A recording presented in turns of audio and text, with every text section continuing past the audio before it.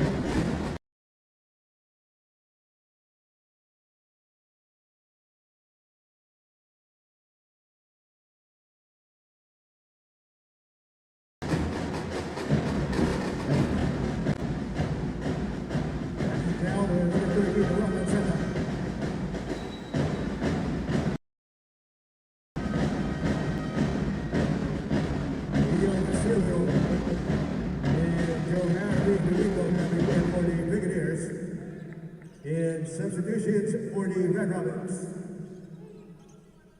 2 free throws for Julian Collins.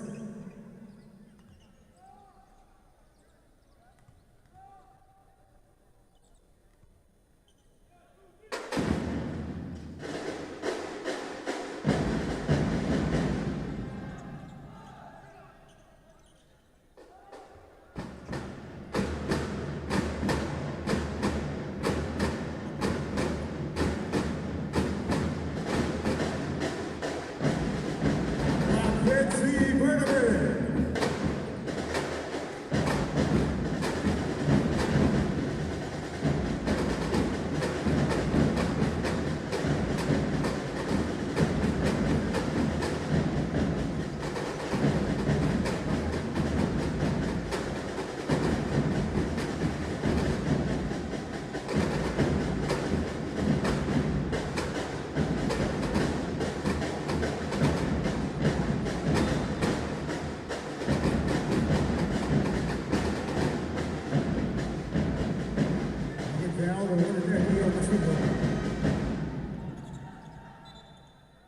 Jude Marino Zero coming in for the Brigadiers.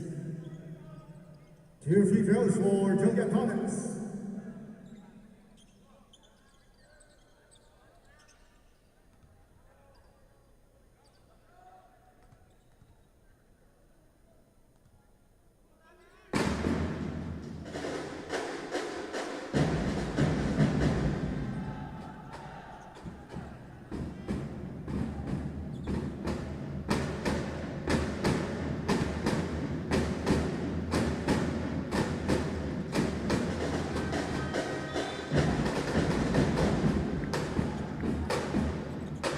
Ian Castro coming in for the Red Rockets.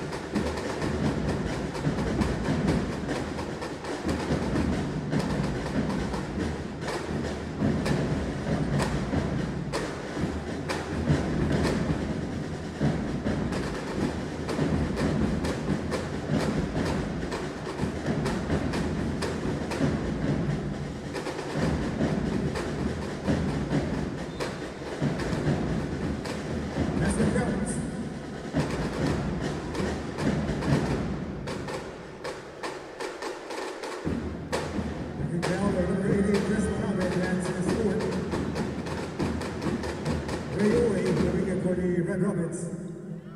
Prince Naganas coming in for the Brigadiers. Bonus free throw for Io Castillo.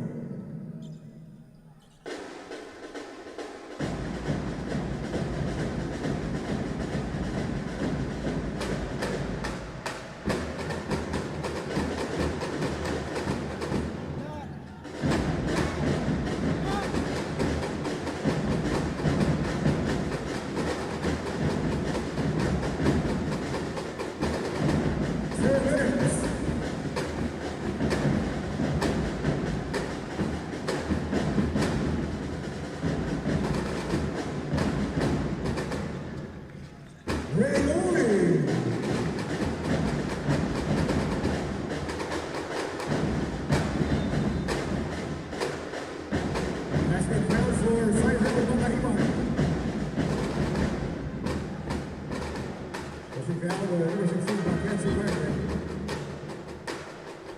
Ian Luca coming in for the Red Rapids. Bonus free throw for Cyril Mapúa.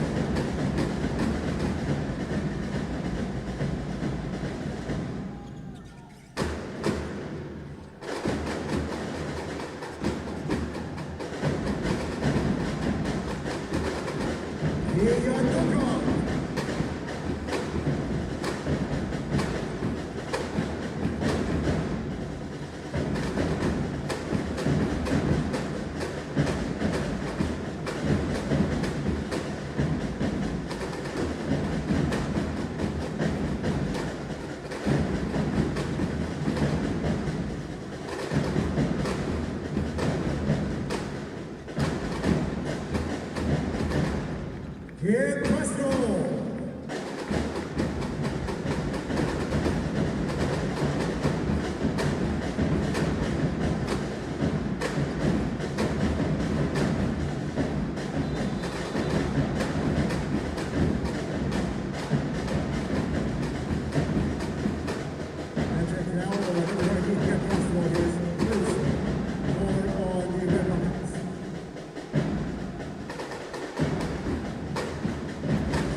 Seconds on the shot.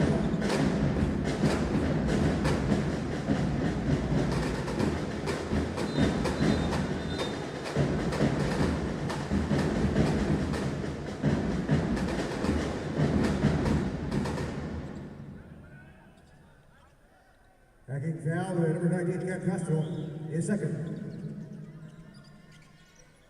2 free throws for Joe Harry Domingo.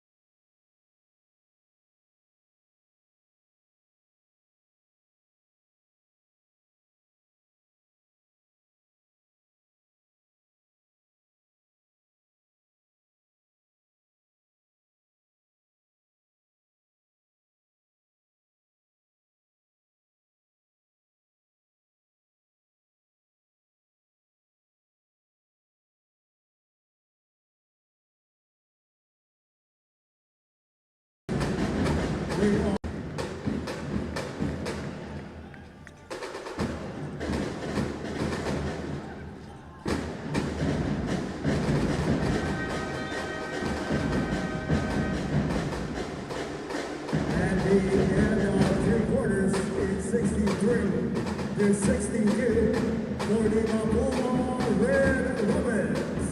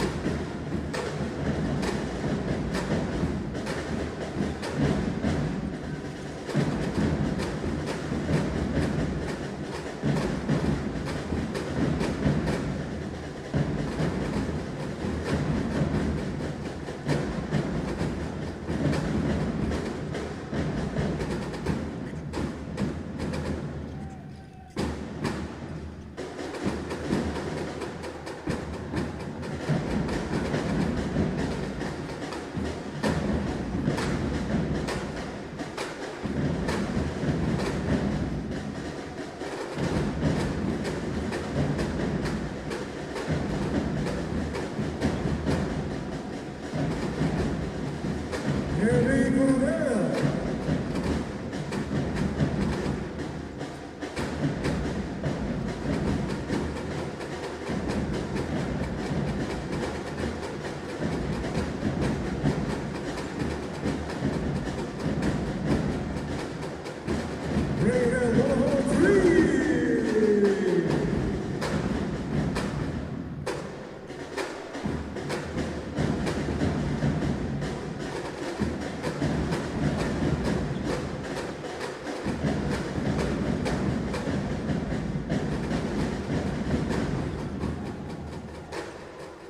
Henry Coronel.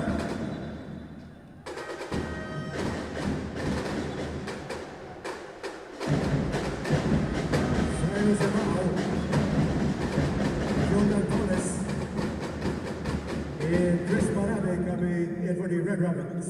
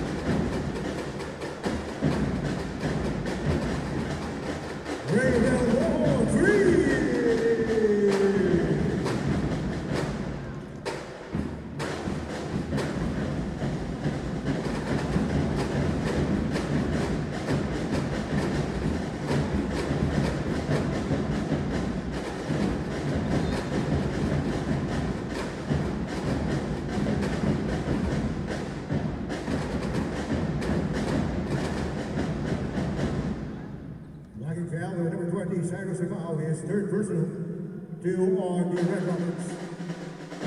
2 free throws, Tristan Alcott.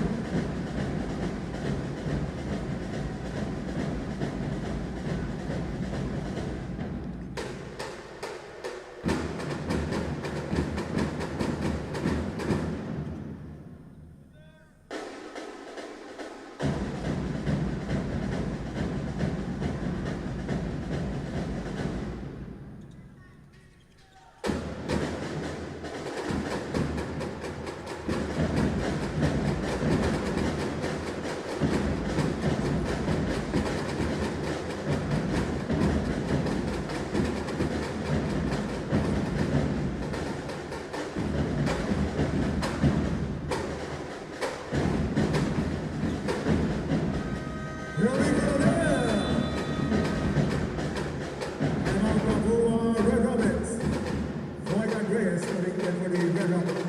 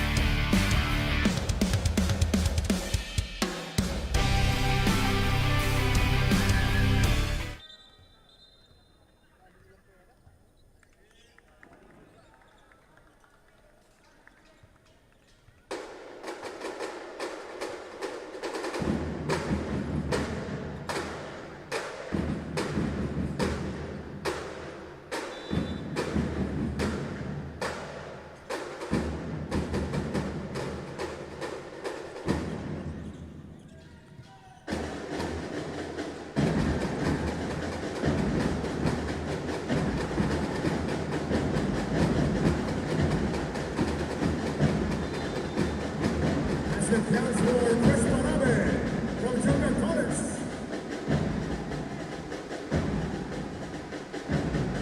Now the number 13 to welcome Senna, his third personal.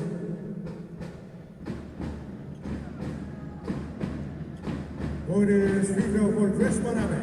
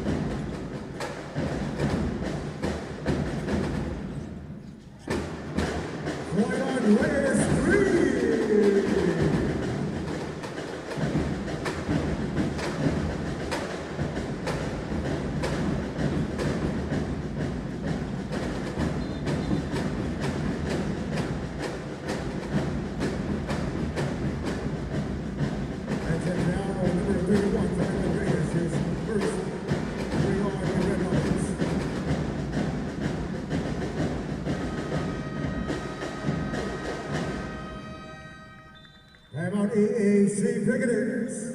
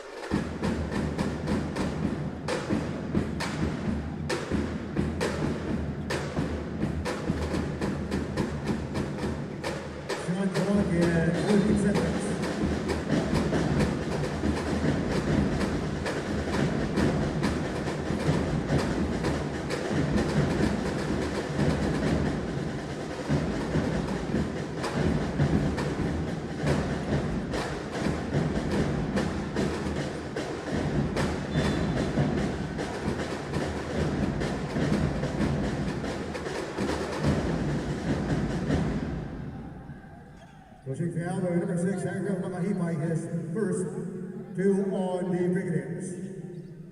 2 free throws for young opponents.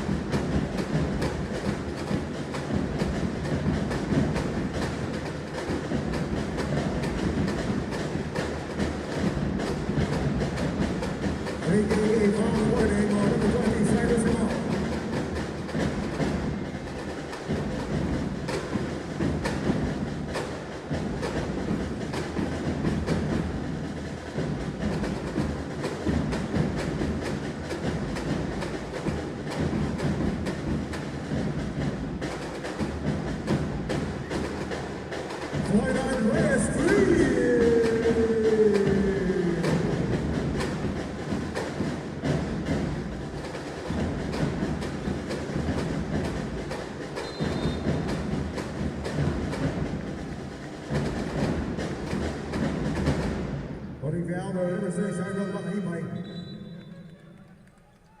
Mackenzie Bernabé coming in for the Red Robins.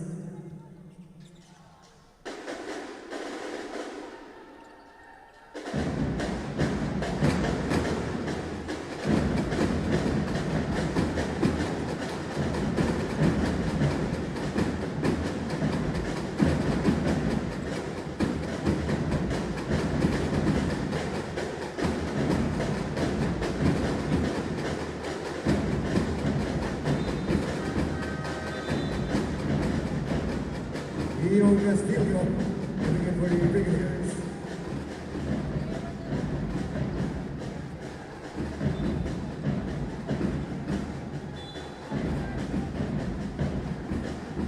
There is a head-to-head challenge by the EAC Brigadiers on the last out-of-bounds play.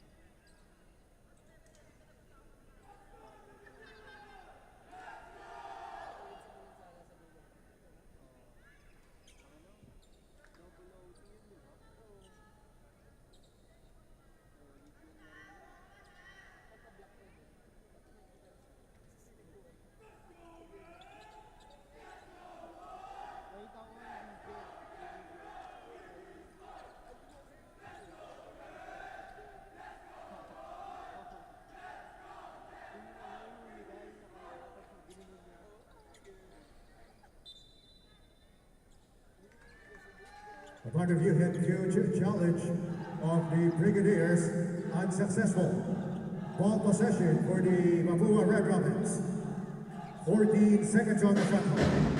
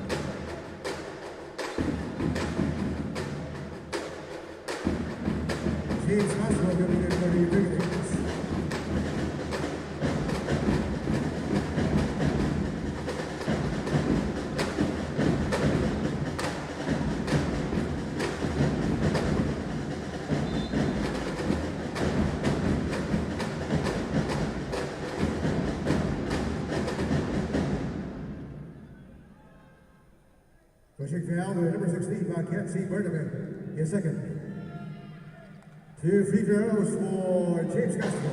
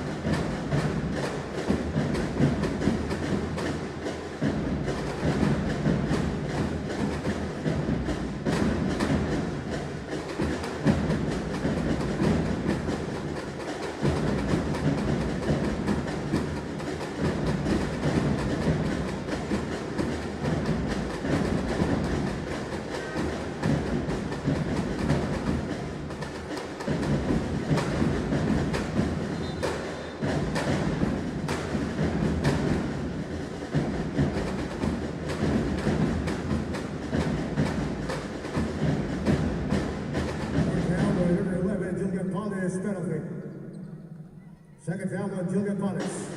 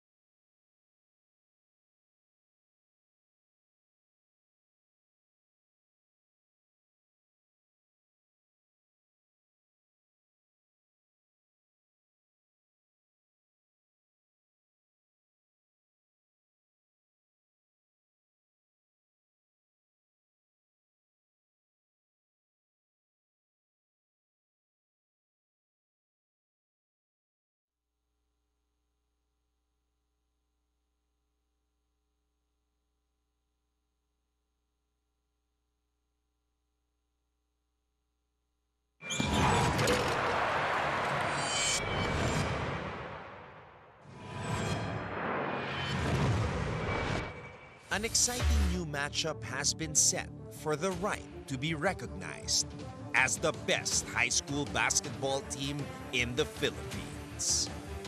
The Arellano Braves are on the hunt for their first ever championship. Siyempre, yung championship mahalaga yun sa amin. Yung sa nakarang season namin, wala kami, kulelat lang kami. Pero ito, nagre-result yung mga trabaho namin, yung sacrifices namin. Yun, pero tatrabahoin pa namin para sa history, para sa Arellano, siyempre. Gustong-gusto namin makuha kasi ito yung mga pangarap namin since off-season talaga. Ito yung gusto namin lahat na makuha. Tapos yun, go hard lang palagi sa ensayo talaga. As for the Letran Squires, this is a new opportunity to reclaim lost glory. Gusto namin to makuha kasi magandang opportunity ito. Kasi nung una, natalo kami for 3 streak ata kami natalo. And kailangan po namin bumawi and alam po namin na kaya namin mag-champion po. Para sa amin mga future din po kasi yun po talaga yung pangarap namin. Since day one, since pagkasama-sama namin, yun talaga yung pangarap namin sa isa't isa. A coronation awaits. The players are ready.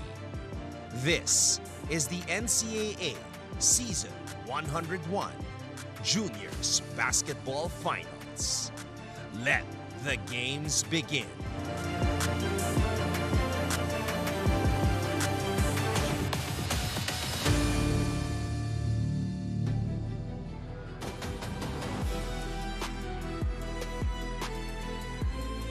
The place to be is here, the Mecca of Philippine sports, the Araneta Coliseum, as we see the crowd about to enter this historic venue to cheer on the top high school basketball players in the country for game number 1 of the NCAA Season 101 Juniors Basketball Finals as we continue to build greatness here in the oldest collegiate athletic league in the Philippines.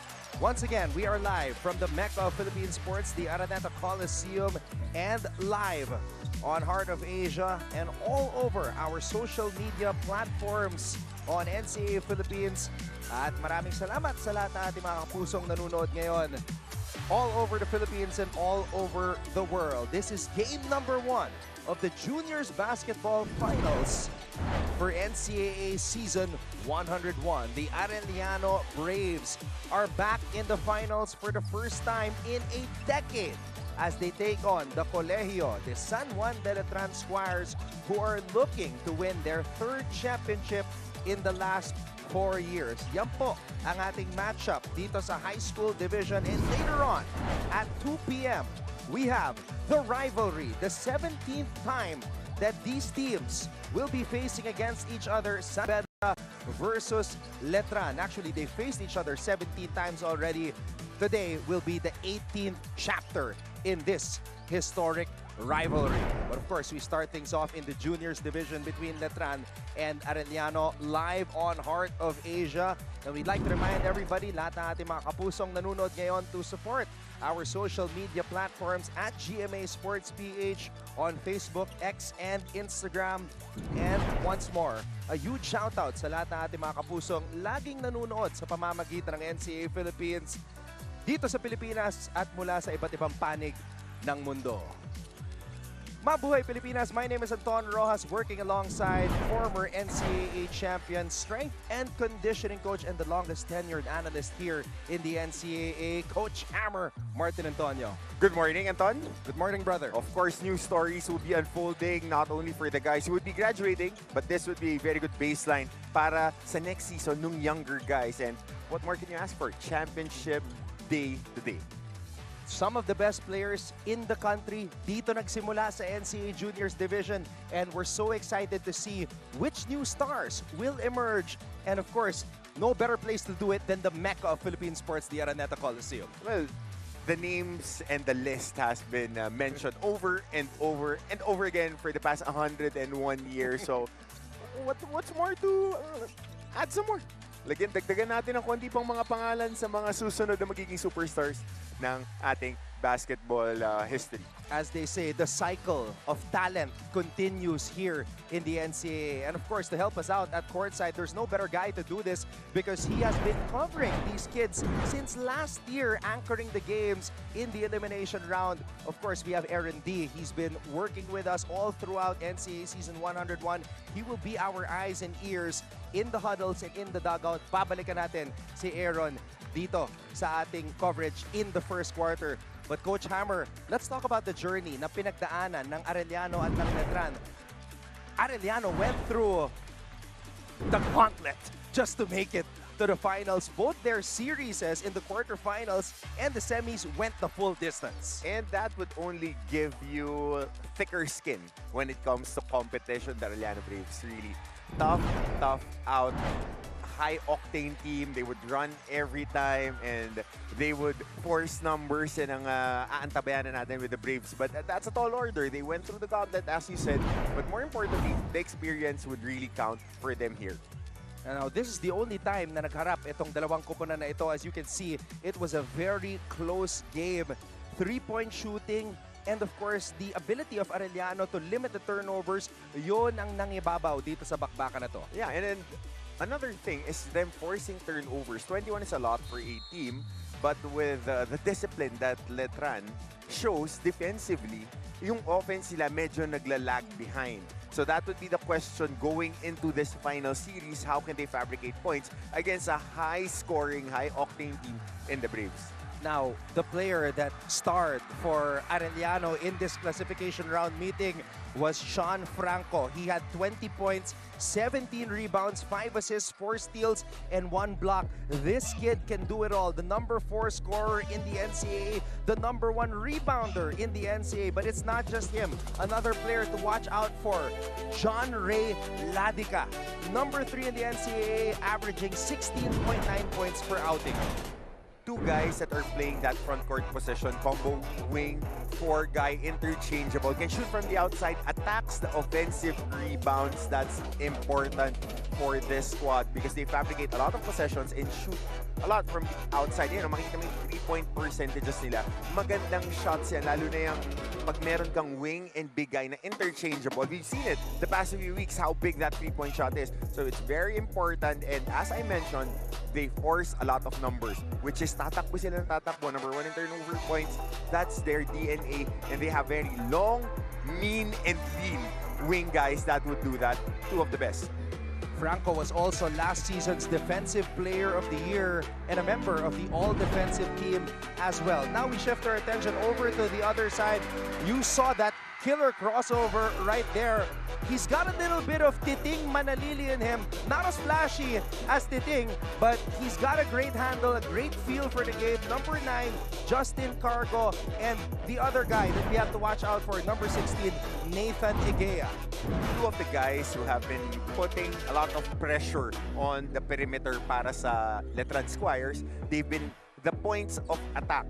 Yan ang importante para dito kay Coach Andrew Estrella because for the longest time we've known Coach Andrew to have very good guards, not only in the NCAA but in all high school teams that he has. He's always a guard-oriented coach and he focuses on guys who are efficient. Di nagtatapon ng bola at kayang sumunod sa sistema because they are a very good defensive team. And a great start for the Letran Squires under the tenure of first-year head coach Andrew Estrella, who won a championship in the under-16 division with UE. And that's why he got the role, the job here as the head coach for the Letran Squires. Over on the other side, teammate ni Coach Chico Manabat, Anthony Urbano. He is the head coach of the Arellano Braves, and Arellano Chiefs head coach Chico Manabat is also here. This should be a good one, and we are ready. Kilalanin na natin ang mga starters dito sa game number 1, the NCAA Season 101 Finals. NCAA Season 101, Building Greatness. Live ngayon sa Heart of Asia, Worldwide GMA News TV, at may live streaming pa sa gmanetwork.com, NCAA Philippines website, YouTube, and Facebook. This is Game 1 of the Best of 3 Finals in Season 101 Juniors Basketball of your NCAA. Let's first call out the starters of your Arellano Braves. At 20%.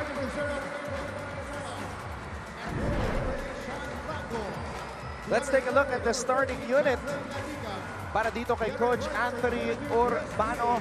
Siyempre, hindi mawawala dyan yung tandem ni Ladica at Franco. They are joined by Chris D, Aaron Manansala, and Axel Mendoza. Chris D is a player you're very high on, Coach Hammer. Lights out shooter, the type of guy that plays hard defense and can shoot the lights out. Tempo setter to eh. Kasi whenever there's transition, you have to locate him because he is not gun shy.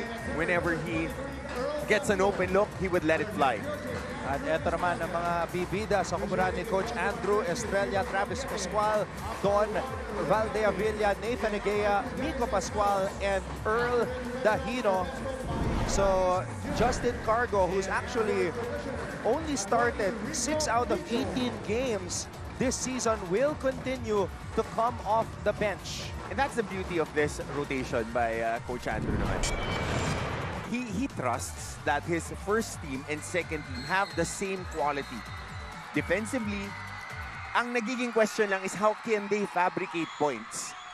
Especially in a high school game, it's always up and down transition.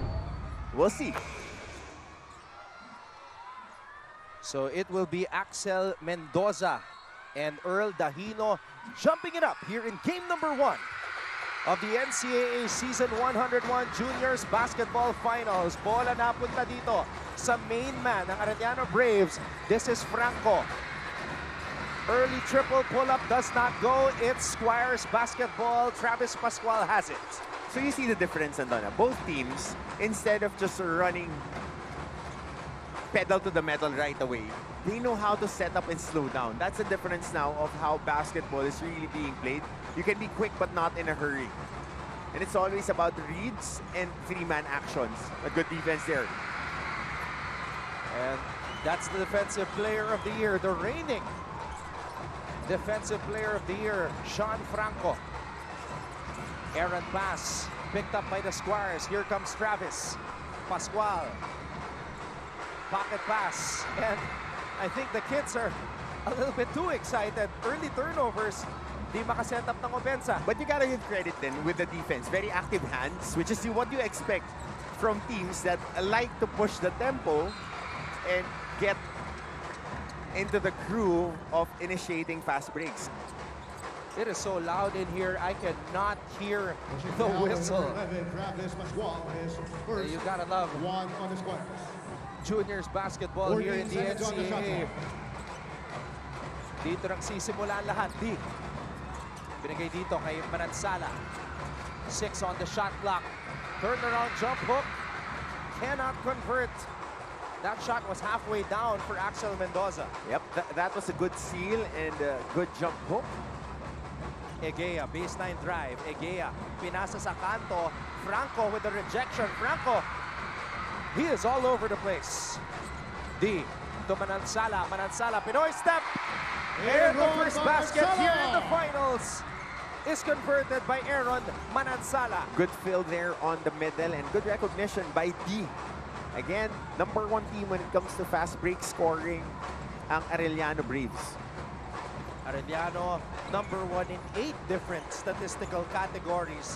That's why a lot of people are saying na if numbers ang basehan, liyamado ang Arellano Braves dito sa bakbakan na to. Pero alam mo, Antona, with this matchup, ano to eh, typical na #1 offensive rated team against a very good defensive team.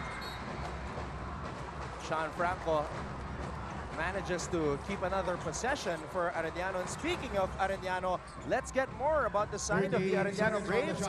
Here is Aaron D. Great to be working with you guys today, Anton and Coach Hammer. For the first time in 10 years, finally, the Arellano Braves are back on the biggest stage of juniors basketball. But their rise wasn't built on just talent alone. It was maturity.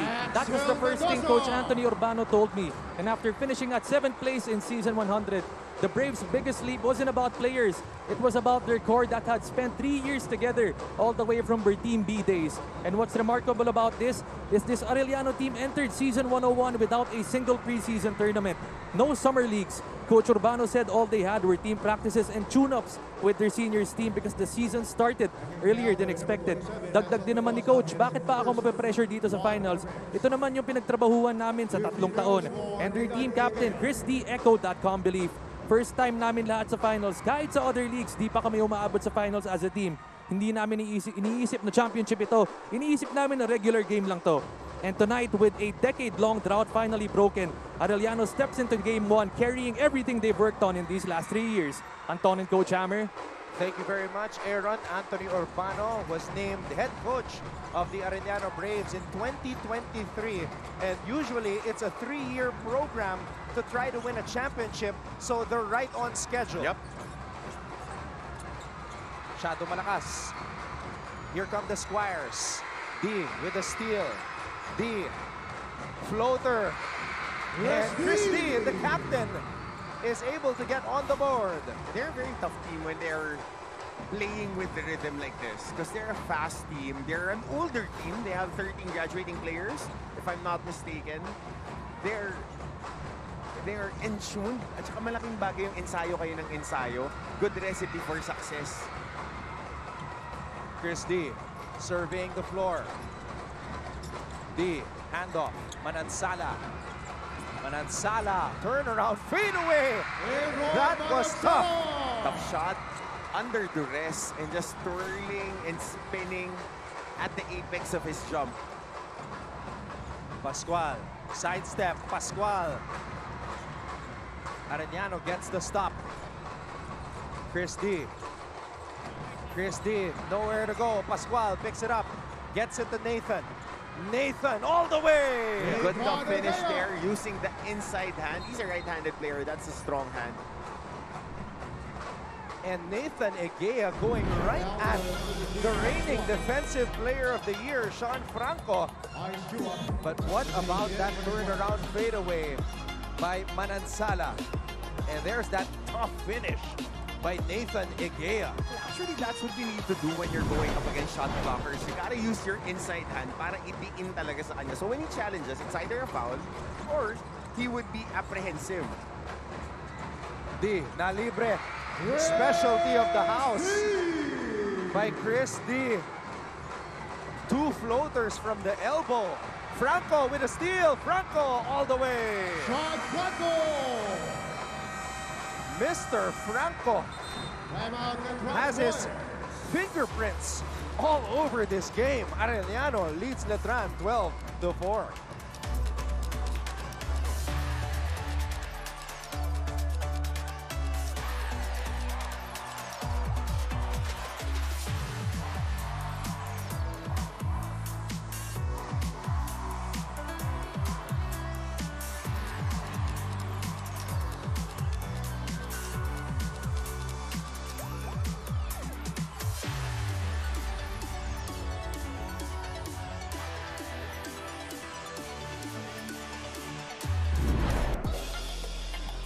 The Arellano Braves off to a hot start. Their captain, Chris D. He's had 2 of those one-handed floaters from the elbow. Ito yung pangalawa. Mainit. That's his shot mechanics. Likes to shoot that one-hand push shots. Parang kasi tayo, for going revisionist history, we got used to seeing guys who have that elbow jumper, as we see Gilas captain, former Gilas captain, assistant coach in the pros. One of the legends, Gabe Norwood. And he is seated behind the Letran bench. Yeah, I think he's helping Coach Andrew. Coach Mike Buendia, of course, is there with Letran. And his sons are they are on the come up, on the 12 and under. They got next. No, definitely. It's in the genes. Now you gotta wonder how long Coach Andrew Estrella will keep Justin Cargo on the bench as we see Egea score on that inside incursion. And this is what's happening with Letran. Whenever they put pressure then on the defense of Arellano, they attack it and they try to get points of penetration. Nakakuha sila eh. Oh, yun naman, oh. Pascual, sidestep, Pascual. almost got another opportunity at mananatili ang bola sa mga Letranista.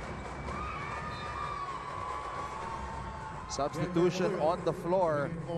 John Baluyot is now in. The numbers, offensive lineman numbers. 78, may 61 pa ako nakita kanina. These are kids who grew up playing in leagues where you can wear 0 to 99. Back in our day, it was 4 to 19 eh. Yun yung mga numbers lang eh. It was 4 to 19 and then it became 4 to 22. Yep. I remember Coach T.Y. Tang had 22. But dalawa naman kasi yung retired doon eh. Don Valdeavilla knocks down the triple. 25.7% three-point shooter for the Squires. Triple on the way for the Braves. Ray John Ladica. A good rhythm shot right there. When he scores inside, he's John Ray. But when he shoots a three, he's Ray John. As long as he makes the shots. That's what Coach Anthony only cares about. Oh! Good move. Wow! Wow! Kumagat yung depensa. Now that's a Pinoy step. Yep. And smooth looking too, finishing with the offhand. The Don going to work, and Chris D showing us his version of the Pinoy step. Valdeavilla Good pass. kicks it out to the corner. Isaiah Chua. This is back-to-back threes for the Squires. And good rhythm right there, going downhill and just attracting the defense and hitting the corner guy. D. Binigay kay Franco. Franco on the pull-up. Franco short. Tough shot under duress with defenders draped all over him. The Squires with a chance to take the lead. Squires have not led in this game. Chua, short. Baluyot with the board. Ladica, pinasa dito kay Chris D. No look pass. Franco. Oh, too strong.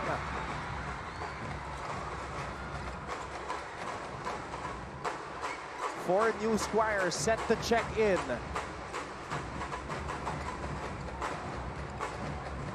Squires staying patient.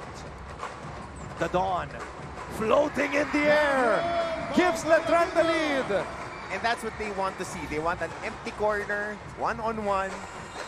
That's a charge. Ladica going bully ball there, but Mingo Pascual doing a great job drawing charge.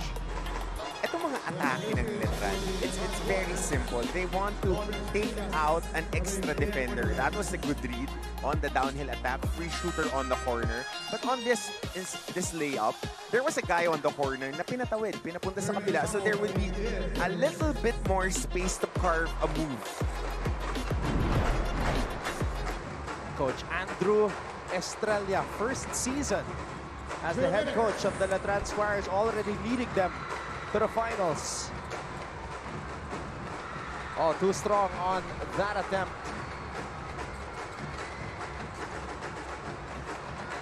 Franco.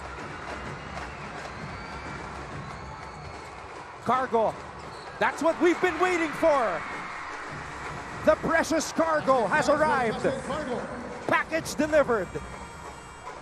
And good recognition on the forward pass. Anton, ito yung sinasabi ko sa'yo kanina na whenever you play a team, traditionally, as I've watched, as we see the Letran Knights on the baseline enjoying the action, but Coach Andrew Estrella, the teams that he coached would always have the same quality. Starting five, second five, third five. Minsan, mas madiin pa nga yung second five niya. And tingnan mo halos 14 yung ginagamit yung players on the rotation and everybody performs at the same level of energy and execution. I remember the first time seeing Andrew Estrella was as an assistant coach with the LPU Junior Pirates. He was coaching Matthew Rubico. And now, a couple years later, here he is, head coach of his own team, fresh off a championship. in the under-16 with UE.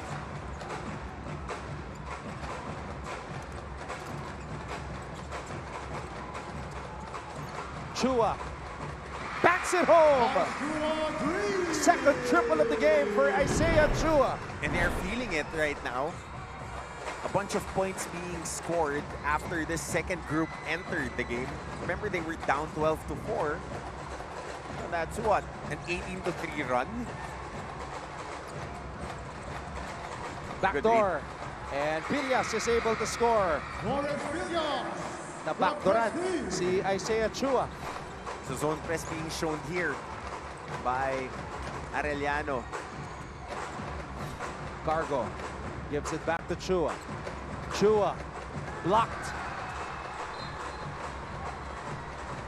Ball will stay with the Squires. And here's that triple by Isaiah Chua. Alam mo dito magaling itong Letran Squires. Drives and kicks. Ever since, when you have that in your arsenal as a high school program, no matter who the player is there, laging may mga mahanap kayo libreng tira. Cargo picks up the loose ball twice. Shot clock violation. It's different when you watch these kids play live. I've only had a chance to watch them play online. Yep. Now that I see how Cargo plays, being a lefty, he actually reminds me of Stingray when he was playing for the Squires. Ray ng bata. Pero lights out shooter. Lights out shooter yun ang bata. All order. 10.7 seconds remaining here in the first. We'll be back for the conclusion of this first period.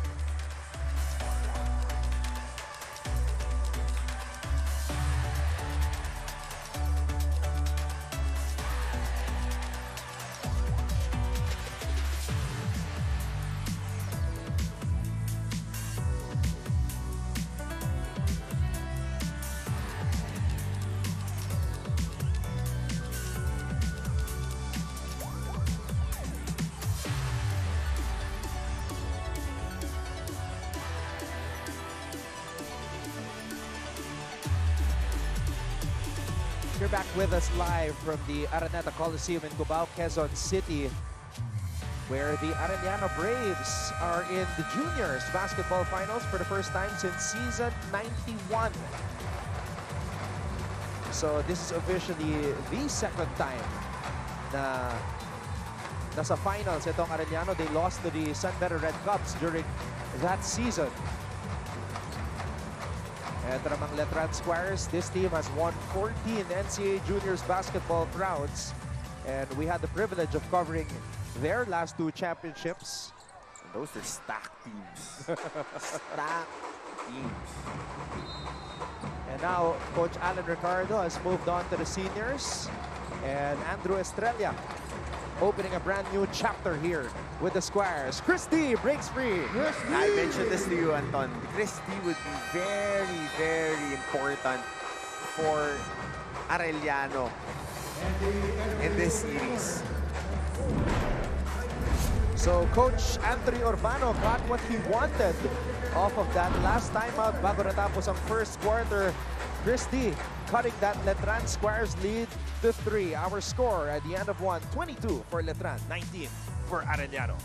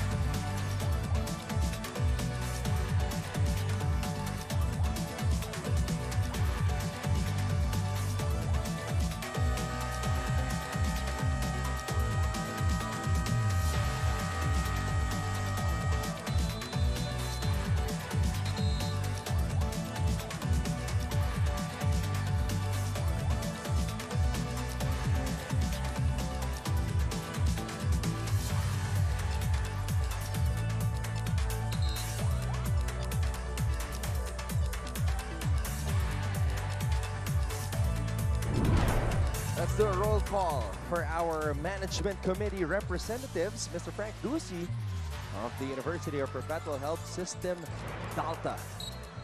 On hand here at game number 1, here for game number 1 of the NCAA Season 101 Juniors Basketball Finals. Anton Rojas together with Coach Hammer, Martin Antonio, and we've got Aaron D with us, reporting from courtside. Isaiah Chua hit 2 threes in that opening quarter, missing on his first try here in the second. Baluyot, shovel pass. D, too strong. Villanueva with the board. Chris D leading all Arellano Braves in scoring right now with 6. Cargo.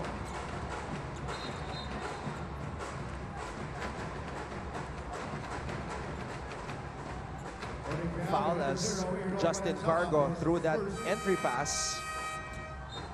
As you see, Coach Andrew Estrella replacing Coach Willie Miller, another legend who, as the coach of the Squires last season, led them to the Final Four.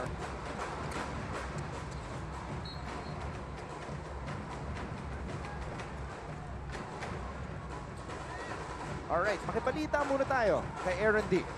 Anton and Coach Hammer, in a season defined by adversity in rebuilding, one figure has carried the pressure of an entire program's expectations on his shoulders. That's the first-year head coach of the Letran Squires, Andrew Estrella, who did inherit all the pressure that comes with this job to demand excellence every single year. And yet, behind the scenes, Estrella's biggest opponent wasn't another NCAA team. It was time.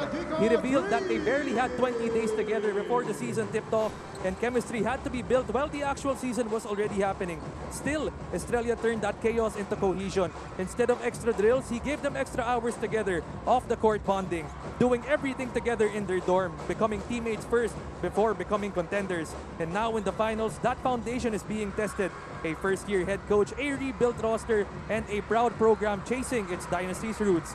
And tonight, we find out if Andrew Estrella's belief in his boys is enough to write the next chapter in Letran history. Anton and Coach Hammer. Thank you very much, Aaron, for that report.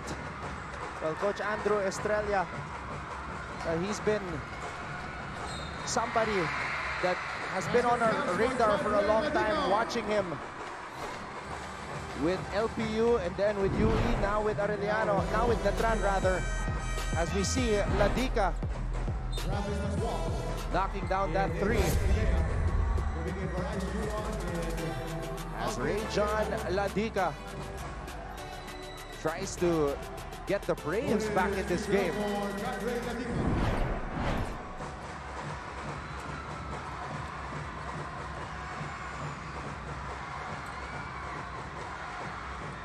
Three-point play completed. Pascual, nagpapalik sa ating laro.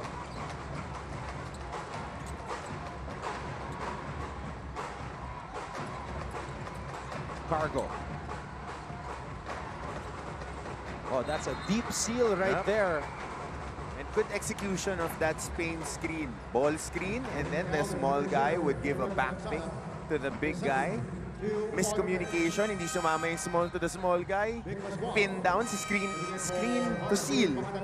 And then, just look for the big guy pag may advantage. 25-22. 14 seconds on the shot clock.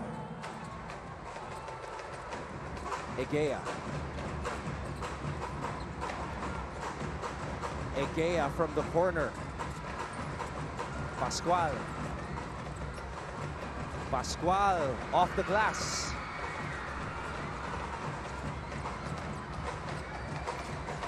Christie. Vergara just checked in, missing on his first shot. D throws it out. Bola na kay Franco. Baluyot. And Pascual comes up with a board. That's Miko Pascual. Don throws it back out to Pascual.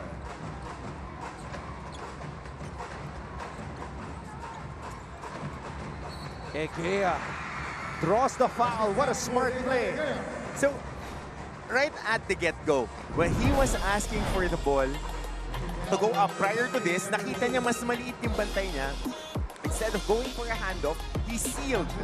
Pag-seal, shot fake, hinat lang nga, tumalo na yung shot blocker. That was number 27, Mendoza. And when he went up, he just hit the chest of the defender, took the contact, and finished the shot. A smart play by Igea. Igea, the leading scorer for the Squires, averaging 13.3 points per game. Actually, the only Squire averaging in double digits in points. Vergara gets it to D.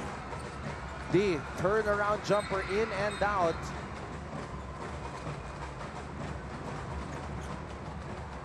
Putting down number 15, Vic Pascual.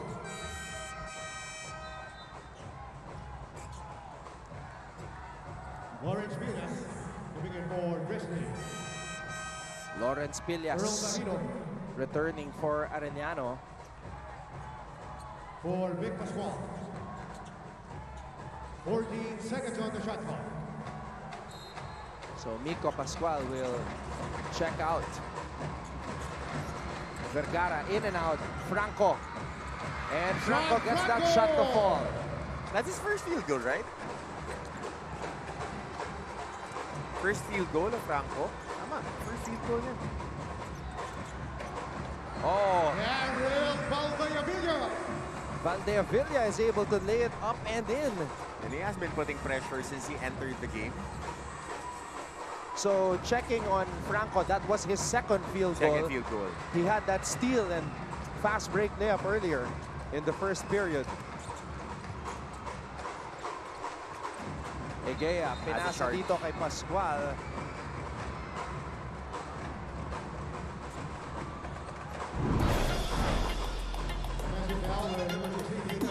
And there's Sean Franco. And Don Valdavilla. Halos humiga na sa ere. Laying that ball up and in. 27 all.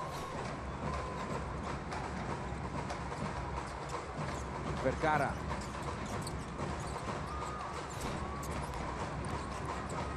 Villas.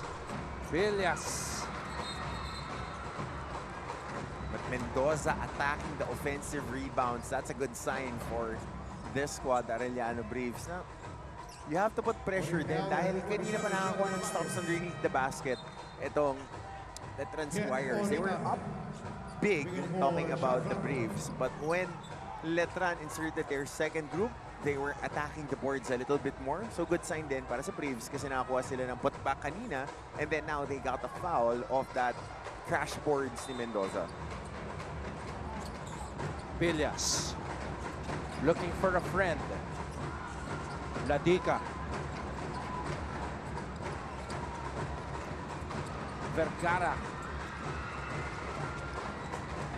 Still Braves basketball. Another offensive rebound. Villas. And here come the Squires. Igea throws it up ahead to Travis Pascual. Spin move. Pascual, drop pass. Valdavilla for three. And Don Valdavilla drains the long ball. So again, offensive efficiency and knowing where the guys are. Running to the corner, extra passes, traffic inside, just hit the shooter on the corner. Speaking of hitting the shooter, Valdavilla hitting Ladica. Both those guys leading their teams in scoring. There's that triple by Don. He's got 12 points in the game. Ladica with a chance to match that with these 3 free throws. Oh, but he's short on the first.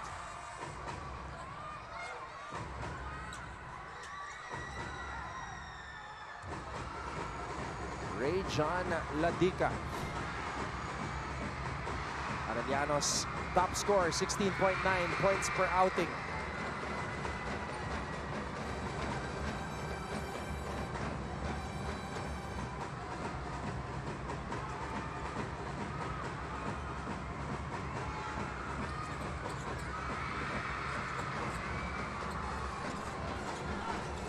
So 2 out of 3 for Ladica.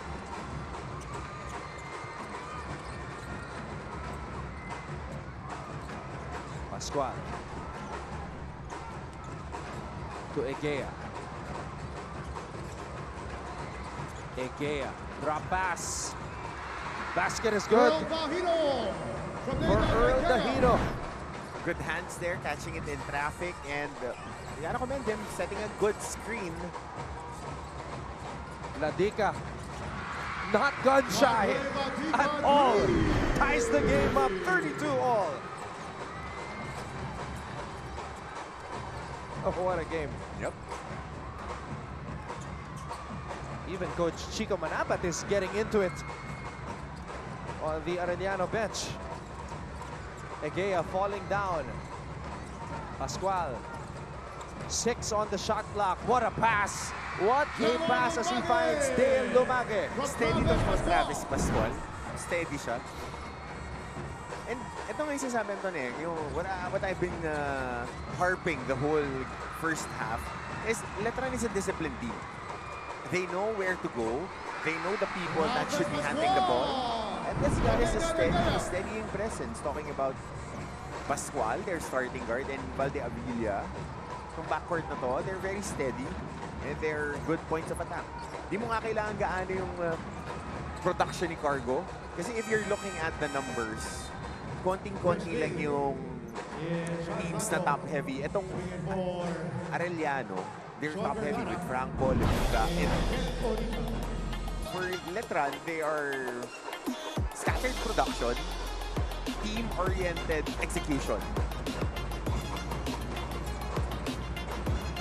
Chris D. Arellano captain is back on the floor. Egea. Cross court. Pascual to Lumage. What a find by Travis. Travis Pascual. Letran with a 6-0 run.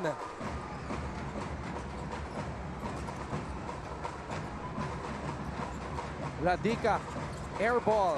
Oh, but Villas is there for the putback. But the hustle of the Braves are still getting them close with the Squires. But Letran really executing well and being disciplined. Dahino. Egea. 5 on the shot clock. Travis. Dahino. Wow. Now that is some clock management right there. Travis, really good guard. Really good guard. Travis Pascual is like a director out there. Yeah, you need to have smart and steady guards. Right here, he made that basket switching hands, but 3 passes on consecutive sequences. Right here, that was finding the big guy underneath, rim running, and then on a screen and roll. Dito yung Ladica getting fouled. So Letran leads Arellano 40-34 with 2 minutes and 10 seconds left here in the first half.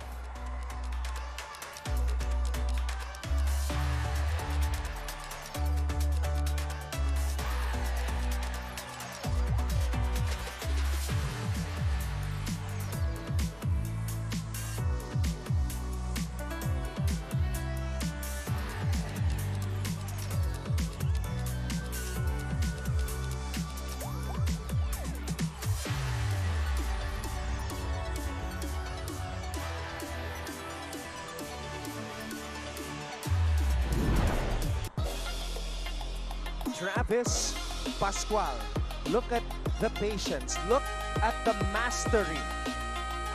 Delivering it to his big man, Earl Dahino, right in prime position. That's the best feeling. Setting screens and then you get rewarded. You're a big guy. And it's not only Travis Pascual na nakakapagbigay ng mga ganung pasa. So a handful of guys from this squad are playing hot potato on that ball. That ball is moving when it comes to the offense of the Squires. Oh, Letran legend Boyet Bautista in the building. Yep. Supporting the Squires, also played for the Squires in juniors ranks. He was with Kuya Ron J. Enrile during those years with the juniors. Hindi na lang natin sasabihin kung anong season. Those guys are tough. And even in the seniors winning championships, tough. Pascual. Egea throws it to the corner.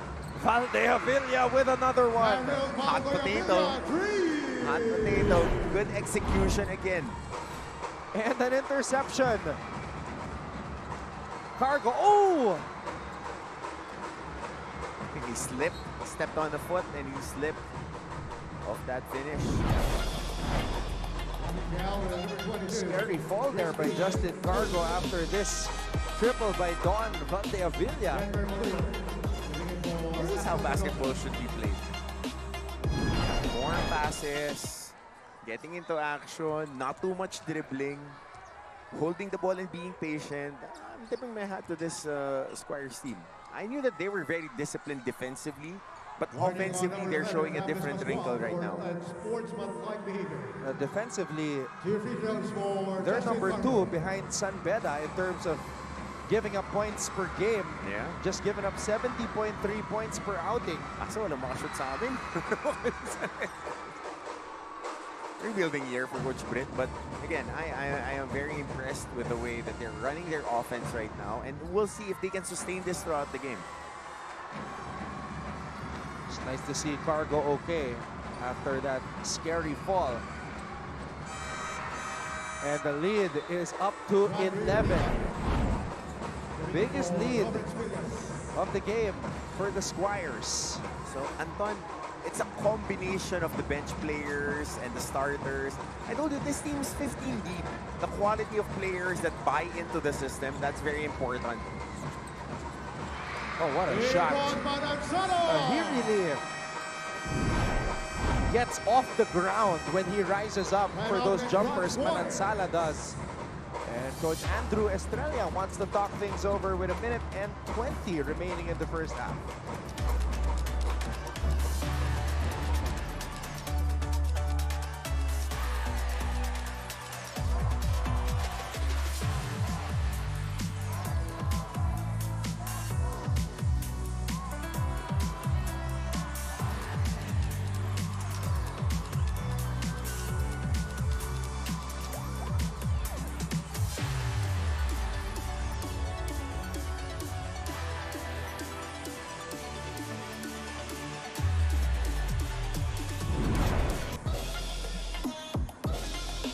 Take a look at this last sequence right here. You've got Aaron Manansala sizing up his defender and just rising above him to launch that jumper.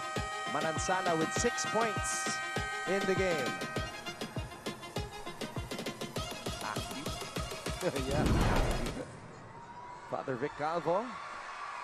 Ooh, getting a lot of cheers. Yep. And of course, Yeah. Father Vic, also part of that brain trust that's really taking care of the athletes now in multiple sports. Dr. Lorenzo, Emilio Aguinaldo College, Mancom representative. Yeah, Father Vic Calvo, also part of the board of the PNVF volleyball. Grassroots programs of a lot of sports. You know, things are happening. And of course, the chairman, Mr. Melchor Divina from Mapúa University.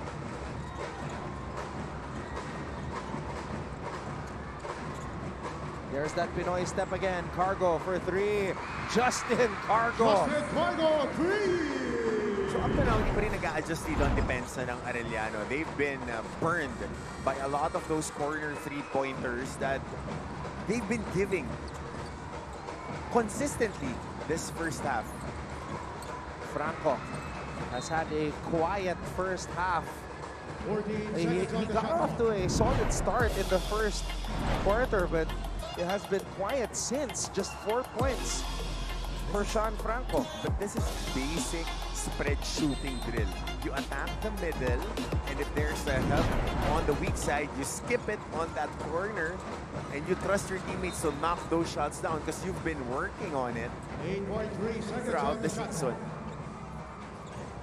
Weak side tag, skip it there. Strong side tag, hit the strong side shooter.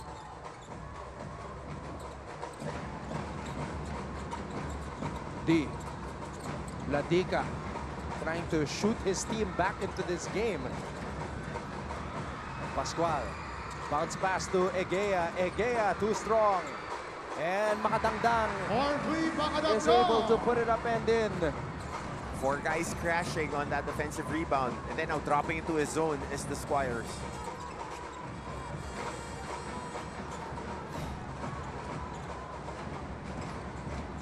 Itong mga ganitong depensa, Anton, this season, a lot of teams, even in the seniors ranks, just drop into a 2-3 zone and goad you to shoot from 3.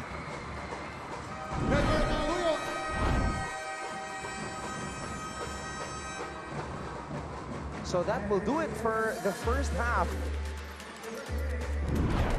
The Letran Squires with a 12-point lead as they take the driver's seat against the Arellano Braves.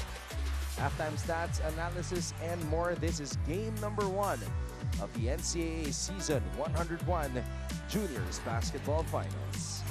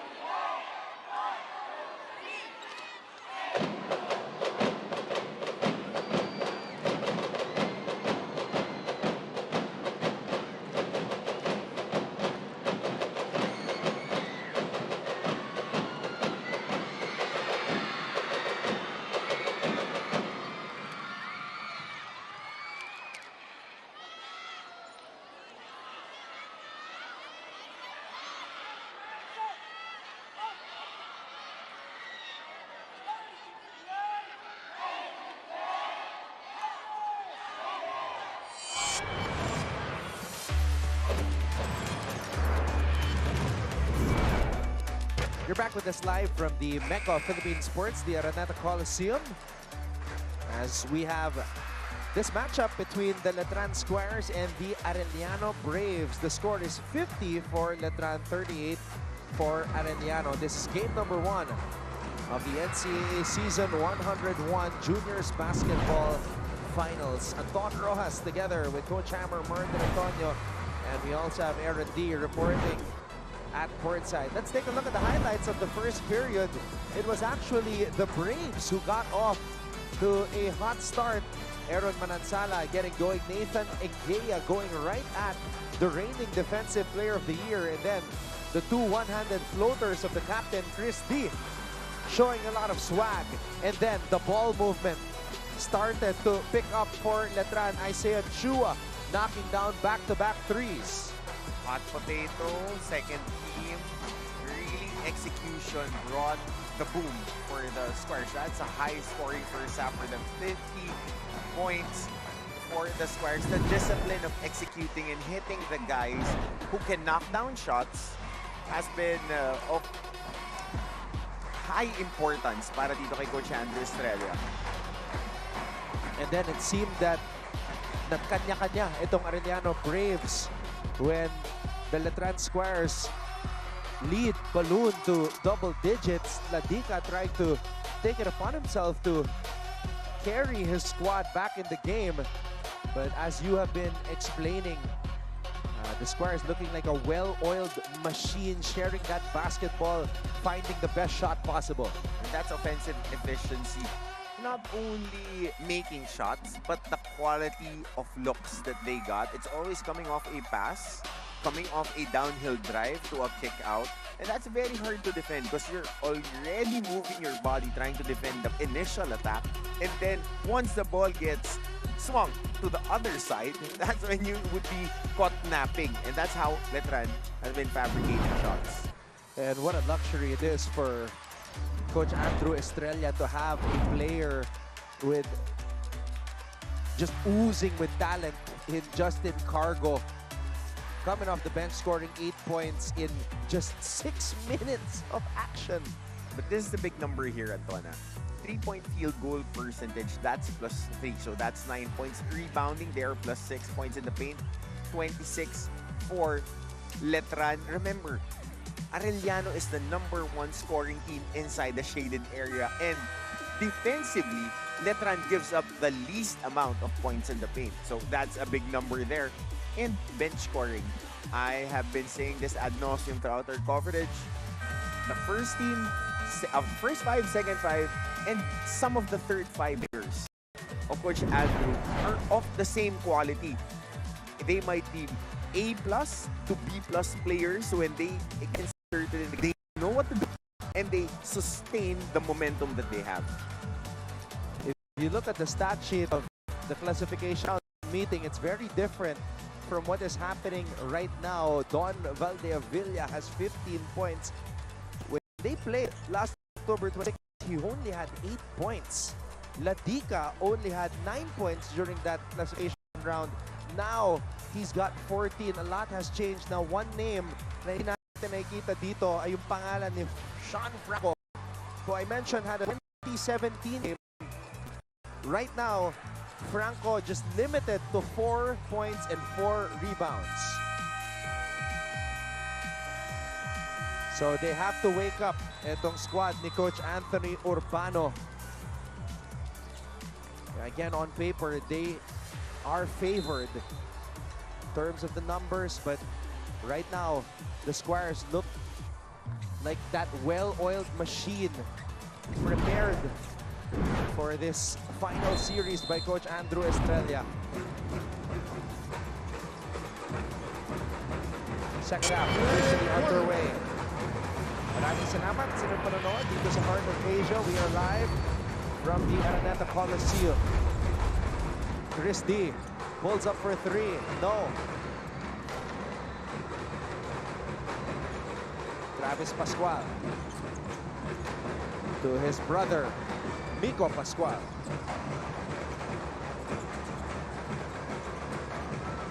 And D comes up with a steal. D all the way. Good lefty finish. Getting a fast break basket to start off the third quarter.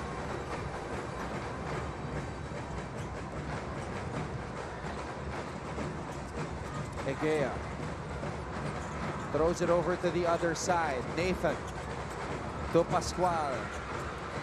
And Franco comes up with a board. Manansala rises up. Wow. Athlete.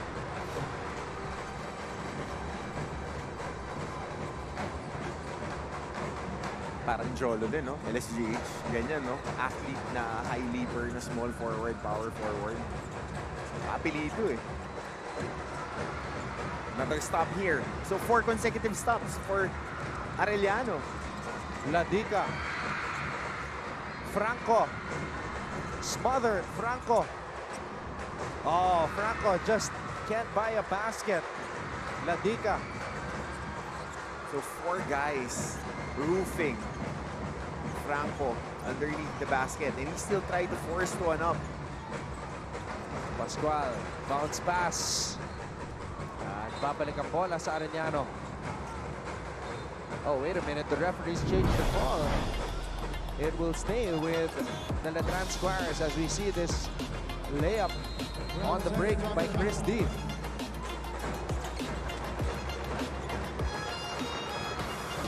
Well, that was a layup by Manansala. Franco. Oh, Franco. Maybe that will get him going. A big shot for Sean Franco. 30% from the field, but in games like this, you gotta forget your first half, forget the shots that you missed, and stay consistent with your process. Pascual launches. So consecutive stops here by the Braves. Sean Franco on the sudden pull-up, showing us the whole offensive repertoire.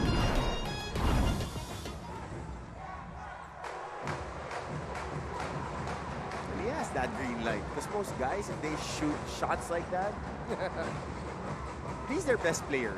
Don't get me wrong. Him and Ladica, 1A, 1B.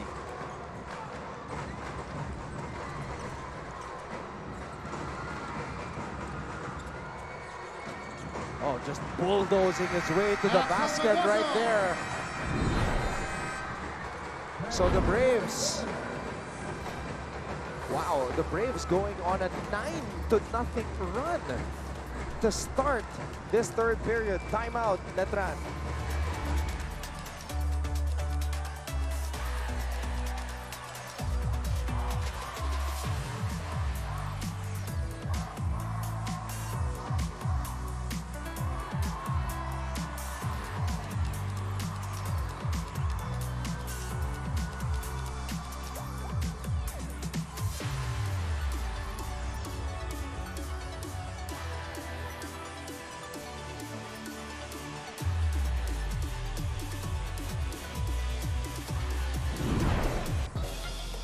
A 9-0 blast by the Arellano Braves. So you had that layup by D. Manansala. This is the #1 fast-breaking team in the league. But that was no fast break. That was a deep excavation. Axel Mendoza carving some space.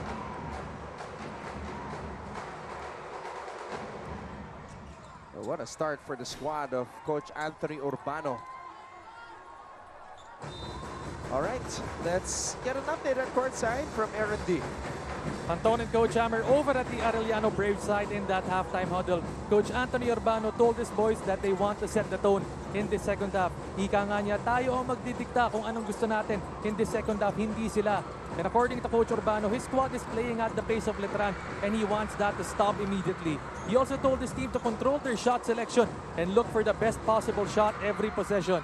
And to end that huddle, the coaches told the boys, tapos na yung Mapúa, nandito na tayo sa championship, enjoyin nyo naman.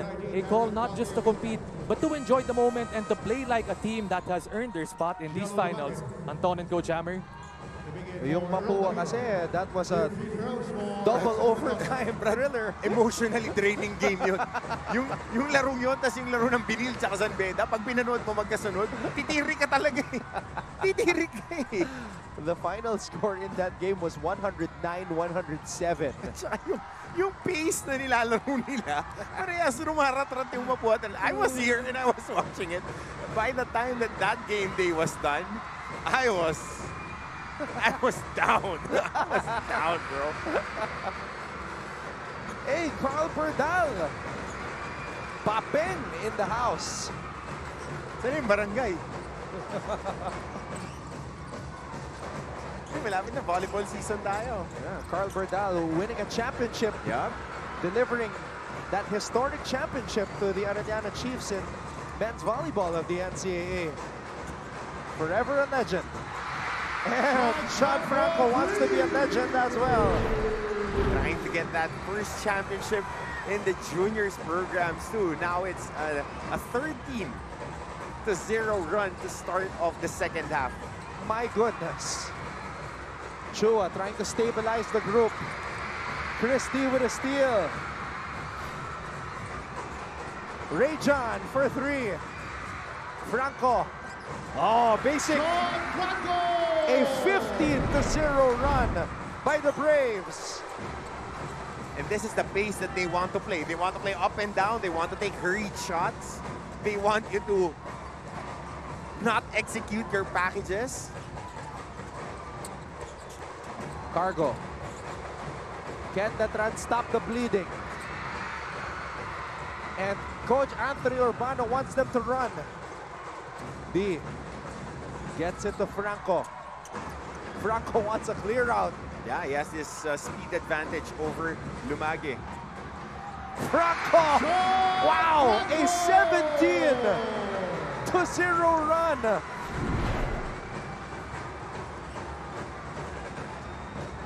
What a start in this period.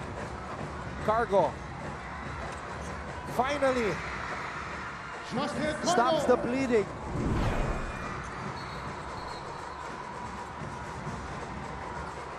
That was a much needed shot by Cargo. But how about Sean Franco finally snapping out of that funk in the first half, humming. He's got 10 points in this period, and we still have 4 minutes and 58 seconds to go. A never-seen 17-0 run in NCAA Juniors basketball for season 101. And 10 of those 17 points coming from Franco. And Franco grabs the rebound. He's all over the place.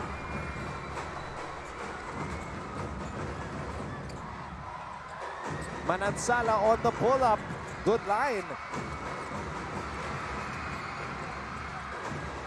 And Franco coming from the three-point line to try to get that rebound. And that's what you call, that's crashing the boards. That's really crashing the boards. Nobody checking this guy. Because right now he's at double digits with rebounds. You gotta crack that guy. If he's crashing down on you, you gotta meet him at that contact point and not let him get the ball.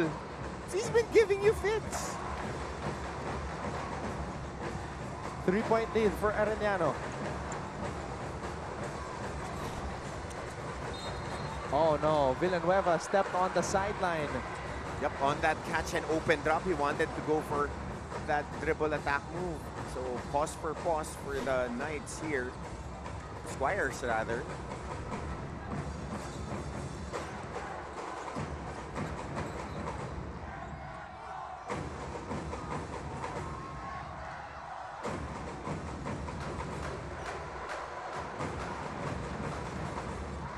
D. Manansala. Back to D. Ladica from the corner. And Pascual comes up with a board. You gotta find Sean Franco every time. Every time now. He's been hitting it. Cargo to Chua. Chua, what a spin!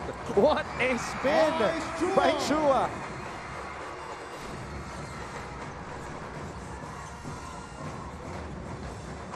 D. Give and go. Wow. Chris D. So the two captains showing out. Ice Chua icing the defender, and then Chris D with a give and go play. Yep. Good speed cut on the strong side. Just pretty how about that move by Chua. Stutter step, spin, off a jump, finish with that inside hand.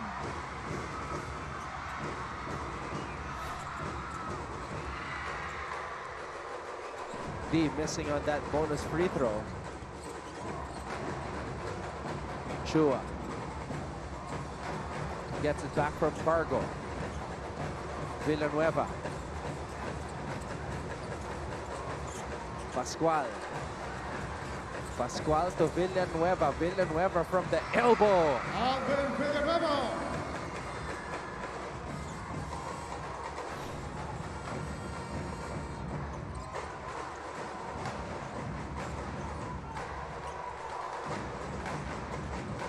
Villas throws it to Franco from the corner.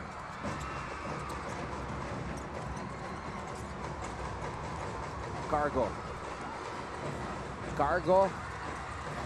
Villanueva. Back-to-back baskets for the Squires. So that's 8 points in the period for the Letran Squires. Mendoza. Short on that jumper.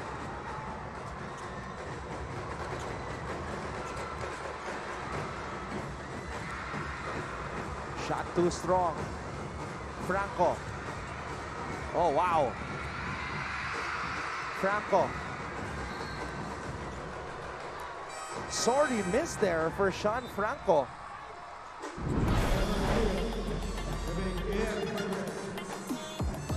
So Villanueva with back-to-back hits. That was the first one. And then one in transition. Atoning for that sideline step kanina.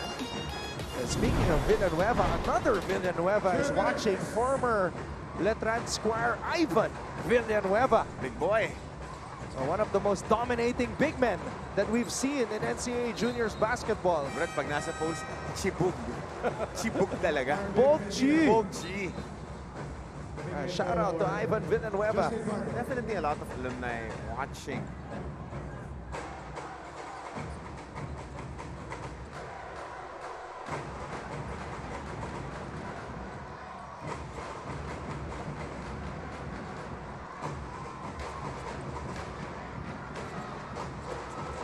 D for three.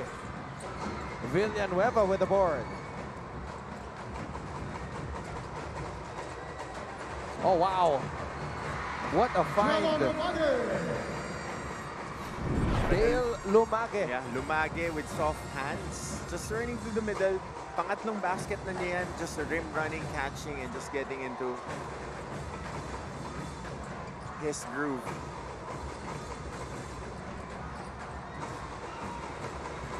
What a shot. Moonshot. D from the corner. Villas. And Pascual comes up with a board.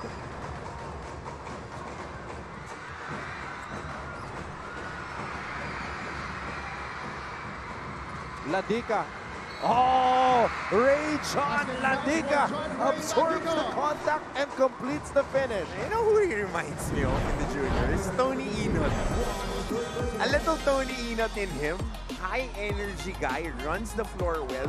Pretty good on defense. might be that just the hair and the shoulders, but he reminds me of a younger Tony. The way that he runs the floor hard and he finishes, and he's not scared. Speaking of Tony, he's got a brother playing in the juniors, right? Yun nasa San Sebastian, tough out. Sama ni Mark Esperanza. That team is stacked. Nasa later on the season lang sila nakakuha ng rhythm under Coach Chilito Caro. Ganun naman sa juniors kung sino yung talagang peaking at the right. I mean in basketball, it's either you're healthy or you're peaking at the right time. It's a good thing if you got both. Ladica with a steal. I told you this guy. I told you this guy. It's athletic. I just looked behind us and didn't realize the massive Arellano contingent.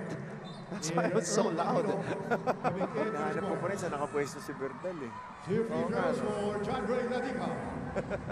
There's Coach Chico Manabat. The way he's coaching, you would think that the Chiefs are still in it. They're always in it. They're always in it. That's the beauty of the NCAA. Tumitingnan mo, the coaching staff of the juniors, it's the same as the coaching staff of the seniors. And that's a testament on their recruitment, their grassroots, what they're teaching from the ground up. Ito rin, asan si Coach ng Pep Squad? Yan ang... Siya rin ang may hawak, di ba, sa juniors? Ng cheering squad ng Arellano.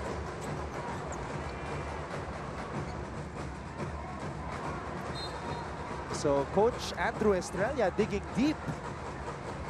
Marvic Messina is in. First two on the race. 15 seconds on We the didn't see Messina in the first half. Nope. So this is definitely going deep in his bag. Yan na yan. Kasi wala siyang makuha ngayon Medyo out of rhythm sila in the third quarter. Pascual started with some turnovers and bad shots. Pinasok si Chua had some turnovers too. So third point guard right now in Messina. So kung gaano katamis yung first half nila sa Opensa, gaano kaalat yung third quarter nila. Coach Andrew Estrella, his team outscored here in the third, 25-10. Wild pass by Pillas. Egea runs out of time. So Arellano with that 17-0 blast led by reigning Defensive Player of the Year, Sean Franco, turns things around as the score is now 63-60 in favor of the Arellano Braves.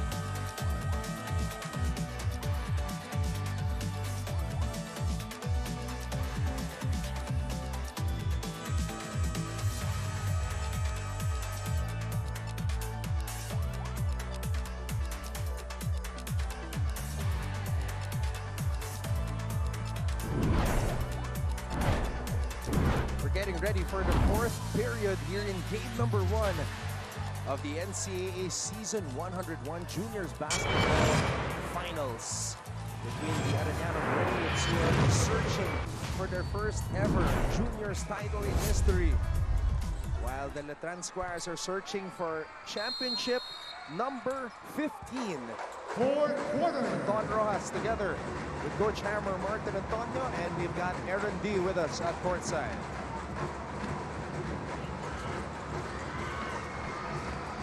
Oh, sorry misses there for Arellano. Let's see if Letran can get their bearings back. Travis Pascual.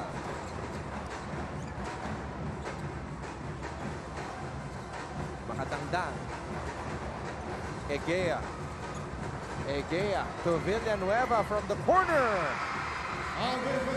Villanueva giving extra boost here in the second half. 7 points, if I'm not mistaken, in the second half alone. You're right, he does have 7 points in 9 minutes. Villanueva does. Yeah, he was one of the few bright spots for Letran in that third period.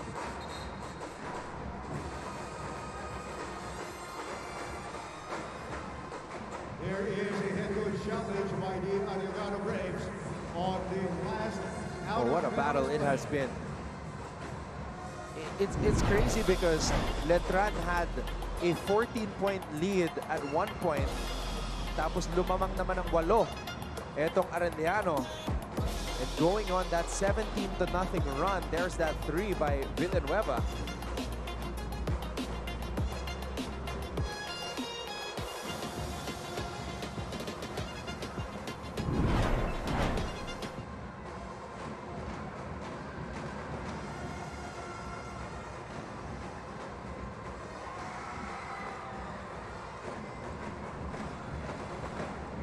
So now I see why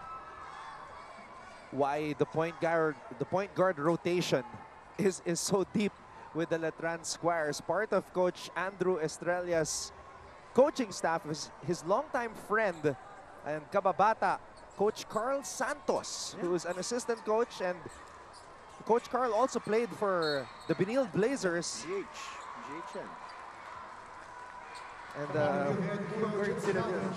on the Arellano Braves. Coach JC, Doctor, also part of that staff, former Junior Pirates head coach. So, Coach Chris lang yung big man dyan. Coach Carl Santos, a solid point guard in his own right. Winner. Makadangdang. D.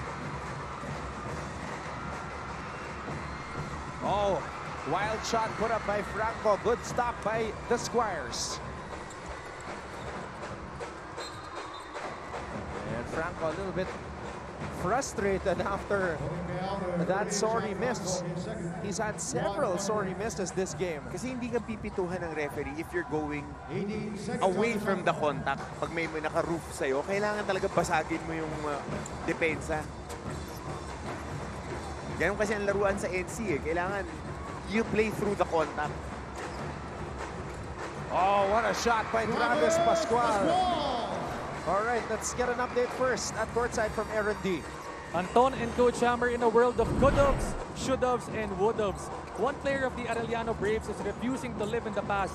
Last year in season 100, a freak accident in the dorm bathroom left Sean Franco with a knee injury which sidelined him for the latter part of season 100 and changed everything for him. Now he says that knee is about 80% healed, but the pain still lingers, and yet through season 100, he has emerged as a front-runner for the MVP award. And according to Franco, ginagawa akong motivation yung injury ko last year. Sobrang sakit na di ko natapos yung season 100. Pangarap namin yun na mag-Final Four pero hindi kami umabot. Di ko na to papakawalan kasi last year ko na to. And with 1 quarter remaining, can the missing piece of season 100 lead the squad to a Game 1 victory? Gentlemen? Well, we can see that left knee is still affected. He's got that muscle tape on it. 80%, but still having a stellar season. An MVP type year for Mr. Franco. Yeah. You don't see it's 80%. As long as you're dressed up, it's 100% every time. And he's been playing like he's on 100. Franco for 3. He can do it all. Right on cue. Wala nang 80%, Brad, pagkaganyan. For all the marbles. Another double-double performance just like that. 17 and 14 for Sean Franco.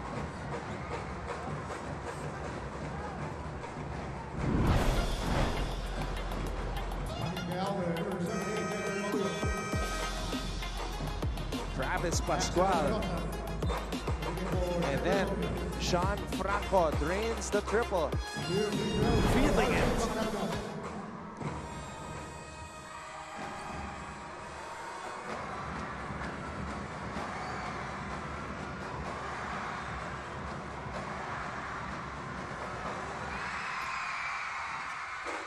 Makadangdang drains the free throw.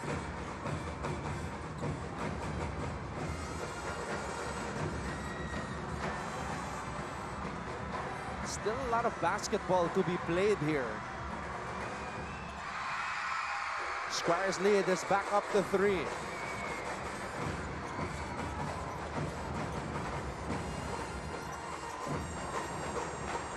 And there's that jump shot again. That unblockable jump shot of Aaron Manansala. And he just elevates when he shoots. So ito execution ng labanan dito.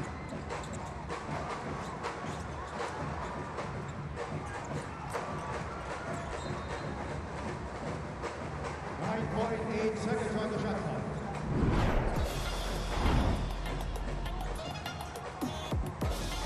And that's one of the tallest defenders challenging that shot, Earl Dahino. Hindi pa rin naabot.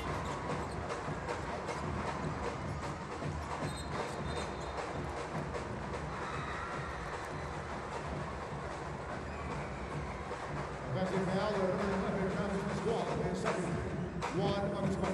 6 minutes and 23 seconds remaining here in the fourth. Manansala. D. Ladika.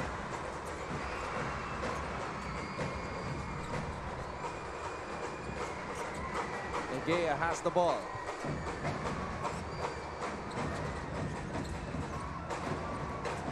Egea. Passes it to the corner. Franco.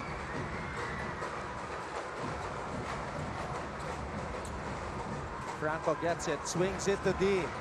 D, a little bit too strong. And Valdevilla picks it up. Egea.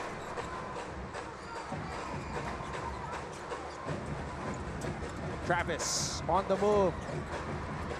Looking underneath at Makadangdang. Big Pascual. Giving in for Harvey So Makadangdang. both Pascual brothers. 11 seconds on the shot The clock. Pascual brothers are now in.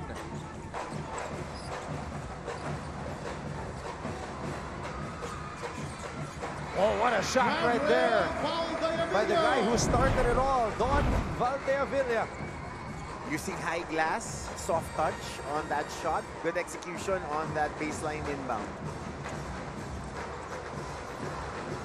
What a time for Valdeavilla to have his best game of the season. This is his highest output. Ngayong season 101, 17 points. Valdeavilla, the Dawn, is on point here in game 1.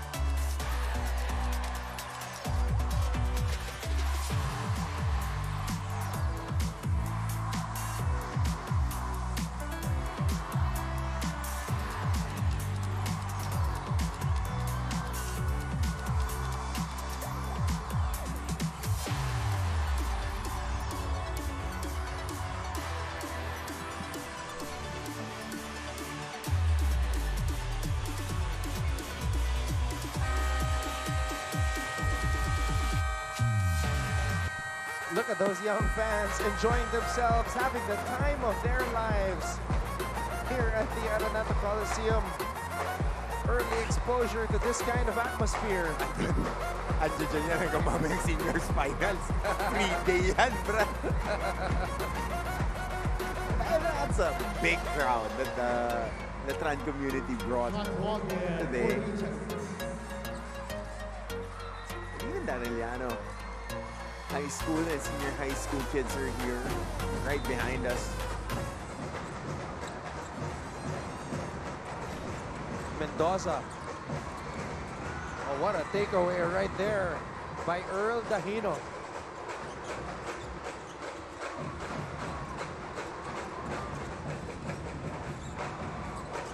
Oh, interception here by Manansala. Manansala will head to the line. With the dexterity to go big. The skill level of kids right now, like going full speed like that and going behind the back after a steal. Look at this. So he's forcing it, right hand behind the back, a little shove right there, and the dexterity to finish. Right there, getting smacked on that forearm. Might be a big call here because referees are reviewing it.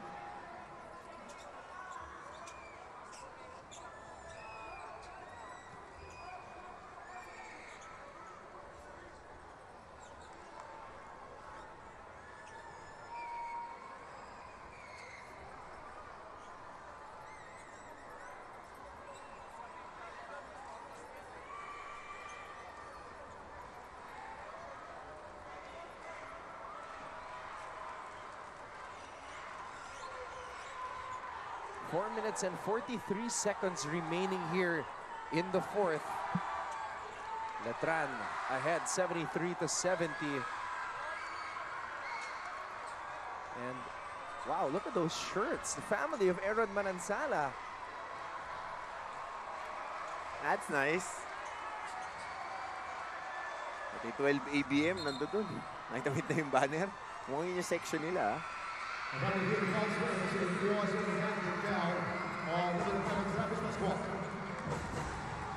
Manansala today, 10 points. So, unspo yung tinawag, ha? Wow. Unspo. So, crucial free throws for Manansala.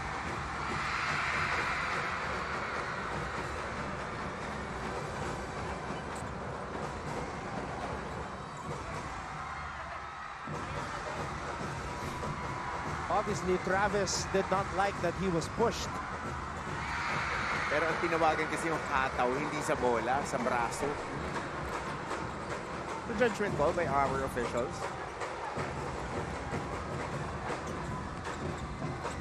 O, hindi pala unspot, tinawag regular foul.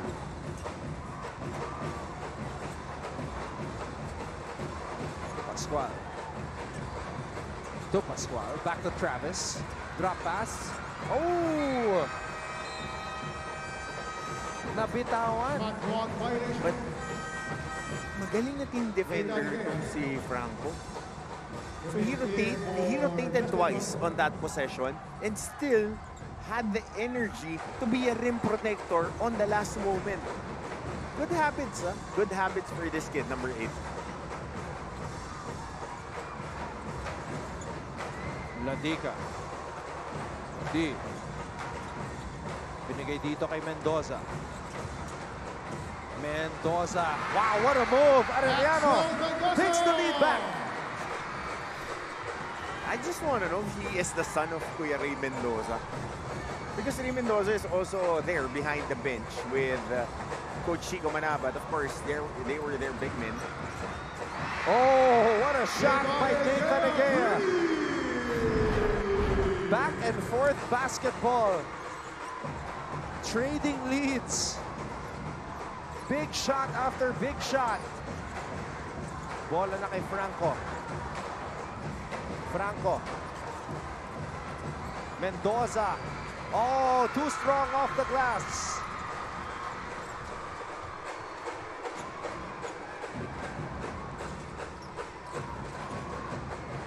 Letran holding on to a 2-point advantage.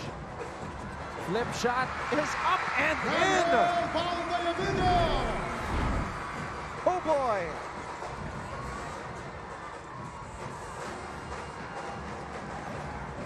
What a time for Don Valdeavilla to have his best game. 19 points. Franco missing on that triple try. D. The Braves desperately need a basket. Mendoza. No. Ladica. gets it to go. So just one possession. You just want to get a stop here and get a good execution. For Letran, you want to put in a little bit more pressure. You have your best attackers in Egea. Egea, tough shot. Franco with the board. Ayan, ang tatlong attacker yan. Valde, Avilla, Egea, saka... Oh, Manansala with a fadeaway. Oh, wow. What a gutsy attempt there.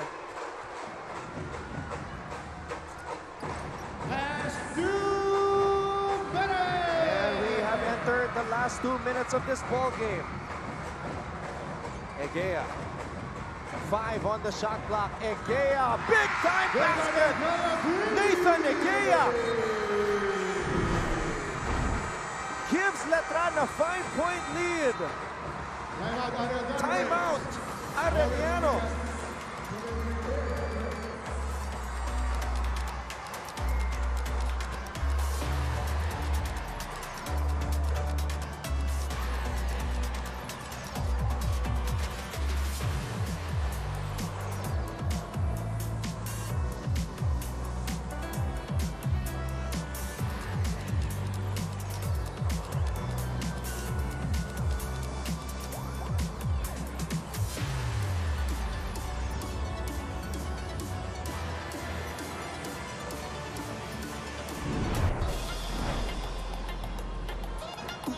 These kids have guts.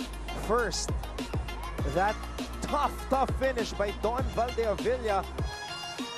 What a game. Season high 19 points today, and then this. Nathan Egea with a clutch triple. Valdeavilla and Egea have combined for 36 points for the Letran Squires. And more important, Anton, is the way that they are defending. They're defending well. Their points of attack, nabanggit ko nga kanina, it's Pascual, Egea, and Valdeavilla, their best attackers. They're inside right now. They started the game, but they're putting pressure defensively on Arellano. Nagzone ngayon ng Arellano, and they're very, very conscious on where these guys are attacking. Napipilitan sila rotate. So it's just a 5-point game. A lot more basketball coming up. Franco will throw the ball in play. The Braves need to score here. John Ray Ladica against Cargo. Ladica gets the ball back. Ladica for 3. Halfway down. Egea with a rebound.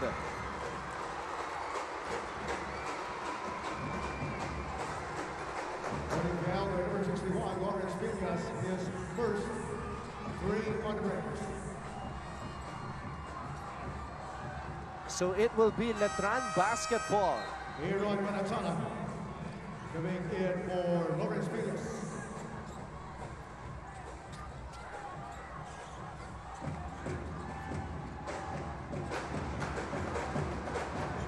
Egea throws the ball in play to Pascual, and Chris D forces the turnover.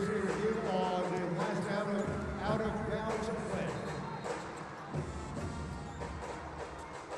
Referees will review it.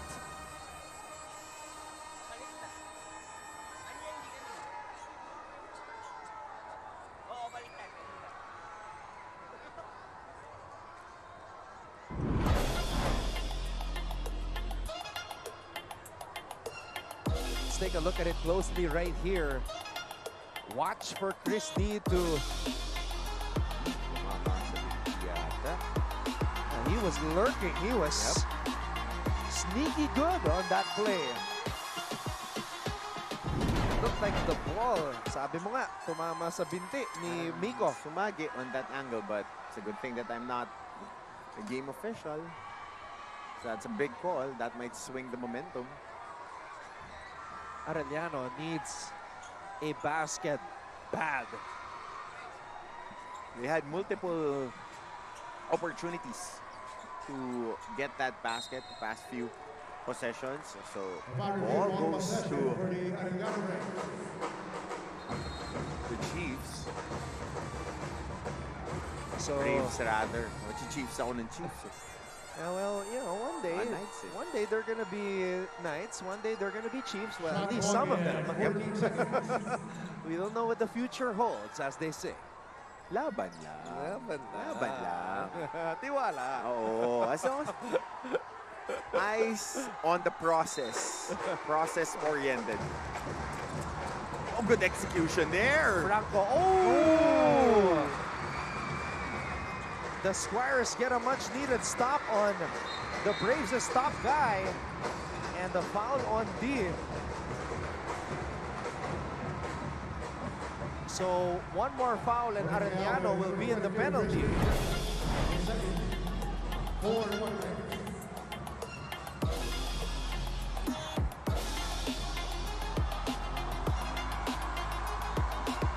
So, the momentum on that swing. Pero sorry agad si Chris D dito kay Travis Pascual. Franco taps it to Ladica. Manansala. Franco. Oh, sorry miss for Manansala. He was wide open. Arellano getting the chances, Coach Yeah. Hammer. But a good break there for Letran. Of that offensive rebound, they were called for a foul, so this would be baseline inbound. Oh, shooting foul? Thought it was just an offensive rebound. But they give the continuation to Sean Franco, so an opportunity to get this score closer. Every time Sean Franco crashes the boards, if he gets up there, he will try to go for an attempt. Saka mahaba yung Franco.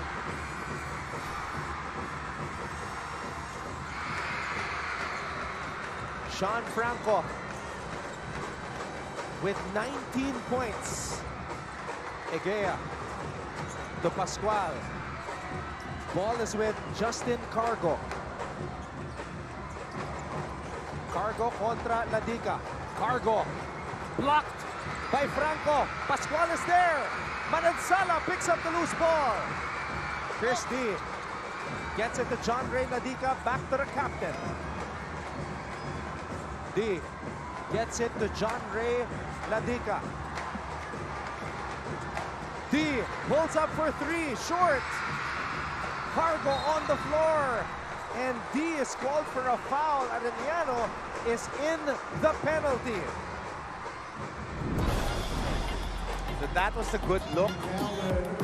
But under duress, good challenge by, I think that was Shua with his left hand on a right-handed shooter. Good habits there. So Nathan Egea with 17 points today Make that 18.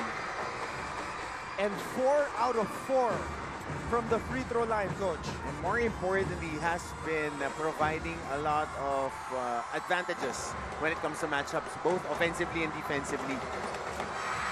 Perfect from the free throw line. Nathan Egea hit that big three moments ago and gives them extra separation. 2-possession game. Timeout, Arellano.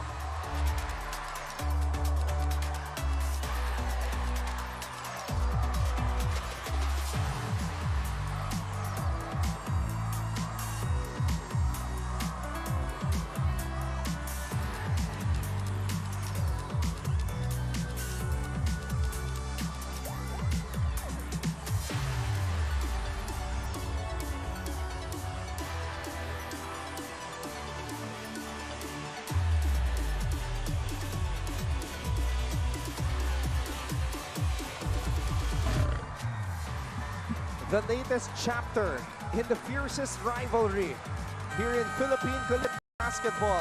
San Beda versus Letran. Chapter number 18. 18th time na maglalaban-laban. Etong Red Lions at Knights of Finals, that's gonna be 2 p.m. live on GTV. Oh, we can't wait for this one. San Beda, Letran. And there they are, the Knights warming up. Raring to go. first things first. Letran trying to win their first game against Arellano. This season, Arellano beat them in the classification round, 83-80. Manansala, wild shot. I'm not sure if that's what Coach Anthony Urbano drew up. They've been given multiple opportunities here in the final 3 minutes of the game to get quality shots. But again, you can't drop and droop your shoulders if you're facing an impending loss. Buhay pa.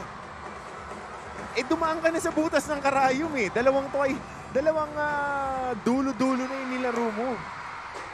So, you have what it takes if you're talking about the Braves. So you just need to recalibrate, find the things that you mishandled, especially coming off a 12-point deficit in the second half.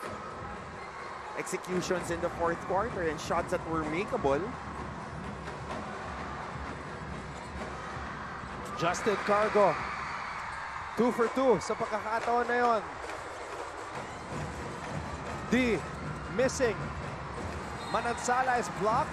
A foul called on Egea though.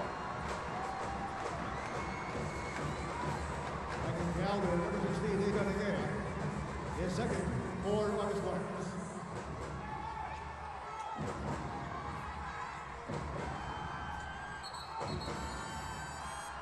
Oh. Did I see the referee signal for a technical foul? I think so. Number 15. Technical foul on number 22, Chris Day, and on number 15, Vic Pasquale. Chris Day, 5 fouls. But the Squires have a 7-point advantage with 9.3 seconds to go. So just might be enough separation to pull out this game number 1 win.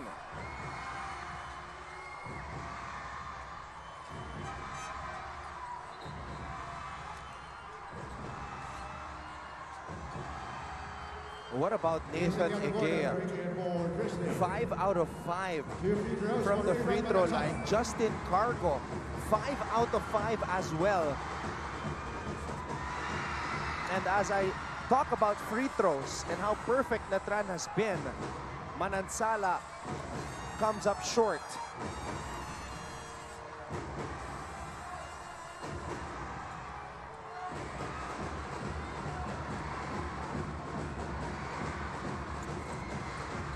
One for 2. And Coach Andrew Estrella calls a timeout with 9.3 seconds to go here in the fourth.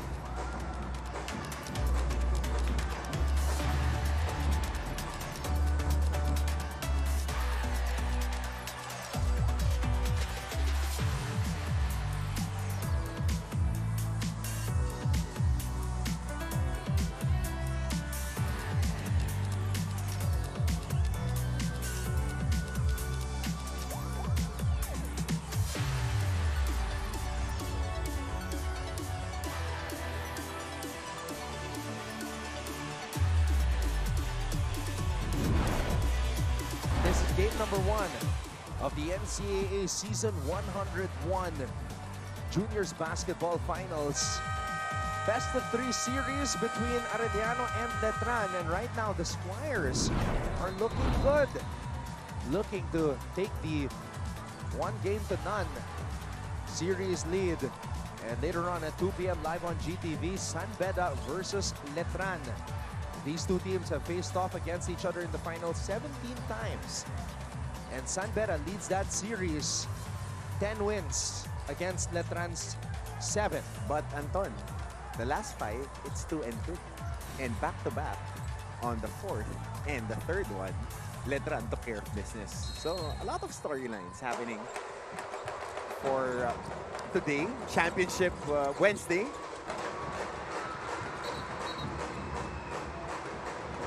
Oh wow, backward violation called.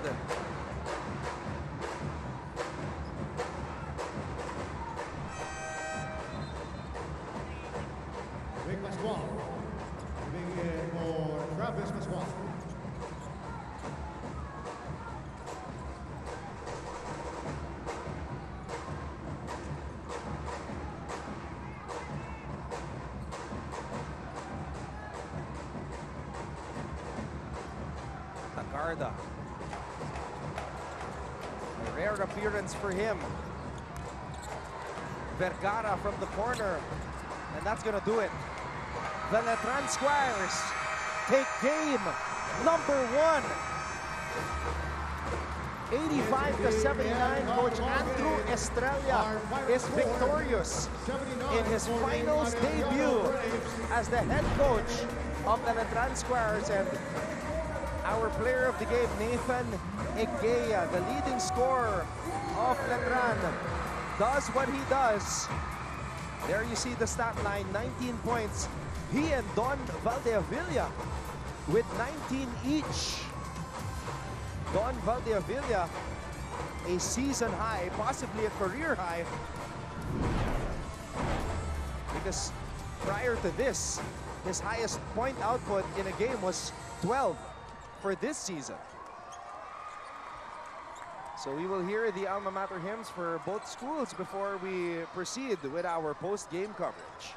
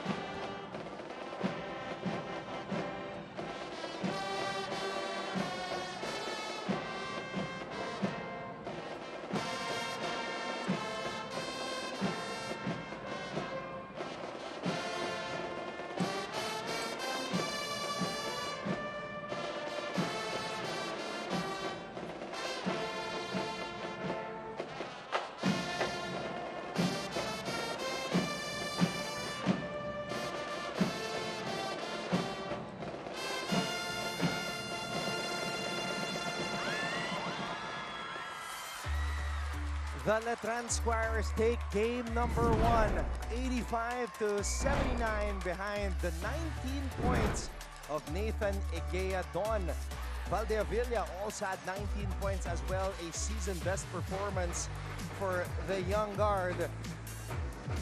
So, the Letran Squires lead this best of 3 series and are 1 win away from championship number 15 in the NCAA Juniors Division. We'll be back for our post-game coverage here on Heart of Asia. Don't go away.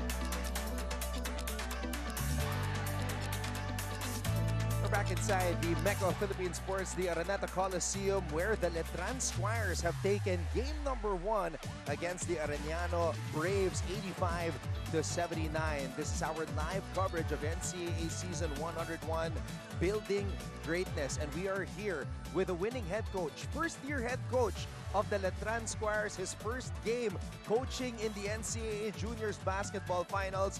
We have Coach Andrew Estrella. Brother, it's good to see you. Good afternoon. Good afternoon, Coach. Such an honor. It's an honor to have you here. Coach Andrew, it's been a tough and challenging journey for you after winning the Under-16 championship for UE. All of a sudden, you got the call to become the new head coach of the Letran Squires. Talk to us first about that development, coming in to replace a legend like Willie Miller to handle a very talented team like this. Okay, it's a tough task, of course. Ang pinalitan ko si Coach Willie. Sino ba naman ako kay Coach Willie Miller? Legend yun eh. Diba? So, pero kidding aside, I mean, we came back to scratch kami. Overhaul talaga yung team. So, yung time talaga yung medyo naging problem. Pero, yung chemistry building was developed throughout the season na. So, and also, I'm lucky yung mga kinuha kong players and yung mga natira, lahat ng nasa pool ko, they're very coachable. They're very coachable, kaya we're here. But we're not yet done. Well, Coach, it has been your message since we went to our press con. You were just announced a few weeks before. That was the thing that you were saying, that it's about the time and the preparation. And Aaron's first report was about culture building. And for you, inheriting a team that was underwhelming last season, to say the least.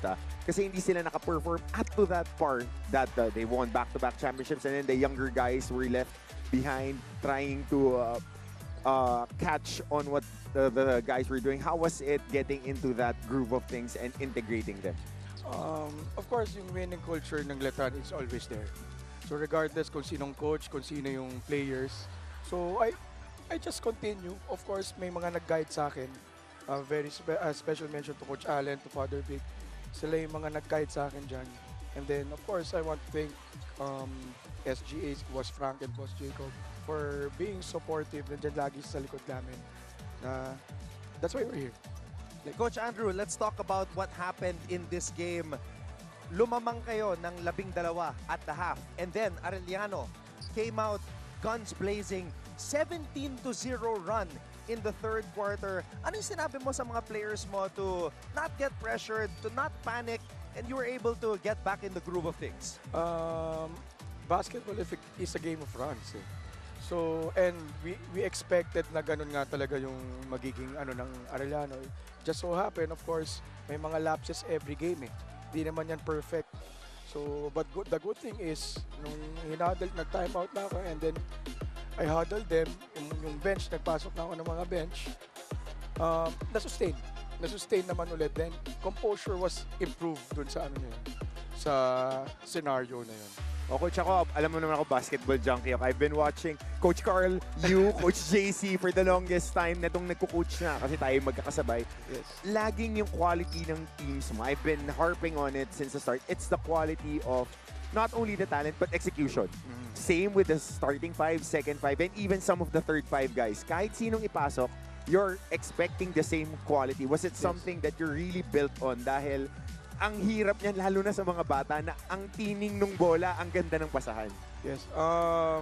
They know their roles eh. So yung lineup ko, it's a mix of veterans and rookies. So when we choose kasi players, kailangan of course yung IQ nandun. And then regardless of their kung ano sila, kung whatever, kung sikat sila or whatsoever, you play within my system. It's very important. And be unselfish. So siguro yun lang talaga yung ever since I hate kasi ayoko talaga yung nagtatagal masyado yung bola. Kanina nga Coach, before I pass it again to Anton, there was this sequence, downhill drive, shooter on the corner, drive on the middle, extra pass on the big guy jump stops, kicks out on the corner. Pupunta na kami sa mga technical na to. Corner shooter. You had a lot of corner threes in this game. Was it kasi binibigay ng Arellano, was it something in your scouting that you were really adamant about knocking down those shots? Yes, they've been practicing that shots, no. And then at the end of the day, nag-stick lang sila kung sa ginagawa namin every day. Spread shooting. Kitang-kita yung corner scheme tsaka yung strong side. Ang ganda ng execution today, Coach. I've been saying it throughout the coverage. I am chef's kiss. Ang ganda ng execution today. Thank you. But of course, we're not yet done. Yeah, one more game. One more game To win Letran's 15th championship, if ever, in the juniors basketball tournament in NCAA history. Coach Andrew, I want to ask though about, kasi you mentioned your players know their roles. Nathan Egea, big shot, the three that created the separation from a 2-point lead, it became a 5-point lead. But what about Don? I have to get his name right. Daryl. Don Valdeavilla. It's Daryl. Daryl. Valdeavilla, yeah. Now we know his name. Daryl Valdeavilla. He's averaging 4.8 points per game, but in this game, 19 points. What can you say about Daryl's performance in this contest? I'm not surprised. I know his capabilities, and yun nga he knows his role. So actually matagal ko nang iniintay yung he's a ticking time bomb. So perfect time na siya, pumutok. Grabe. Taking time bomb. Coach, agad ng mga attackers nyo kanina. Nabanggit ni Anton si Egea, Valdeavilla, Chua coming off the bench, providing a lot of outside shooting in the first half. But in the second half, you were able to withstand the run. Yes. Kasi game of runs nga, something that you were able to execute on was screen and roll. Ganda na. Coach, kinikilig ako pag nakakita ko yung mga big man eh. And your big men are blue-collar workers. Are they really something na dine-develop, especially with Coach Chris on the fold? he's an outside shooter. Ito iba eh, finishers underneath the basket. How are you able to provide looks for them because you're really a perimeter-oriented team? Yes. We read the defense kasi kung ano yung binibigay sa amin eh. So, of course, merong strengths and weaknesses yung kalaban. So, doon namin na-atakihin kung ano yung ginagawa nilang mali or kung yan talaga yung scheme nila. One last thing, Coach Hammer, before we let Coach Andrew greet everybody. I've known you, Coach, for a very long Yes. time. Once upon a time, we were playing basketball together with your assistant coach, Coach Carl Santos. What is it about the bond that you have with Coach Carl Santos, who was a great point guard, who is still a great point guard when I see him play basketball? Talk about that bond na up to now, magkakasama pa rin kayo, achieving goals and achieving dreams together. Of course, Coach Carl, lagi yung nasa likod ko. Batchmate kami nun, magkabarkada kami nun sa Green Hills before. And then, kapatid. We're brothers talaga. And he's my mentor sa coaching. He was the one who nagdala sa akin sa coaching career ko. I'm very thankful na he's always sa likod ko.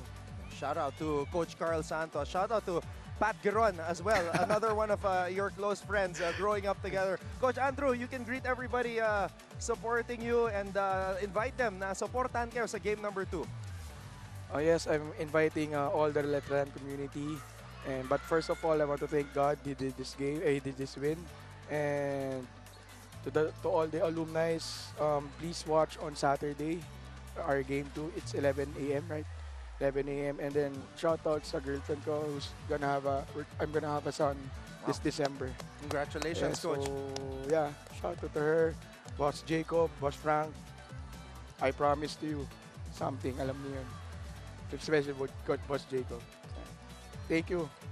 Amazing. Coach Andrew, Thank you. congratulations. Big win. Game number 1. We'll see you for game number 2. Thank you. Coach Andrew Estrella, first-year head coach of the Letran Squires, already guiding his team to the NCAA Juniors Basketball Finals. We'll take a break and back with more interviews here live on Heart of Asia.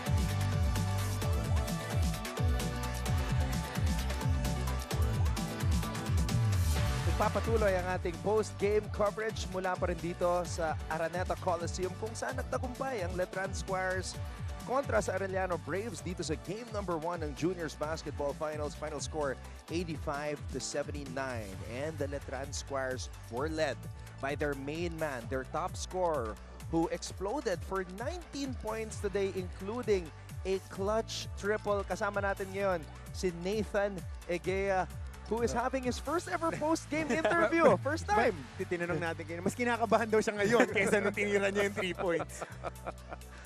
Coach, bigay ko na sa unang tanong. Tuloy mo na. Relax. Relax ka lang. Minsan maganda yung inilaro ninyo as a team. Kanina may mga looks ka na atake, pero pinaka-na-impress ako yung pinatawid mo isa, pumoste ka. Is it something na dinidrill ninyo as a team na pag may advantage ka as a guard, popostehan mo yung mas maliliit na gwardiya? Opo, yun po yung pinag-i-ensayo po namin. Pag maliit po, tapos parang advantage po, ganun talaga. Pag advantage po, papasa po talaga and yun po, bibigay po sa amin.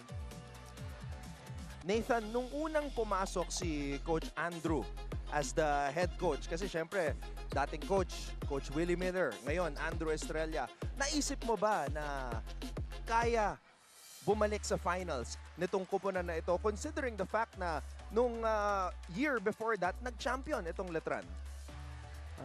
Opo, kaya naman po. Kasi Coach Andrew, winning coach yan, magaling yan sa lahat. Sisimula sa ensayo and napakagaling niya coach. Nung dumating si Coach Andrew, kwentuhan mo kami. Kasi team kayo di ba, Nate? Team kayo, tapos nagbago ng coaches. Marami rin mga bagong player. Paano yung naging adjustment nyo? Kasi parang bagong tatay kasama ninyo. So, kamusta kayo when he got in? At saka ano yung mga ginagawa nyo para ma-build yung bond nyo magkakasama? Nag-ML ba kayo? Anong mga ginagawa niya sa team? Lokohan po, and minsan din po, nagbabanding din po kami, gumagala kami, kasama mga coaches, and kumakain din kami kasama mga coaches. Saan kayo pinapakain? Sa Green Hills, sa mga Green Hills. Alos araw-araw, after training, kain. Okay yan, kailangan yan. Tapos, kasi kinukwento sa amin kanina na maiksi lang yung oras nyo para mag-prepare. Naging mahirap ba na mag-adjust o dahil lagi kayo magkakasama, nakatulong yun ng malaki para sa inyo? Nakatulong naman po kasi lahat naman kami mga teammates ko nasa dorm. Lagi po kami nag-uusap tuwing gabi. And sama-sama din po kami paglabas. Bonding na din po para chemistry po namin, di ba? Yun. Nathan, kanino mo pinapattern yung laro mo? Kasi lahat kumpleto ka May drive ka, sure ball ka sa free throw, may tira ka sa labas. Sino ang idol mo growing up? Si Jacob Cortez po. Jacob Cortez. Very interesting. 2 years ago, nag-champion si Jacob dito sa Araneta Coliseum. Ngayon naman, baka mag-champion itong si Nathan. Kailan mo naging idol si Jacob? Nung San Beda na o nung nasa UST pa siya? San Beda pa lang. San Beda. Nung nag-champion Opo, sila. napapanood ko po siya. Live. Wow. Live? Opo, napanood ko po siya live. Gulat na gulat ako. Galing po niya sobra. Nung finals? Opo. Wow. Andito pala si Nathan. Wala tayong kaalam-alam na while that history was happening, meron ng susunod. Ito rin yung mga susunod. Parehas pa naman kayo ng size, 5'11" na guard. Alam ko, ako na-impress ako kasi ikaw, sanay ka maglaro off 2 feet. Yung mga jump stop, kasi yan ang ngayon ng laro. Is it something na naging natural sa'yo nung nire-recruit ka, naglalaro ka na? Kasi sanay tayo na 1-2 step, ikaw, jump stop, finish, kanan, kaliwa. Was it something that you were drilling o ginagawa mo lang kakalaro sa labas? Obviously, pinapanood ko na si Jacob Cortez kasi kompleto siya complete package kaya gusto ko complete package din ako. Nathan, siyam kayong graduating. Nag-uusap-usap ba kayo as the 9 graduating players na bago kayo matapos, mag-iwan kayo ng championship para sa Letran? Yun po talaga yung main goal namin Nagpa-promise po kami sa isa't isa sa amin na gusto namin mag-champion. Hindi kami aalis dito ng hindi ka-champion. Yun po yung promise namin sa isa't isa. So isa na lang. Ano ang kailangan nyong gawin para makuha na yung kampyonato at tapusin ang serye against Arellano? Kasi alam natin, babawi itong Arellano na to. Unang-una, focus sa ensayo and stay hungry, stay humble, tsaka yun lang, yung mga lapses namin kanina, dapat gawin at hindi dapat na yung mali namin sa court. Meron ako last question. Pwede mong sagutin, pwede hindi. Tingin ka sa akin, kailangan honest answer. Sinong pinaka-paborito ni Coach Brian sa team mo? Pwede mong sagutin o hindi? Pinaka-paboritong patakbuhin ni Coach Brian at paalalahanan na mag-weights ng tama. Si Miko Pascual po. Bakit? Po kasi nag-weights po kami, siya nag-shooting po siya. Kasi Coach Brian has been with the team since the first championship ni Coach Allen and then consistently nandiyan. Kaya naitanong ko lang rin kasi laging ganun laging condition yung team. At syempre, Nathan, dahil player of the game ka, first time mo ma-interview sa TV. Eto na, shoutout mo na lahat. Sulitin mo na. Unang-una, shoutout po kay God. Nagpapasalamat po ako sa kanya. Binigay po niya yung panalo na to sa amin. And nagpapasalamat sa family ko din po and sa RPB-wise mga tropa ko sa St. Benedict and mga coaches ko sa Marikina. Yun lang po. We have Nathan Agea with us here, player of the game. 19 points to lead the Letran Squires to a Game 1 victory. Nathan, congratulations sa unang mong panalo and first finals experience here with the Letran Squires. We will take another break and be back with another interview. Don't go away. This is our live coverage of NCAA Season 101.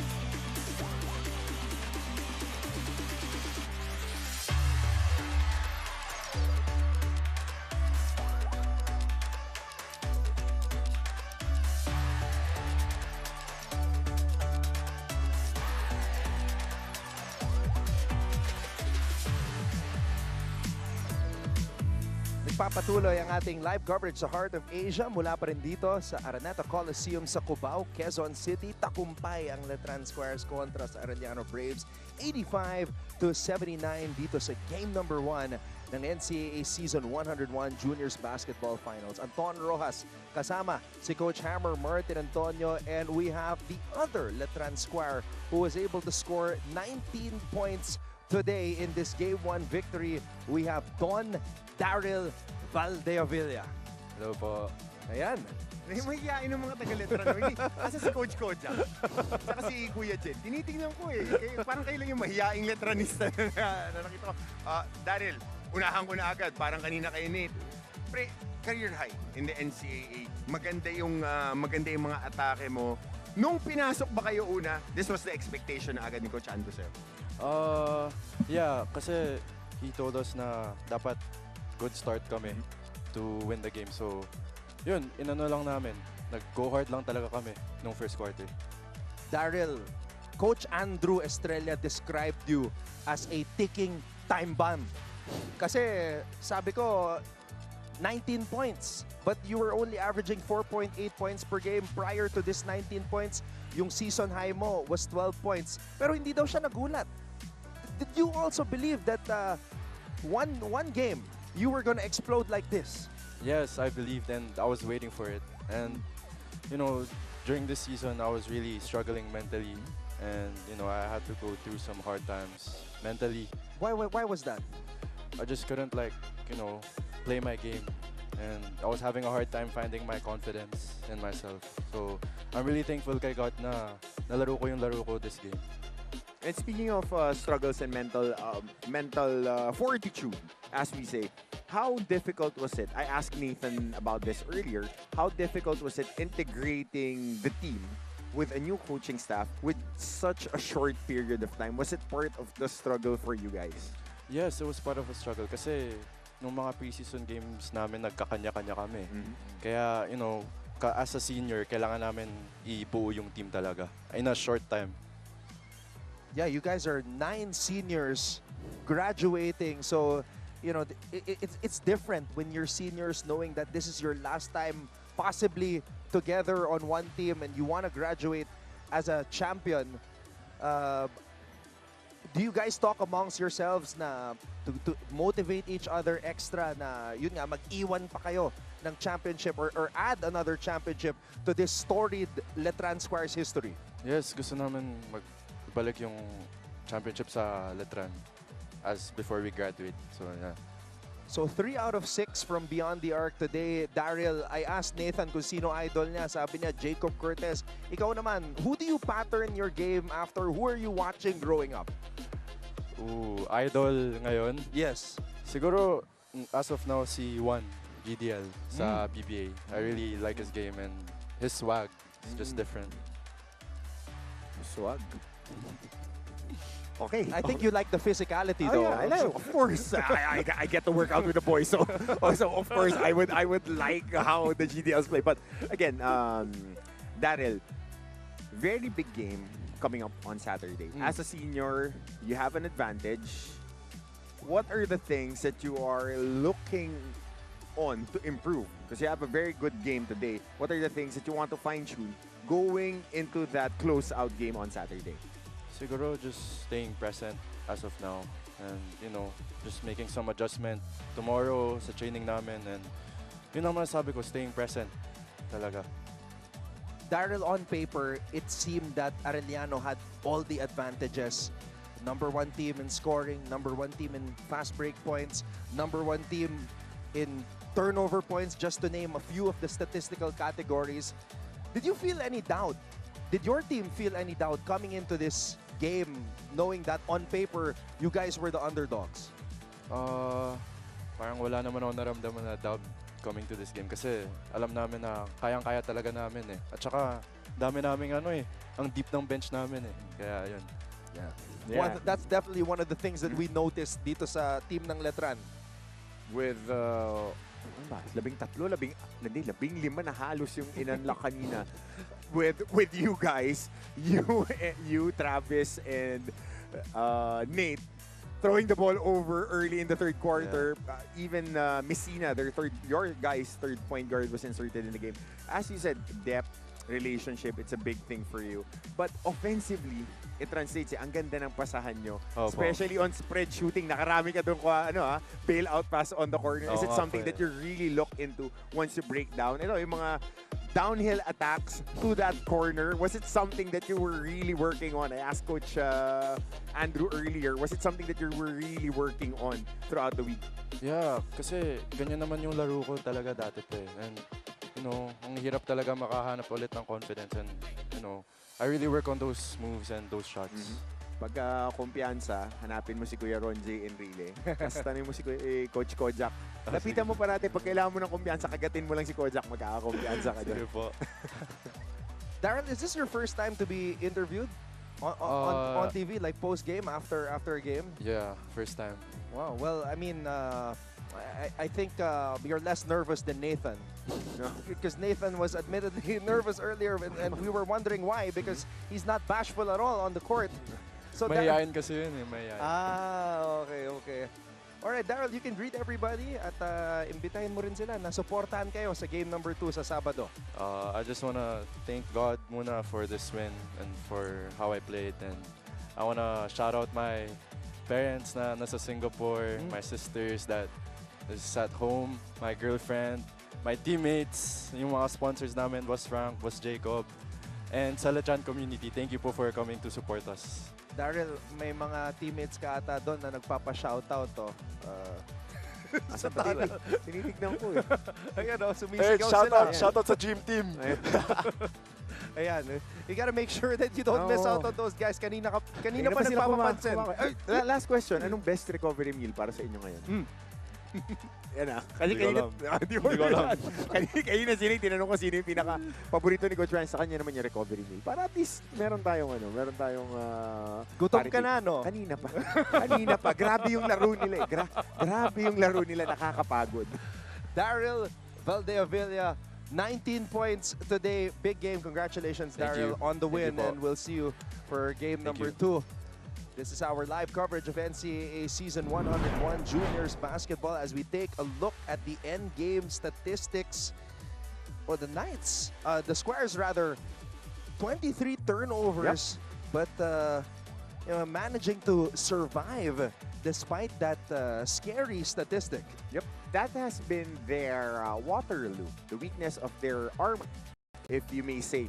Throughout the season, they are one of the teams that are throwing the ball over at the highest rate. I'm checking my notes right here with Letran. They're 9 on the rankings when it comes to turnovers. They are averaging 18 a game, so that's way above their average. That's -5 sa kanila na possessions. Points of turnovers, that's where Arellano capitalized. That's what made this game closer.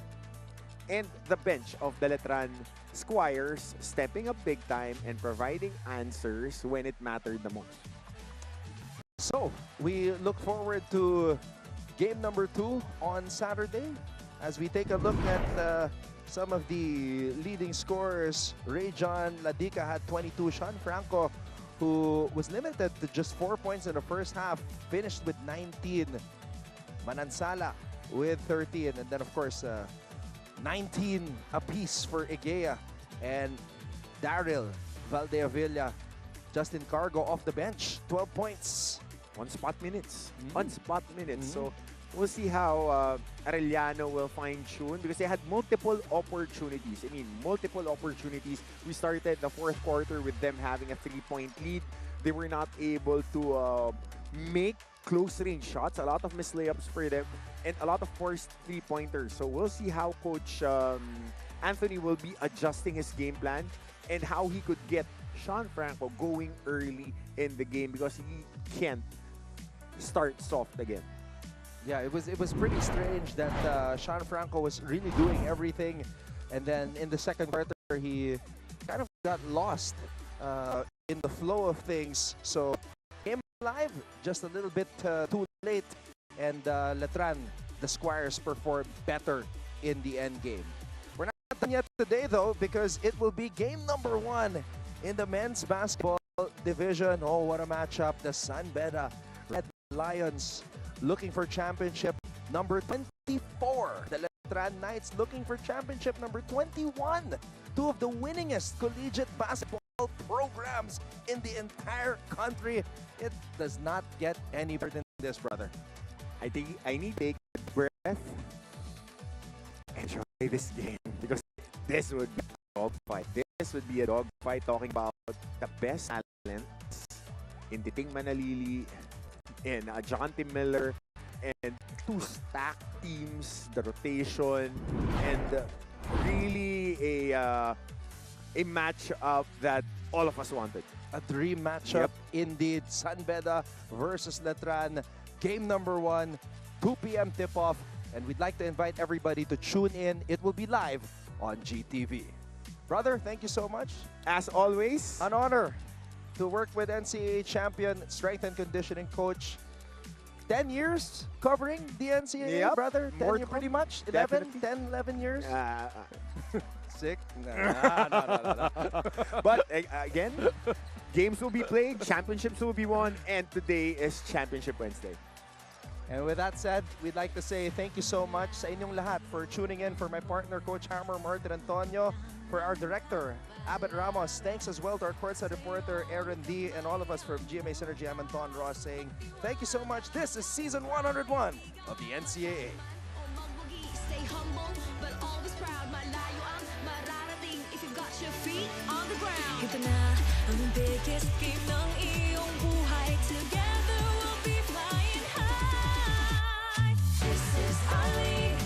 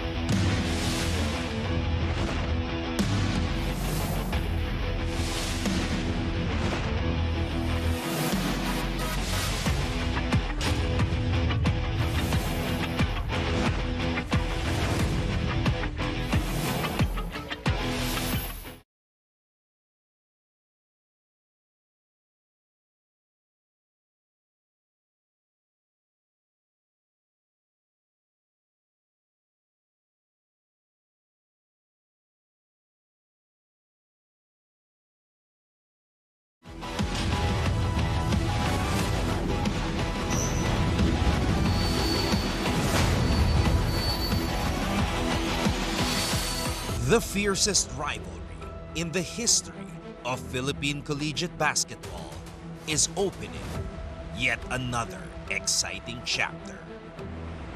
Beda University is back in the finals for the 16th time in the last 19 seasons. We really want this crown back. You know, we lost last year, a bad exit in the Final Four, and we're here to get this championship again. Kasi last year na namin and hindi namin hayaan na hindi kami makapunta sa championship. Bringing the championship back to Manjola is yung #1 goal namin. While Colegio de San Juan de Letran is looking to win their 4th championship in the past 6 tournaments. Gustong-gusto na namin makuha yung championship para makapagpahinga na rin kami. Sabi nga ni Titing, ayun, so magpo-focus kami sa practice, makikinig kami coach, kailangan namin makinig ng makinig. Siyempre, gutom kami. Gusto ko talaga mag-champion as early kasi nga, di ko alam kung kailan ako papasok ulit sa finals. We're hoping, just take it one game at a time and then yun lang muna. No other teams in the entire country have won more championships than the Red Lions and the Knights. Therefore, there is no bigger battle for supremacy, legacy, and greatness.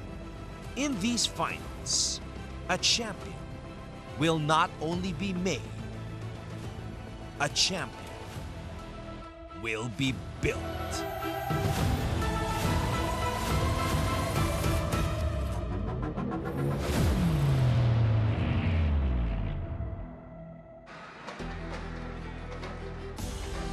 All roads lead to the Big Dome, the Araneta Coliseum in Cubao. Quezon City fans entering the venue ready to witness one of the best collegiate rivalries in Philippine basketball. After our intense battles in the renewed format, we have finally reached the promised land. The championship round between two old rivals raring to go at it and get the crown here in the competition. Mga kapuso, maraming salamat sa iyong panonood. Araneta Coliseum in Cubao, Quezon City. And welcome to game #1 of your NCAA Season 101 Finals. And it is Beda versus Letran for the championship. Hello everybody. We are renewing this rivalry in the league. Maraming salamat sa inyong pagtutok via GTV. Also everywhere online nandiyan tayo. GMA Sports PH on Facebook, X, and on Instagram. Also on NCAA Philippines via Facebook, YouTube, and on IG as well. Mga kapuso, maraming salamat sa inyong pagtutok. Name is Martin Javier, live inside the Big Dome, the Araneta Coliseum. Very happy to be at your service today for game #1. At sino pa ba po ang makakatrabaho ko ngayong araw na to? NCAA legend, national team legend, pro basketball player, and of course knows a thing or two about winning a championship here in the NCAA Big Bo Belga. Ayun, ito na. Game mo na. Pinagpreparahan ng buong team all throughout the season. 10 team, ngayon 2 na lang. That's right. 2 teams left, Beda versus Letran. We cannot wait to get started. Pero syempre, makakarinig tayo ng mga kwento mula sa mga courtside reporters natin ngayong araw na to. That's right, we got 2 courtside reporters today, 1 for each school. Letran will be handled by Gleisel Galpo. On the other side, Aaron D will be reporting for the Beda Red Lions. So we can't wait for the stories, especially, these 2 teams had to prepare for this game given the limited time that they had, less than a week para mag-prepare dito sa ating game #1, Big Bo. Wala naman ng kumbaga, hindi na magmamatter dito yung pagod. You guys are in the final, so it's a game 1 of best of 3 final, so wala nang dito, may disadvantage, advantage, whatever it is. Lalo na itong dalawang to, it's a rivalry. Mas mananig dito yung pride nitong mga to Itong mga players na to with their own school. So it's more on rivalry. Tapos syempre nasa finals na. That's right. Yun ang sitwasyon natin. Best of 3. We're hoping it stretches out to a game 3, of course. That's the wish of every Filipino basketball fan here in the collegiate scene. Ito yung dalawang unang pagkikita ng mga teams natin dito. The first one was very early in the season, won by the Red Lions, and that was part of the 0-3 start nitong Letran Knights. But in the last day of the classification round, nabawian sila ng Letran. Oo, kumbaga yung Letran sa start of our season, sa start of our season, medyo struggling pa, 0-3. Pero nung nakuha nila yung rhythm na yun all throughout the season, inunti-unti nila, they even have a 5-game winning streak. Tapos, eto, nagtapat sila sa season ender natin, sa elimination. Not totally dominated, but it's a really good fight.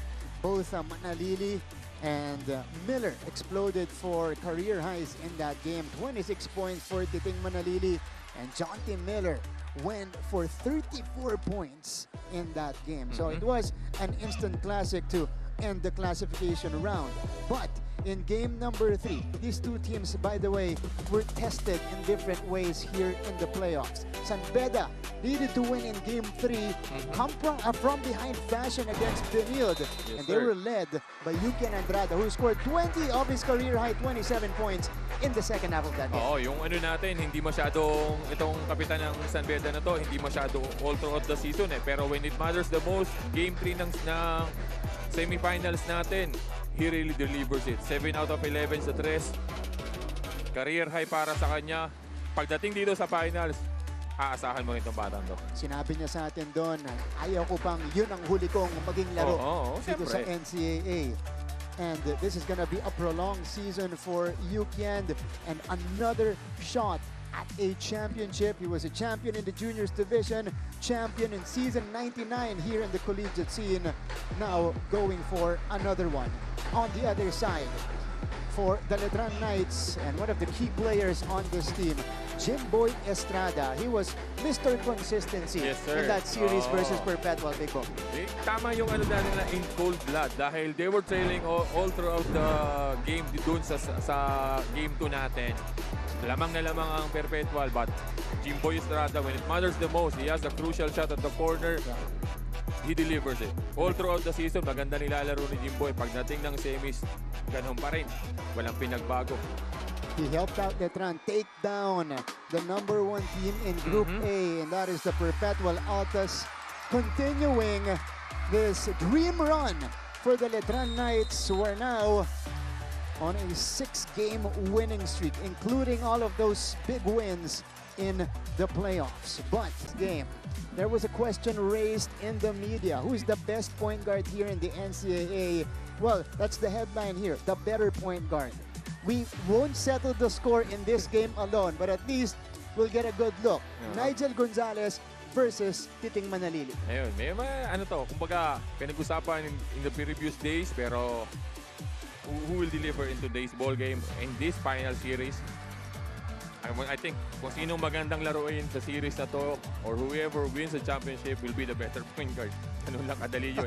Kasi whatever you say, whatever you want, gusto mo maging best point guard, kung hindi mo mapag-champion ng team mo, useless. That's right. Magkaiba ng ibinibigay sa kanilang mga team. Of course, Titing is the focal point of the heart, really the heart of that Letran team. Nigel Gonzalez is more of a two-way guard that really makes life difficult for the opposing point guards. Kasi ito si Nigel, he is more on a type of defensive guy. Ito naman si Titing Manalili, offensive guy, facilitator. Talagang, kumbaga, magaling siya magbasa, ano niya yung mga, nabi-breakdown niya yung depensa, and then he can dish out sa mga kasama niya. Mga kapuso, hindi na po natin patatagalin pa. Game number 1 begins in just a little bit.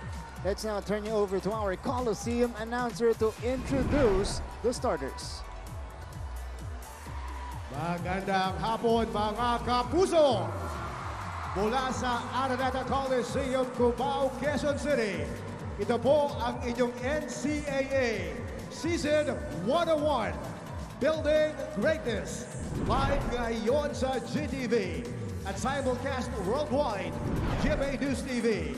at my live streaming pass at gmanetwork.com, NCAA Philippines website, YouTube, and Facebook. This is Game 1 of the Best of 3 Finals in Season 101 Seniors Basketball of your NCAA. Let's first meet the starting five of your Beda Red Lions. At center, number 5, Joe Celso. At guard, number 9, Brian Sahonia. Let's meet the starters for both teams. This is the 5 for Coach Yuri Escueta, Gonzalez, Sahonia, Celso, Miller. Another team captain coming off a 27-point performance, Yukiel Andrada. Red Lions starting off strong with this unit. And again, that's the big change in the point guard position because in the previous games, we've seen Junior Reyes take the keys. On the other side, bit of a surprise for Coach Allen Ricardo with Peter Rosilio, etong si Ray Yusi, AJ Buensalida, Lex Gazingan, and Luis Tapeño. Wow. This is a surprise 5 deployed by Coach Allen Ricardo with almost all of his key guys missing. Wala si Santos, si Quahaw, Estrada, si Titing.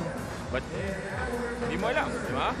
If this second or third unit na pinasok ni nag-start ni Coach Allen will deliver, it might be. That's right. Di ba? It might be a good gamble. It might be a good start for them, but di ba? It's always a gamble. So, let's trust Coach Allen kung ano man yung naisip niya. But ito yung pinag-start niya dito sa final. Ang ating mga opisyales, third game for our international referee, foreign referee. Itong si Abdullah Al-Hijali together with Ricor Buaron and Hector Villanueva completing our officiating team. Game number 1, NCAA Season 101 Finals. Kita mo naman, hindi pa nagsisimula, nagkikis-kisa na itong mga batang to. Review pa lang yan. Ano pa lang yan, jump ball pa lang yan. Yeah. Hindi pa naibabato yung bola, nagkikis-kisa na. That's how important this game is, especially the rivalry of these two teams. Yeah. Diba? So, jump ball game is underway. Game number 1 begins. There's a foul right away, Big Bo. Okay. Pwede natin pag-usapan yung preferred styles ng dalawang teams natin. Obviously, Beda, you know, they want a more marinated type of execution. Yes, sir. Offensively, Letran, ready naman makipagtakbuhan as Celso scores inside off. The perfect setup job by Gonzalez. Oo, yun. Speaking of Nigel Gonzalez, he attacked the pressure of Rosilio and he gave it to Celso. Ito naman si Tapeño, di ba? Luis Tapeño used to be, or he's used to being an undersized big. Let's check out our McCafe assist of the quarter. Gonzalez to Celso for the finish. McDonald's, love ko to. What a start for the Red Lions here. Confidence building, especially for Nigel Gonzalez. By the way, we mentioned a lot, John T. Miller averaging 20 a game in the competition, exploding for 26 points in that closeout game for Benilde. We'll be mentioning his name a lot of times in this one. And he didn't play on game 2. That's right. Diba? Pero they still have a chance on that game. But yun nga, na-disgrasya sila ni Torres. Torres. Of that floater. Ito na naman si How Nigel. about the separation? Gonzalez banks it in. So, 2 straight plays involved itong si Nigel Gonzalez. Talaga, kumbaga, pinatutunayan ni Nigel Gonzalez na might be a better point guard, di ba? Na tulad na sinasabi ni Coach Yuri, ito naman si Gazingan. Gazingan in and out. Here comes Brian Sahonia, another guy who is starting to feel himself. Look at him go. Sahonia off the glass and in. 6-2 start for Beda here in game 1. Oh, they're not even running anything. They're just doing, kasi pinipressure sila ng Letran eh. So they're just, kumbaga, binibreak down lang nila yung depensa nila. And yun yung nangyari kanina. One with Nigel, the second one with Sahonia. John T. Miller collects the rebound off the misfire by Ray Yusi. Sahonya will attack Yusi, scooping it to the hoop, and the foul for Brian Sahonya. The Brian Sahonya that we know. Pagka nakakita ng advantage, dahan-dahan lang, the experience that he has, he take it slowly, spin move. This is our McAfee play of the quarter, a series of moves for an end one for Brian Sahonya. McDonald's, love ko to. Sahonya, this is another guy who has been on offensively as of late. Rosilio, this guy has finals experience way back season 99. Here's the drive off the glass and in as well. Yusi. Gandang shot pick dun sa corner. That's a rookie in the starting unit of Coach Allen Ricardo Gonzalez. Continues to torment Letran. They were really pressuring the ball. Itong mga taga-Letran. Pero yun nga, nabibit sila eh. That's why nagiging madali para sa San Beda to attack. Okay, let's hear it first from Letran side. Nandito si Gleisel Galpo. Gleisel? For a rivalry that dates back to 1950, Coach Allen Ricardo feels nothing but excitement for he sees this matchup as his ultimate dream come true. Simple lang naman raw ang paalala niya sa kanyang kupunan ngayong araw at iyan ay ang maglaro ng may utak at syempre ng may puso. Dagdag niya, they must come out like Spartans and play physically from the start so that they can send their opponents a clear message. And in this 18th head-to-head finals encounter, the Letran Knights has two things in mind, and that is first for them to end the season 101 with an 8-game winning streak, and second to claim the 8th championship title in this renewed rivalry. This report is brought to you by Yakult. Para may tulong proteksyon, Yakult, with 8 billion lactobacillus in every bottle that may reach the intestines alive. Lactobacillus helps balance good and bad bacteria to improve your digestion and boost immunity. Kaya drink Yakult every day. Dahil with Yakult, manalo ka dyan. Back to you guys. Thanks, Gleisel. John Timena gets the basket in transition, but just off that report, Coach Allen knows how to pick the words to fire up his team in the championship. He's won 2 in the juniors division, and he's treating it the same here in the seniors. Kahit iba, vibe pa lang natin dito sa Araneta, you know, very much different. But just words to inspire them. Alam na yan ni Coach Allen. Oo naman, and he has the experience also. Hindi naman niya sasabihin niya kung hindi niya na-experience yan. Ito na si Janty. John T. Miller. Medyo na-challenge siya doon sa yung pressure ng Letran eh. Kaya gusto niyang atakehin talaga eh. He has a shot there. Pero traveling ito si Rosilio. Peter Rosilio picking it up, and now the usual suspects for Letran are checking in. Omega, Manalili, Estrada, Santos, and Gamad. Ito na yung kumbaga the real starting five for Coach Allen. Pumasok pagkatapos ng 3 minuto. Ito sa ating first quarter. It's a 12-5 lead for the Red Lions.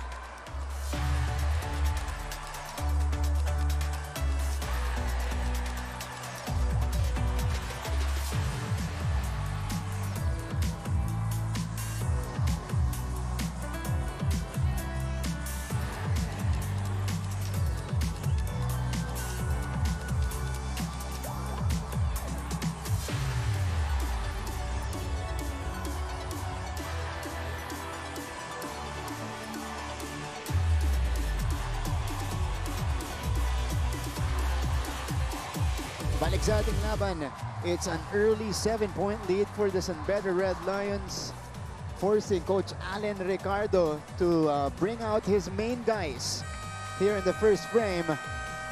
So in a little bit, we'll be witnessing, sabi ni Big Bo kanina, the real starting five for the Letran Knights. Dahil itong San Beda patuloy yung pananalasa sa game number 1. Oo, ito naman.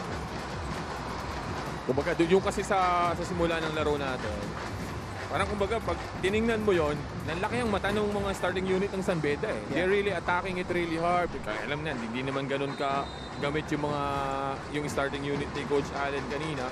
Kaya Sahonya, Gonzales. Kumbaga, tuloy-tuloy eh. Inaatake talaga nila. Ito na naman si Brian Sahonia sa poste against Titing Manalili. Sahonia passing it inside. Ayun lang. Good intention pero kanina pa na andun si Bismarck Lina sa ilalim. 3 seconds at tinawag ng ating referee. MDO first time in the finals as well. Ito na si Titing Manalili. He has fans here in the stands. Not just from Letran. Panigurado yan. Oo. Hindi pwedeng walang fans siyang batang yan. He has been an online sensation throughout the season. Manalili to Santos off the behind the back pass. Miller collecting the rebound. Kita mo naman yun. Wala na sa maano pero he knows where his teammates are. Kaya kita Sahonia draining the triple and Beda has now built a double-digit lead. Oo, as early as 6 minutes dito sa first quarter, 10 na agad ang kalamangan nito Beda. Dahil kay Brian Sahonia, ito naman yung pasa kay Santos. Wala. Good challenge by Yukin. Here's Agjonte Miller. Miller against Manalili. This is the matchup everybody's been waiting for. Miller! And that's a foul on the floor. Let's check out our Centrum advance moment of the quarter. Brian Sahonia draining the triple right here. Brought to you by Multivitamins Plus Minerals. Centrum Advance, complete from A to Z. Alagang, di magkukulang. Brian Sahonia, that's another guy na kailangang bantayan at markahan nitong Letran. Kumbaga, parang sentong to si Brian Sahonia. Kompleto. Kompleto Ricardo, atake, depensa, poste, dish off. And now, let's hear it from San Beda's side. Nandito si Aaron. Aaron? Martin and Bo, just before this ball game, I spoke with assistant coach Andre Santos of the San Beda Red Lions and asked him if his squad feels any pressure heading into such a pressure-packed moment like this. And he actually corrected me, telling me it's not pressure, it's all excitement for his squad.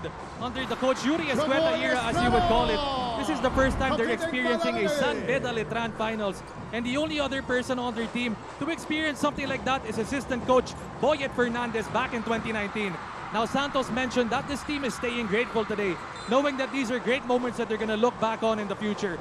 And right now for his squad, it's all about seizing and most importantly, enjoying the moment. Going into this one, they're not taking anything for granted. Meanwhile, just an injury report for San Beda. They're complete and healthy today. That's all from courtside. Balik sa inyo, Martin and Bo. Maraming salamat, Aaron D. That's great news, especially for the veterans in attendance.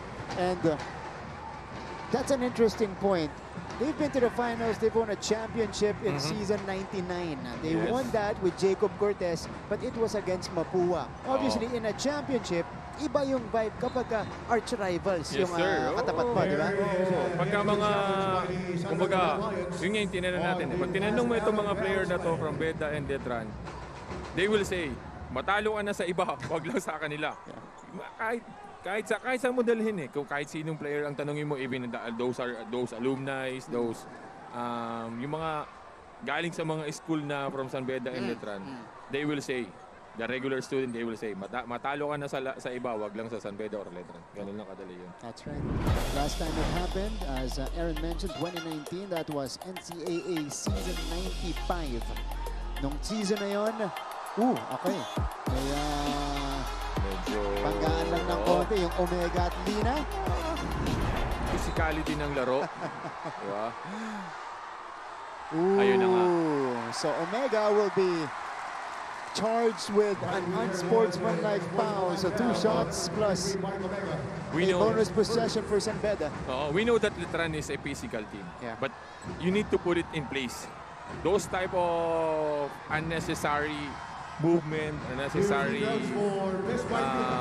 kumbaga mga galaw, kailangan pag-ingatan mo kasi yun nga yung inaano natin, lagi natin inaano sa lahat na there's a lot of cameras, there's a lot of reviews na pwedeng ulit-ulitin ng mga referee natin, and hindi ka makakalusot kahit nga yung kumpul-kumpul na kayo, nakikita ng referee natin kung sino yung nagbibigay ng excessive contact, yung mga, alam mo yun, unnecessary na movement.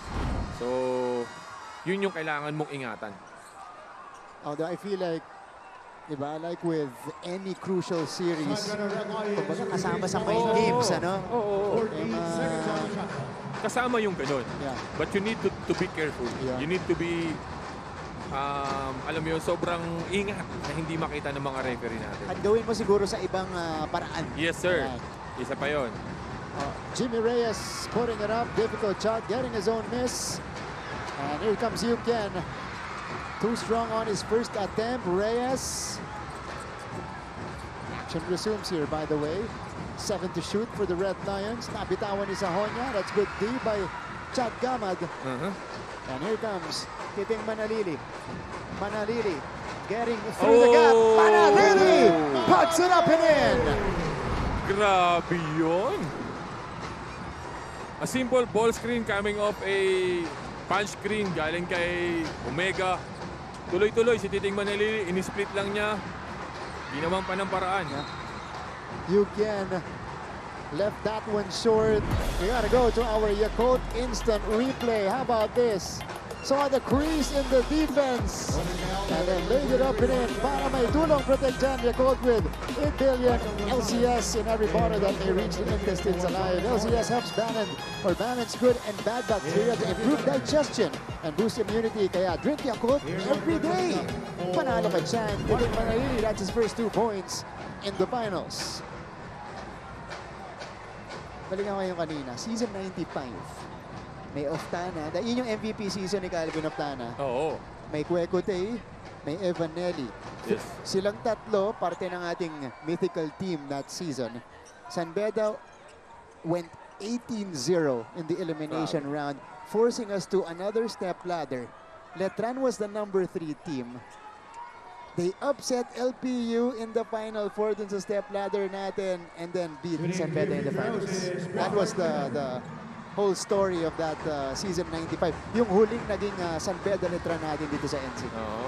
And you climbing up from the step ladder. Eh makakaramdam ka na ng pagod eh. Samantalang itong San Beda is really fresh. Going into the finals, wala kang dinaanang semis or whatever. Itong Letran naman lahat na ng pagsubok dinaanan mo na. Pero nalagpasan nila lahat yun eh. So, really credit to Letran. That's right. Yun yung doon nagpakilala yung Fran Yu at nag-start ng 3-peat for the Letran Knights. Bismarck Lina heavily bothered inside. Empty trip for the Red Lions. Here comes Manalili. Letran wants to chip away in this early San Beda lead. Chad Gamad, sniper. Too strong that time. Pero yung linya nung tira niya, diretso din eh, malakas lang eh. Gonzalez. And we have a whistle here, so Letran already over the limit with 5 fouls. 5 fouls, pero itong San Beda naman, they're really, sobrang disiplinado nila. Wala pa silang foul. Dito sa first quarter natin with only less than 4 minutes. Nigel Gonzalez made some noise in the first few minutes of the first frame, assisted and scored in the first 2 plays. Of course, he has a chip on his shoulder. He has something to prove in this series, and this guy is battle-tested. We remember in season 99, he came up big. That was their championship against Mapúa. He came up big in the finals to help out his team. Parang yun lang din yung magandang nilaro ni Nigel eh. But still, the trust of his coaches, na-earn ngayon, kaya naman, siya ang starting point guard ni Coach Yuri dito. John Alpuno also in the game. Letran is a little bit erratic here. Miscommunication between Santos and Manalili. Tingnan mo, silang dalawa yung nagpapasahan. Di ba? Pero it's the other way around. It's Titing who's passing the ball to Santos. Not Santos passing to Titing. Under 4 minutes left in our opening quarter. San Beda also turning the ball over. So, ito naman si Jumel Puno yung alam mo yun, ups and down yung game. Wala siya talagang, hindi siya hindi siya makabuelo dahil sa mga injuries. So, nahihirapan siya. Injured majority of the season itong si Jomel Puno. This is Jimboy Estrada handling it. Threw it away, Bismarck getting it. And here comes Nigel Gonzalez. Gonzalez, Jimboy falls down. Gonzalez comes down the midi. Ayun naman. Nigel Gonzalez. As we were talking about Nigel Gonzalez, talagang pinoprove niya na point guard siya. Uy, ganda. Hindi lang itinira ni Titing doon, pwede niya nang itira yon. And we are now seeing finals-ready San Beda. Nigel Gonzalez on finals mode. Nailing his second shot from the field. They're really riding the game 3. Yeah. And this is the luxury that you have when you've experienced the finals already. You know the kind of intensity that you want to bring to the table, to the game. It's a 22-9 lead here in the first.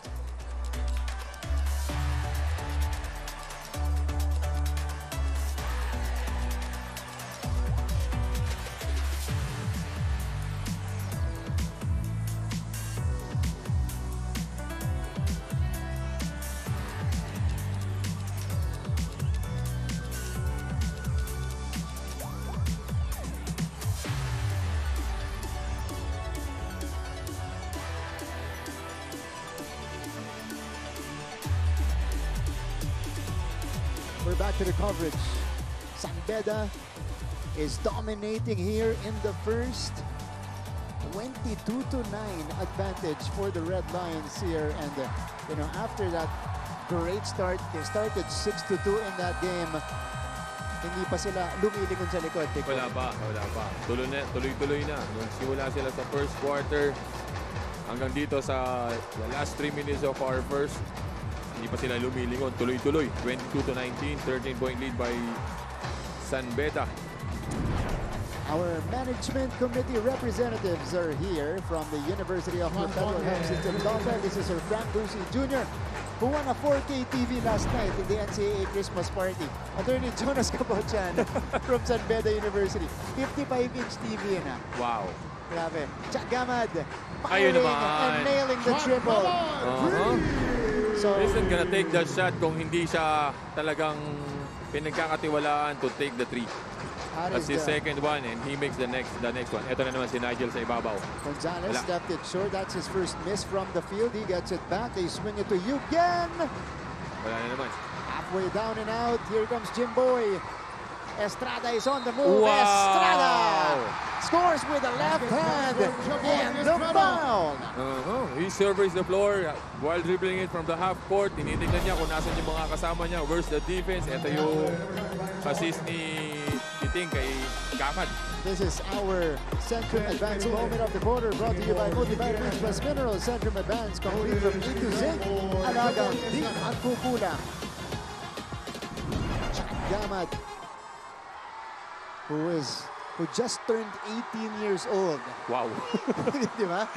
Na nagsimula yung season, Big Bo, 17 pa lang siya. Nag-birthday siya midway through the season. Parang anak ko na. Parang anak ko na itong bata. Diba? Tapos kalaban niya, mga mama dito sa ANC. Oo. Pag nakita ko nito, tito na tawag sa akin nito eh. They ran to Sahonia at the post again. They were successful in the previous dito sa post ni Sahonia. Oh, yan na naman. And this is going to be a foul on the floor. They're now starting to send some help to guard Brian Sahonia. Our McCafe play of the quarter, Jimboy Estrada. With the afterburners going to the hoop, McDonald's. Lock ko to. Yun ang pinakadelikado kay Jimboy. On-off court, hindi mo pwedeng inaatrasan to. You need to pressure him agad right away. Dahil pagka ito nakabuelo, mahirap pigilan. He has the pull up, he has the attack to the basket, and that's what they need. And one pa. Ito si Jimboy Estrada. This is a season after he led Letran in season 100. Dito meron kanditing manalili relieving him mostly from the ball handling duties as Estrada misses right there. Ito na si Gonzalez. 23-15 lead for San Beda. We were seeing a fast-paced game. No. Ito na. Gaman, Steal by nasundutan si Gonzalez. And he goes all the way for two. Kaya naman, hindi pa maipasok ni Coach Allen itong si Deo Quahao dahil maganda nilalaro ni Gama. He's playing deep. Nice defense dito kay Gonzalez. You like the intensity from Chad Gamad, playing with finals intensity and with San Beda Letran type of intensity as well. Look at this. Sundutan si Gonzalez and going straight to the cup for the deuce.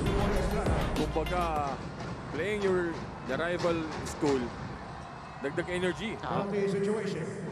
Kumbaga, tigdala-dalawang sentro itong mga Oo, yun. Tama ka. Tama. Kompleto. Double sentro mang ininumin ng mga batan to. Kaya tuloy-tuloy. Kunin nyo na si Big Bo. As Brian Sahonia knocks down the free throw. We're seeing John T. Miller sit beside Coach Yuri Escueta there. Coach Yuri sending out a few words before he checks back into the ball game.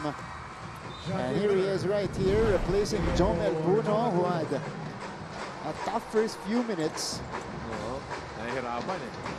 Kaya naman, binalik niya agad itong si John T. Miller. Here's Manalili. Lead is down to, or is back up to 8. Manalili stops on a dime. He is called for excessive steps. Medyo nag-slide kasi doon itong si Titing Manalili nung tumigil siya. They were asking for a pull, sabi ni Titing. Inatak daw siya. Pero yung traveling ang nakita ng ating referee. Ito na naman, Brian Sahonia at the post. There's Brian Sahonia again. Oh, pulling Jim it's an Boy. offensive foul. Wow. It is an offensive foul on Brian Sahonia. Oh, let's see what happened. Here's the spin. Ayun. Iris. Off the spin. Itong si Brian Sahonia. Dun sa balikat. Ito na si Deo Quahao. So Quahao is in the game. For Gaman. And Coach Yuri will counter with the shooter. RC Kalimag, nasa laban na rin natin. Kita mo naman yung pressure nung San Beda. Kung kanina may pressure itong Letran, ngayon naman San Beda from the backcourt, they're really pounding the Letran. Ito si Manalili. Titing. Quahao. Step back 3. That's a more difficult shot. Oh, short. Scramble. Who wants it more? It's a jump ball. We have a player on top when Salida getting in between the two San Beda players. Walang magbibigay dyan, Brad. Kahit bumito ka na dyan, I will still get the ball. Whatever happens, I'll get the ball. Tingnan natin to. Ball was loose. 3 players diving for it. Tingnan mo yung pinanggalingan ng Buen Salida. Inurong niya. Inurong si Etulye. Etulye. And getting in between Lina and Etulye. Ball will remain with the Letran Knights. Manalili. Manalili handing. Manalili. Just too much action from Titing Manalili that time. Coach Allen is talking to referee Hector Villanueva. Let's see what happened. Okay, so I think he wanted, last touch on San Beda because Nigel's It is on hand, Etulye. or Etulye pala, yung huling humawak. Touch it last. 5 seconds left though on the shot clock of Letran. Turnover na naman. And this is now hurting Letran's comeback attempt here in the first quarter. Gonzalez to Etulye. They're looking for Lina inside. Here's Jim Boy. Estrada is on the move. Estrada flips it out. There was a whistle first. Both teams in the penalty already. So 2 shots coming up for Jimboy Estrada. It was a good intention for Ituli to give it to Bismarck, pero napakalayo ng pasa niya, papunta talaga doon sa kalaban. That's why they committed a turnover. Medyo mahalata mo, Big Bo, na both teams ay pinapakita ng konting nerves, ano? Yung, kasi minsan tentative sila dun sa kanilang mga ginagawa at sa mga tinatakbo nila on both sides. Oo, medyo. Makikita mo ng mga ganun. Pero kapag ka uminit ka na, pinagpawisan ka na, okay na yan eh. Magtutuloy-tuloy na yan eh. So here's Jimboy Estrada. Again, he averaged 13 points per game in that semifinals versus Perpetual. Hit the big shot in the fourth quarter to give them back the lead. And ultimately, that sealed the deal for Letran. Especially that corner three coming off a pass by Titing Manalili. Kung hindi na shoot yun, medyo mag-iiba. Mag-iiba pa yung istorya ng laro nyo, pero wala. Here's Johnny Miller taking that one straight to the cup. And the steal, Kalimag gets the basket at the horn. The Red Lions get two quick ones to re-establish a double-digit lead. Here's Johnny Miller, always a threat wherever he is on the basketball court. And then another lapse from Letran. Oh, that's already twice. Twice turnover para dito sa between Manalili and Santos. A 10-point lead at the end of the first. First and Beda will be back after this.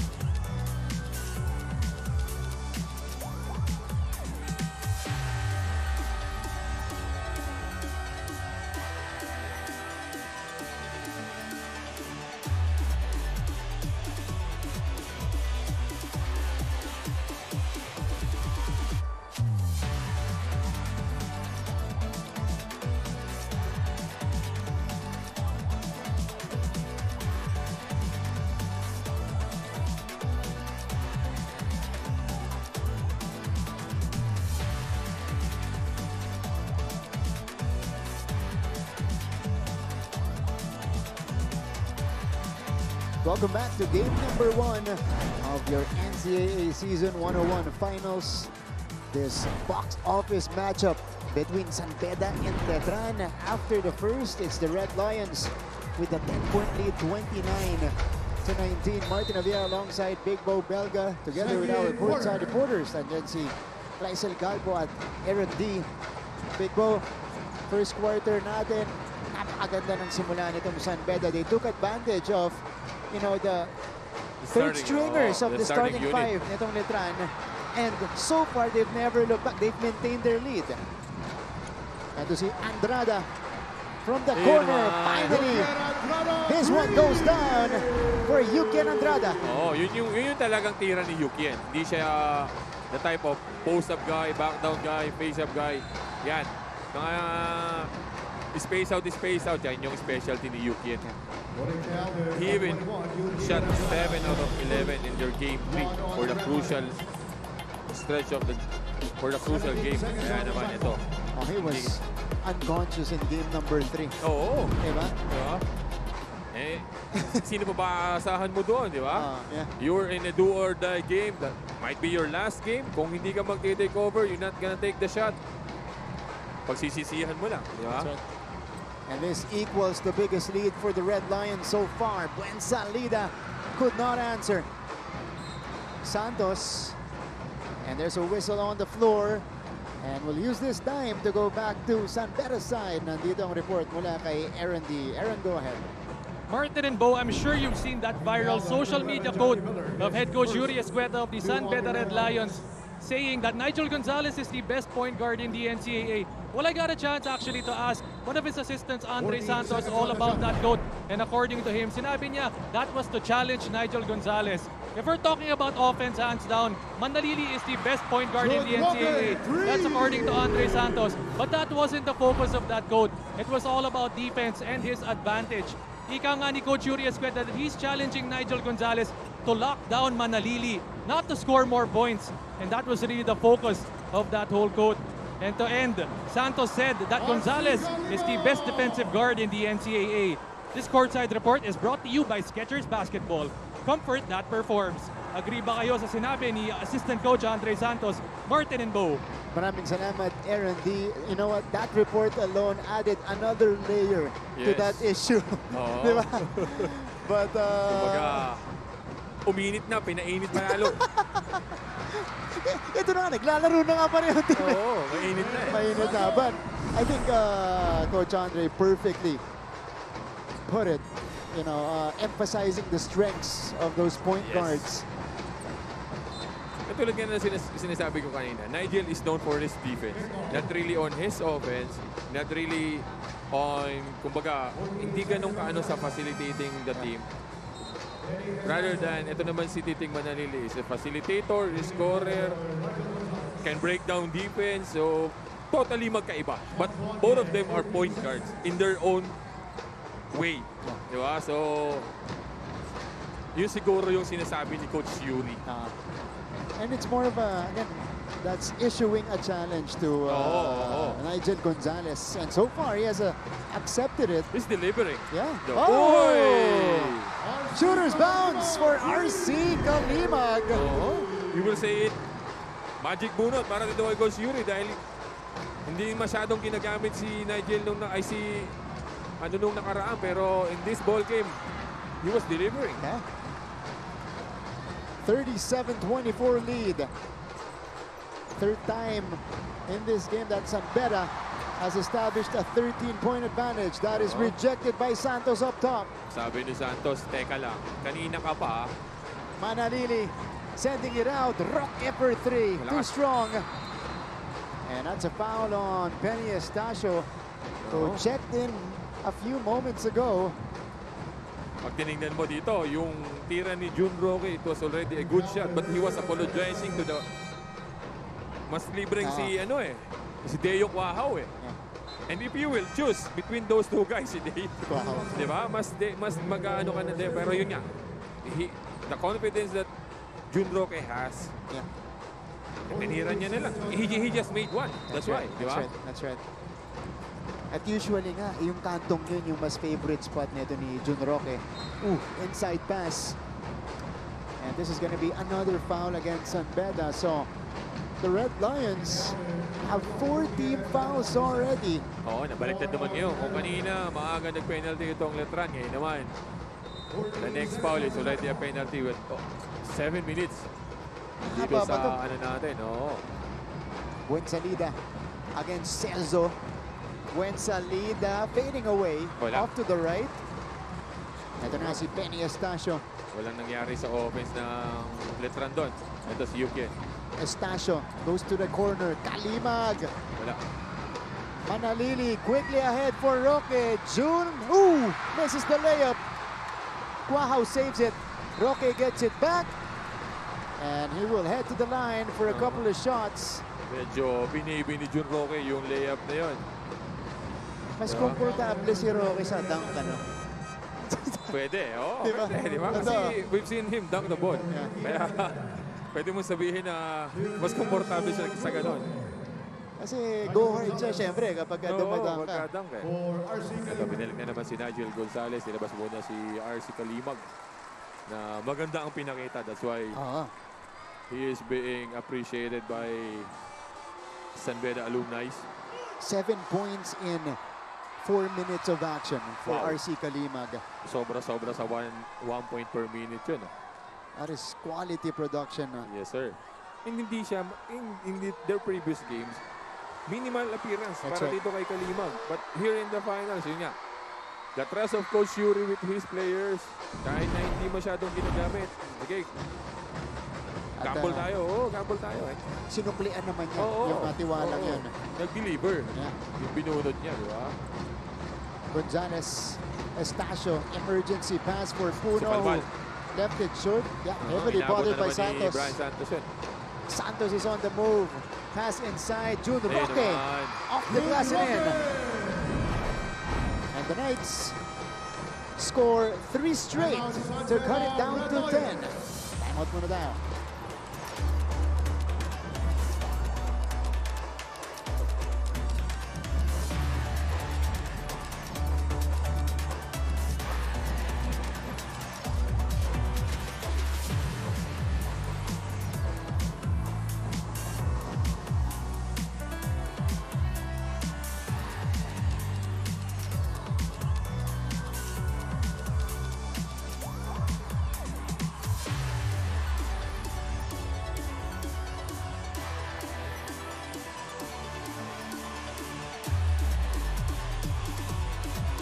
We resume our coverage inside the historic Big Dome.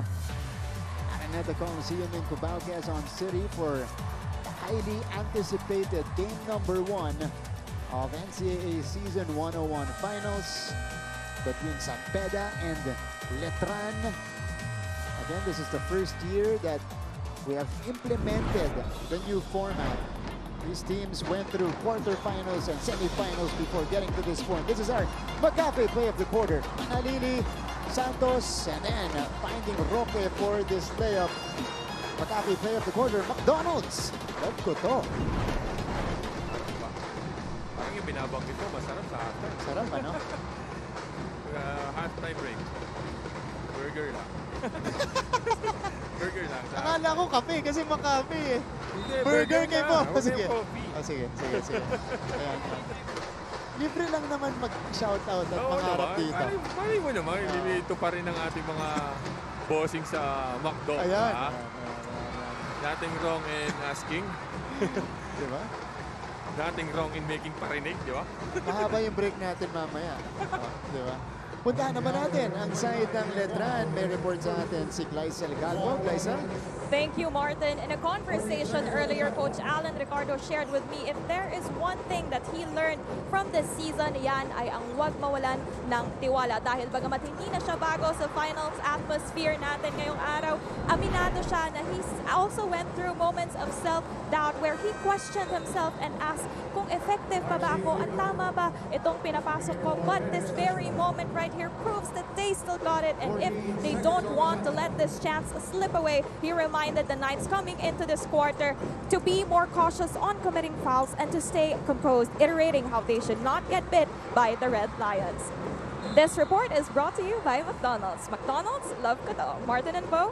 Thanks, Glyza. Well, that's exactly what Letran has done so far here in the second quarter. Unti-unti nila itong San Pedro Red Lions. They've been more disciplined when it comes to fouling at nagpapakita ng composure, lalong-lalo na yung mga binubunot nito ni Coach Allen mula sa kanyang bench. Yun naman kailangan mo. Coming off of the bench, kailangan mag-deliver ka. Dahil hindi mo alam kung kailan yung next na minuto ibabalik ka unless you're the guys who's really in the rotation. Pero kung pasundot-sundot ka lang, you need to make the most out of the playing time na makukuha mo. Dahil hindi mo alam kung kailan ka susunod na babalik. That's right. Titing Manalili is back in the NCAA final stage, but this time in the collegiate ranks, won 2 championships in the juniors division. Naalala ko, ang kasama niya sa juniors si Andy Himao. Di ba? Ngayon naman, ang kasama niya si Quahaw, si Estrada, si Santos, si Omega. But in the different field. NCAA pa rin, but ito, mamaan na to. Hindi na to yung type of ratratan lang na sa juniors. That's right. Johnny Miller from way out. Air mails it. So it goes back to Letran, who has cut the lead down to a single digit. Down to a 9-point lead itong abante ng San Beda. Here's Manalili against Gonzalez. Ito yung matchup natin. Ito yung matchup. Diba? Ito yung matchup na sinasabi natin kanina pa. Manalili trying to shake off Nigel. Ooh. And this is going to be a personal foul on Gonzalez. Oo. It's a defense versus offense type of game between these two guys, Manalili and Gonzalez. The defensive guy and Gonzalez, and then the offensive-minded Titing Manalili. Diba? And we've seen two versions of Titing Manalili this season. May mga games siya na talagang pass mode siya. Pero may mga games na nagte-take over na siya. Lalo na kapag talagang masikip yung depensa. Oo, kapag kailangan nila. And yun nga, pagka kailangan umiscore, dahil nga dominant ball handler itong si Titing Manalili, most of the time siya yung nagdi-decide. Eh. So, siya talaga. It's him to take the shot, it's him to pass. So, talagang kay Titing nakasalalay. Average 14 points and 9 assists in our classification round. Itong si Titing Manalili did actually both in that closeout game versus Perpetual with 26 points and 11 assists. Inside pass here. Eture makes the catch. He lost the rock. Jim Boy ahead for June Roque, who lays it up and in. Buntik na naman yun. Kaya natin short na naman para dito kay June Roque, pero yun nga. And Letran's defense picking up.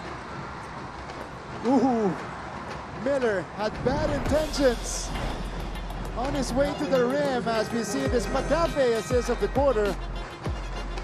Jim Boy Estrada spotting June Roque for the layup. McDonald's. Coming up their hassle on the defensive side, they get a turnover from Beda. Kaya naman, pass break yun, dire-diretso, baba sa 5 kailangan. It's just a 5-point game. Sahonia had daylight, and he made the defense pay. Kakapasok lang na si Brian Sahonia. Na libre sa 3 eh. Hindi ka naman ipapahiya nito, Brian Sahonia. Brian Sahonia now with 13 points in the first half. They go to June Roque. Man of the quarter for Letran so far with 8 points. June Roque drives. Wow. And June Roque scores. It's against Ajanti Miller. He just ran a simple ball screen on top. He got a little bit of this advantage on the side. Kaya inatake niya itong si Ajanti. Cross-court pass. Jonty will try to answer, and he does. Hashed in from the outside by a Jonty Miller. Ang problema, nakakashoot itong Letran, but they're giving up threes. Mas mabigat yung bawi ng San Beda. 8 puntos na para kay Miller. At hindi makalapit ng gusto itong Letran. Oo, bababa ng 5. Tataas na naman. Ito, siyam na naman. Here's Miller.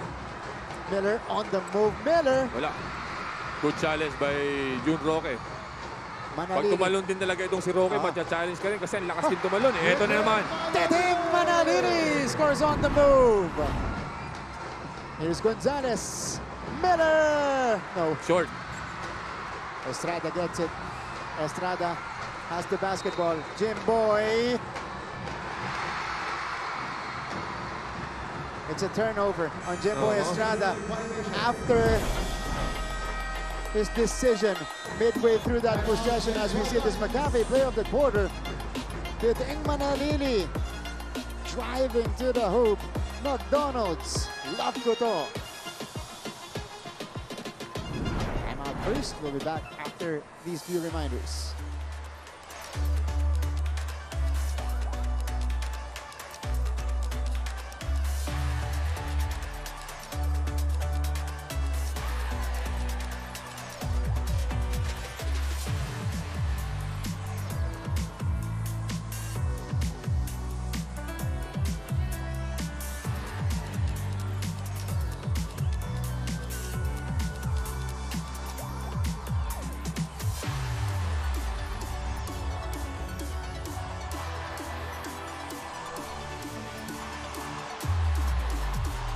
We're back to the coverage. It is a 7-point lead now for the San Beda Red Lions, 43-36. And Big Bo here in the competition. When San Beda is shooting well from the outside, they're almost impossible to beat. Mahirap. Mahirap talaga. If you have a high confidence on the threes, mahihirapan. Ito yung atake kanina ni John Roque against Miller. Wala na nagawa si Adjanti doon. 10 points off the bench for June Roque. Miller answered though with a 3 from the corner. Roque, by the way, 10 points in just 7 minutes of action. Wow. Isa pang quality. Oo. Kaya naman hindi pa nilalabas ni Coach Allen itong si John Roque. Mula nung pumasok. Uy, akala mo still. Jimmy Reyes, rookie point guard from the United States alongside Jonty Miller at the backcourt. 6 to shoot for Miller. Step back 3. No. Wala. Buensalida couldn't get it. Snatched by Reyes. Miller. There's a foul. And this is down the name of the game for the San Pedro Red Lions. This is the #1 rebounding team in the league. Actually, ito lamang Letran is pang-10 sa rebounding natin. And that's where they excel. Itong San Beda, offensive rebounding as well. They have 9 already in the game, Big Bo.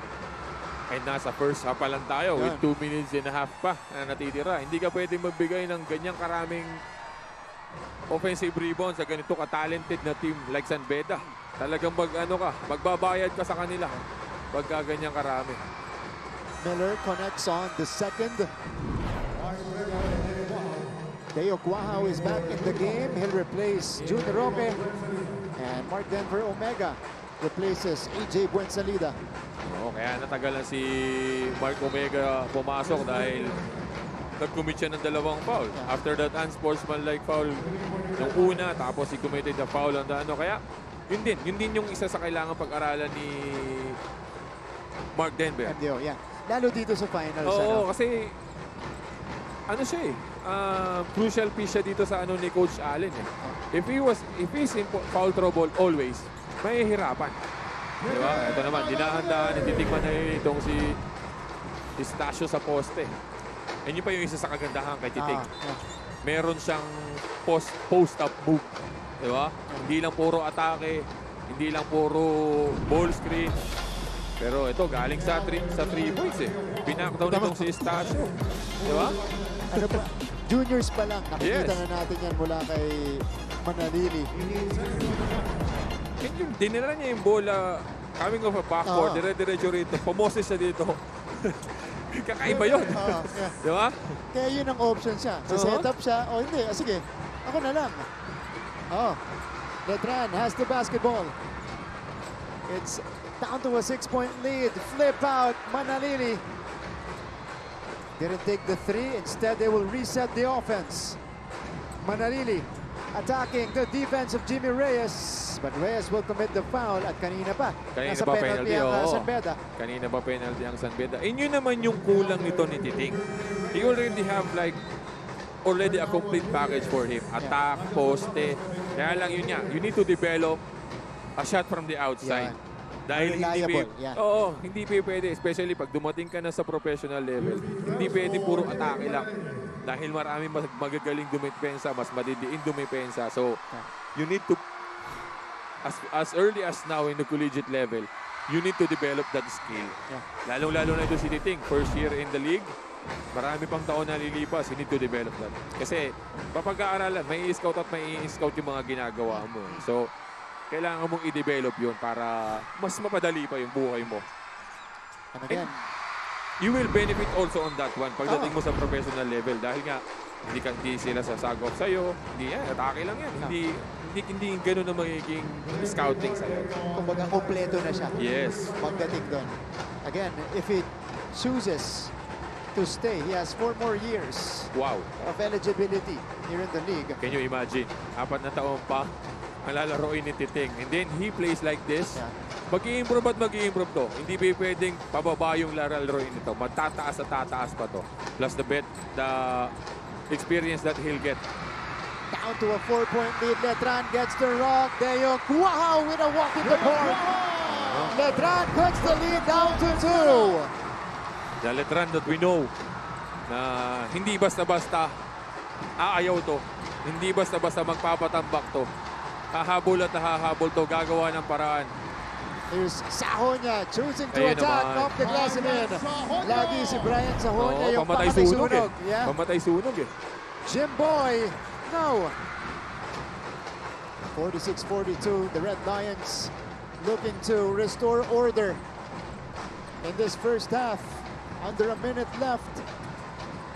Pagka nagraran itong Letran, laging pamatay sunog si Brian Sahonya. Gonzalez from Wala. mid-range, no. Sahonya gets it back and to work with for Brian.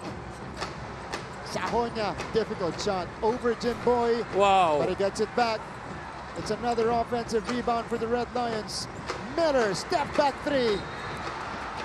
Technical. Faking a foul para dito kay... This is our Centrum Advance moment of the quarter. Taeyong Wow, all alone for the layup on the other end. Brought to you by Multivitamins plus Minerals Centrum Advance, complete from A to Z. Alagang di magkukulang. Ochano Ricardo with some additional action. Not Montesilio. Complete din eh. Oo, Letran si Complete din si Coach Allen. Si Coach Allen. Ito, pinasok si Montesilio, pinagpahinga na si Titing Manalili with only 14 seconds dito sa first half natin.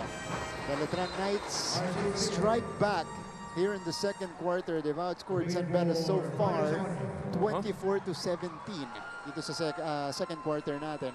29-19 sa first quarter dito sa second half natin. Wow, 24-17. The type of finals that we want. Exactly. Ayaw natin ng finals na parang walk in the park, di ba? 10 seconds left. Kaya The naman, first half. it's really possible to have a game 3. Oh yeah. Di ba? Nasa wishlist natin yan. Yes, wow. sir. Unable to score. And the second quarter comes to a close. Let's check out first our Yakult Instant Replay. Brian Sahonya with a fire extinguisher, the drive, and the basket off the glass. Yakult Instant Replay para may tulong protect dyan. Yakult with 8 billion LCS in every bottle that may reach the intestines alive. LCS helps balance good and bad bacteria to improve digestion and boost immunity. Kaya drink Yakult every day. Panalo ka dyan, a 3-point game at the half. Numbers coming your way will tell you the story of the first and second quarters. And of course, watch out for the performances from each schools.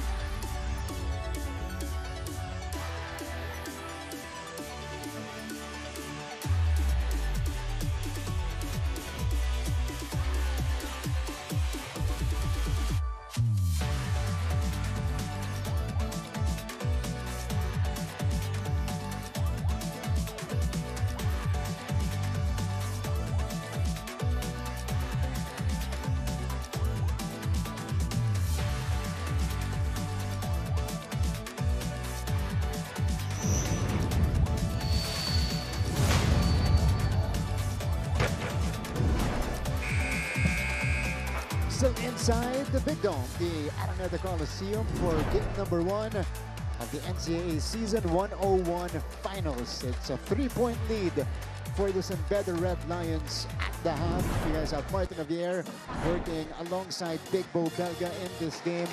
Big Bo, it was a tale of 2 quarters. We just saw. First quarter, maganda. Umarangkada agad ang Beda. Beda got 29-19 because of Nigel Gonzalez, Brian Sahonia.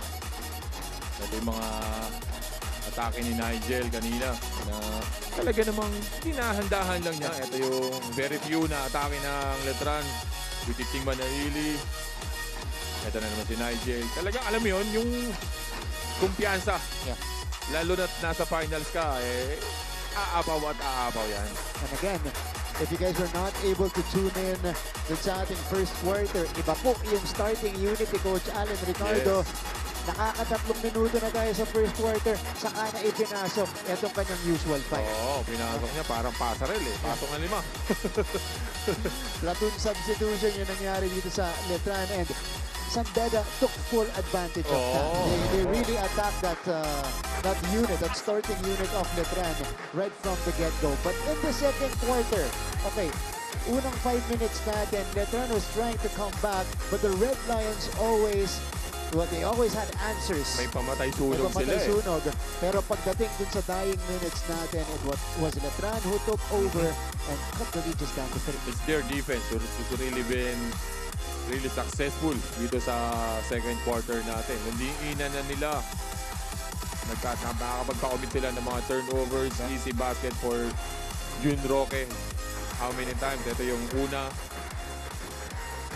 And this is the style that Letran wants to play and the pace that they want in this game. Yung takbuhan na gano'n, forcing turnovers. They have 10 points of turnovers, which is their biggest advantage here at the half. Patibayan ng kumbaga patibayan ng kondisyon. Dahil sumasabay din ng Beda sa fast-paced game nito. Letran they're really pushing the ball down. Ito yung halftime stats natin. Pagdating sa field goals, hindi ganun kalayo yung natin. Lamang lang ng field goals natin itong Beda because they were getting the rebounds. Yeah. Pagdating naman dito sa 3 points, lamang ng 3 itong Beda, 5-2. Ito yung sinasabi natin kanina, offensive rebounds, 11-6. So, Letran needs to box out kasi number one rebounding team itong Beda.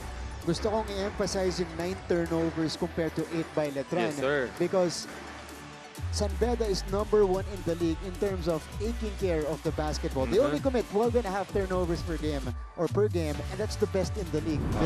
For you to let them commit 9, grabe yung idinipensa mo. Oo, talagang kumbaga dinidiinan nila. They're really being physical on Beda, kaya naman medyo uneasy on those passing leading scorer natin. Brian Sahonia with 15, Adjante Miller, the usual. The 2 guys with 9, Nigel Gonzalez with 8. Padating naman sa kabila, Manalili with 11, Roque with 10, and Jimbo Estrada with 8. Wala pa rin si Teo Quahaw tsaka si Santos. Dito naman sa Beda, wala pa si Yukien. And ito kanina pinag-uusapan natin, the better point guard. Pag tinignan mo, almost even. 8 for Nigel, 2 out of 2 from the free throws, 3 assists. Kay Titing naman, 11 points, 5 out of 6 sa free throws, 1 rebound, 3 assists, 1 steal. Almost even. Diba? Itong dalawang to. Kaya naman, let's see kung ano pa mangyayari dito sa second half natin. Hindi nga, yung sinasabi natin na the usual finals game. It's not gonna be a walk in the park. It's not gonna be a blowout game. It's gonna be a close game for sure. That's right. Okay. First game naman ng ating Juniors Division Finals. The Letran Squires drawing first blood, winning it over the Braves 85-79. Si Nathan Egea led the way for the Squires with 19 points, 6 rebounds, 4 assists, and 1 steal. So this season pa na, Letran has a chance again for a double championship in the Juniors and Seniors Division. So They're one step ahead now. They're only one game away from taking the championship in the juniors division. Pero dito sa ating seniors division, they're trailing it by 3, 46-43. Banggitin ko lang, yung 10 points kanina ni June Roque all came in that second quarter where he entered the game, only played under 8 minutes. Ano na lang eh. Diba? And scored 10 points. So this should be an interesting second half, and this is where we want to be. A one-possession game going out of our dugouts. Hindi ba pwedeng ano lang, hindi ba pwedeng, yun nga, ganito yung sinasabi natin, it's not gonna be a blowout game, it's not gonna be a walk in the park, it's gonna be a dog fight all throughout the game. Lalo, San Beda Letran pa po ang nagtatapat dito sa ating finals. And we're seeing right now the performance of the Letran cheering squad. We witness also the San Beda Red Corps take center court here inside Araneta. Pagdating ng finals, nag-iiba rin yung ano natin no? Halftime show natin. What I really miss about, especially with this San Beda guys, San Beda, is yung Little Indians. Yung Little Indians. Nakikita ko yung anak ko dun eh. Sa mga batang yun. Tama. Alam mo yun, yung mga matatabang nagsasayaw dyan sa half court, yun ang namimiss ko sa San Beda. Yung mga cute na pagets na Indian na headgear. Yes, sir. Tapos walang pantaas. Kita mo yung mga belly na nagja-jump eh. Alam mo, yun na rin yung future, ha? Yes, sir. San Beda, because they're really exposed to this kind of environment. Pero teams are starting to proceed back to the court. Tatlo po ang abante dito. Again, first meeting went to San Beda, 68-58, but that was very early in the season. In our first week of the classification round, they met again. Tail end, final game of the classification round. Letran won against San Beda, and that was the start of a 6-game winning streak for Letran up until this point. At that point, they've won 2 straight. They won versus CAC before that, and then the second one versus San Beda. Pero ang gandang momentum builder nun, at saka jumping platform for Letran going into the quarterfinals. They beat Arellano twice. They have the disadvantage in the quarterfinals. So it's good. It's good na nagtutuloy-tuloy yung momentum ng isang team. They were riding on it. Diba? Magkaiba ng adversity na pinagdaanan yung dalawang teams natin. Letran had to beat Arellano twice in the quarterfinals and then swept Perpetual in the semis. San Beda naman, well, they beat LPU in the quarterfinals, but they were stretched out to a game 3 against Benilde. So, and they were trailing on that game 3. That's right. Semifinals against College of St. Benilde. They were really tested on that one. They used a big second half to secure a final seat. Talking about the Red Lions. Here we go. Second half is now underway. Miller, Celso, Sajonia, Andrada, and Gonzalez for Coach Yuri Escueta, Santos, Manalini, Omega, Estrada, and wow for Coach Alan Ricardo. We opened the second half with a score inside from MDO.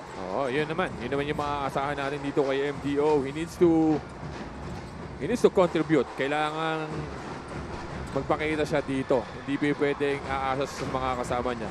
And he needs to take care of his foul. Yun yung kailangan. Ito naman. We expect adjustments from San Beda, especially with how they ended that second quarter. Brian Sajonia going through. Alright, 48-45. We have a foul away from the ball. Let's use this time to go back to our courtside reporter from Letran, Gleisel Galpo. Gleisel?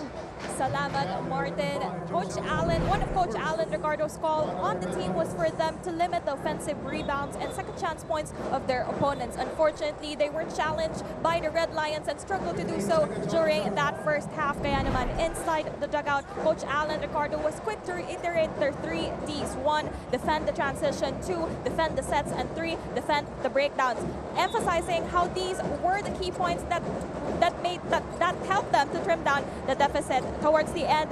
PBA legend Kirby Raimundo even echoed how they must remain aggressive and composed.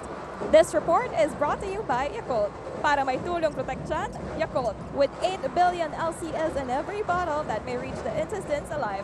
LCS helps balance good and bad bacteria to improve your digestion and boost immunity. Kaya drink Yakult every day. Dahil with Yakult, panalo ka dyan. Martin and Bo. Thanks, Gleisel. Inspirational words from the kid, Kirby Raimundo, NCAA and Letran legend, but tama yung pag-pinpoint ni Coach Allen Ricardo, also emphasizing on the rebounding of the San Beda Red Lions, which is one of their biggest strengths. At sa ilalim dito, nabiyayaan si Yukian Andrada. Oo, coming off actually, fumble na yun. Napunta pa kay Yukian. So 50-45 advantage for San Beda. It's been hit for tat to begin the third. Manalili, Gonzalez really sticking to him like glue. Simula pa lang dun sa backcourt. Yun naman yung challenge ni Coach Yuri. To limit the effectivity or the contribution of Titing Manalili. Yun ang challenge ni Coach Yuri dito kay Nigel Gonzalez. Estrada. Celso denies him. And Miller falls down. That's a foul on Letran as we take a look at this drive from Jimboy Estrada. Joe Celso extending his arm to block that shot. Iwan niya na si Joe Celso pero Joe Celso didn't give up on that one. He blocked the shot of Estrada. Nigel Gonzalez taking it straight to the rack. And there's a man down from Letran's side. Denver Omega is shaken up. I think he was being hit on that attack by Nigel Gonzalez. Let's see what happened in our McCafe play of the quarter. Nigel Gonzalez going straight to the hole. McDonald's love ko to. And we also see here how, inabot nga ni Nigel. Pero it's part of the momentum of Nigel going for the layup. Kaya naman, there's no chance for review, sabi ng ating mga referee. Manalili to Estrada. Misfiring on the 3, MDO. One of the best offensive rebounders that we have in the league. They were really going for the offensive rebound. Itong Letran. Kung kanina, San Beda ang successful on getting offensive rebounds. Ito naman, sa third quarter natin, pinipili talaga nilang makuha yung offensive rebound para dito sa... It's another foul on the Red Lions. So Yukian will be called for this one. That's the third team foul on San Beda. Early fouls again for San Beda. Like what happened in the second quarter. With 7 minutes, they already have 4 fouls. Dito, tatlo na foul nila with 7 minutes and 38 seconds remaining sa third quarter natin. Manalili inside to Omega, heavily bothered. Yukian falls down but gets it to Miller. John D is on the move. Miller, pull-up, jumper, no. And Santos collects. Here comes Letran, trying to prevent another San Beda outburst. Jimboy backing down on Sahonia. Mid-range jumper is off. These two guys are type of wing na kayang pumoste. Jimboy and Brian Sahonia. And of course, if you know how to post, kailangan mo rin marunong ka rin dumipensa ng poste. Diba? Gonzalez almost losing it, retrieving the basketball. Shot clock is down to 6.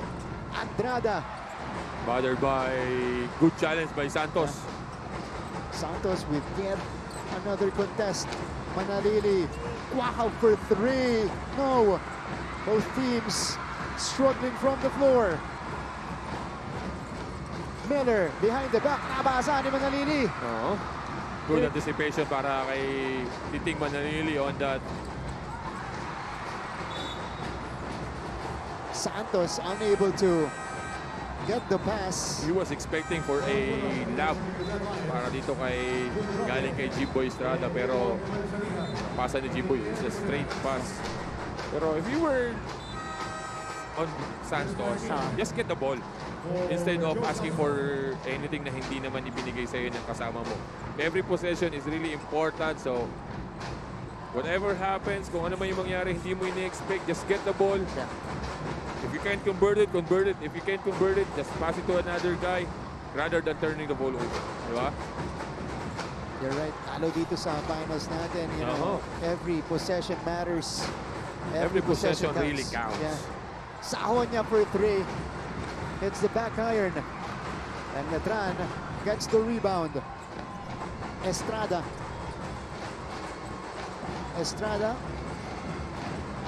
Jumper. Wala pa rin para kay Jimboy. He is now 2 out of 8 from the field. Oh, he's taking the shot that he wants. Pero hindi lang talaga ma-convert. And yun nga, nadidepensahan siya eh. Hindi niya ma-breakdown ng gusto. Ito, ganun din ang ginawa ni Janty. Too strong that time. Both teams in a dry spell. Penny. Puno. Doesn't take it. Sahod niya. Wala pa rin. Sure. Miller. Estrada denying that from behind. Medyo tentative itong si Jumel Puno on offense. He already had a shot but he tend to fake it. Kaya lang hindi mo may pwedeng gawin kay Santos yun. Dahil aabutin at aabutin ganun. So 2 shots for John T. Miller and that'll come after this break.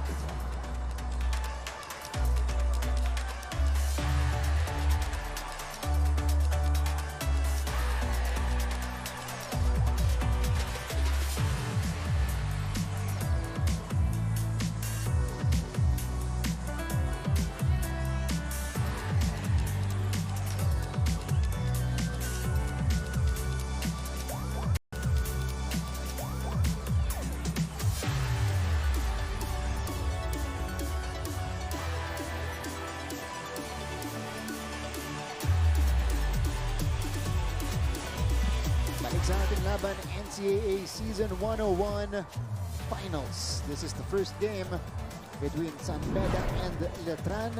Live right now on GTV and our different social media platforms via GMA Sports PH and NCAA Philippines.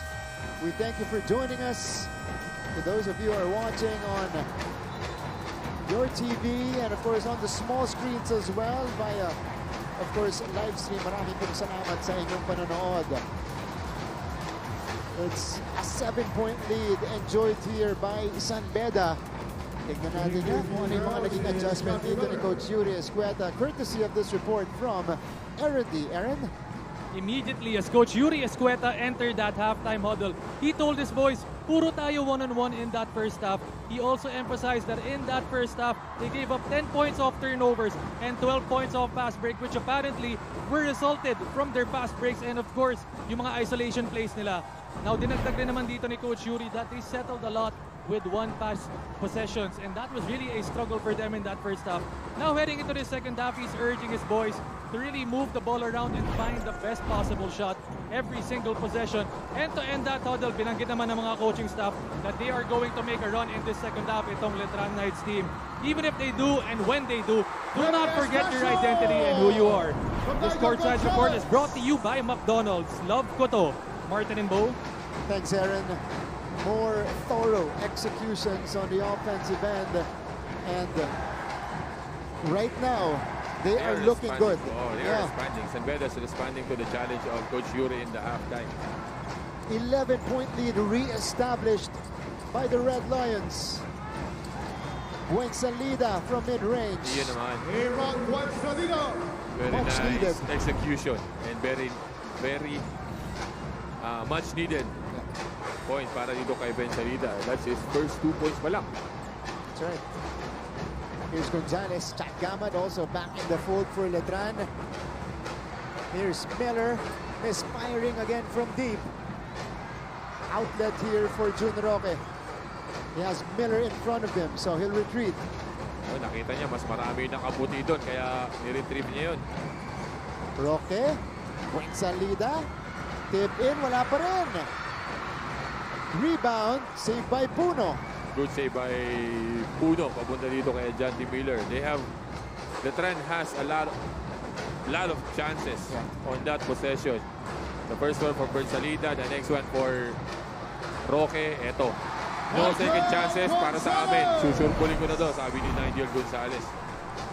Gonzalez now with 12 points in the game. Letran is struggling in this stretch. Manalili off the hang time. No. And the Red Lions threatening to break this game wide open.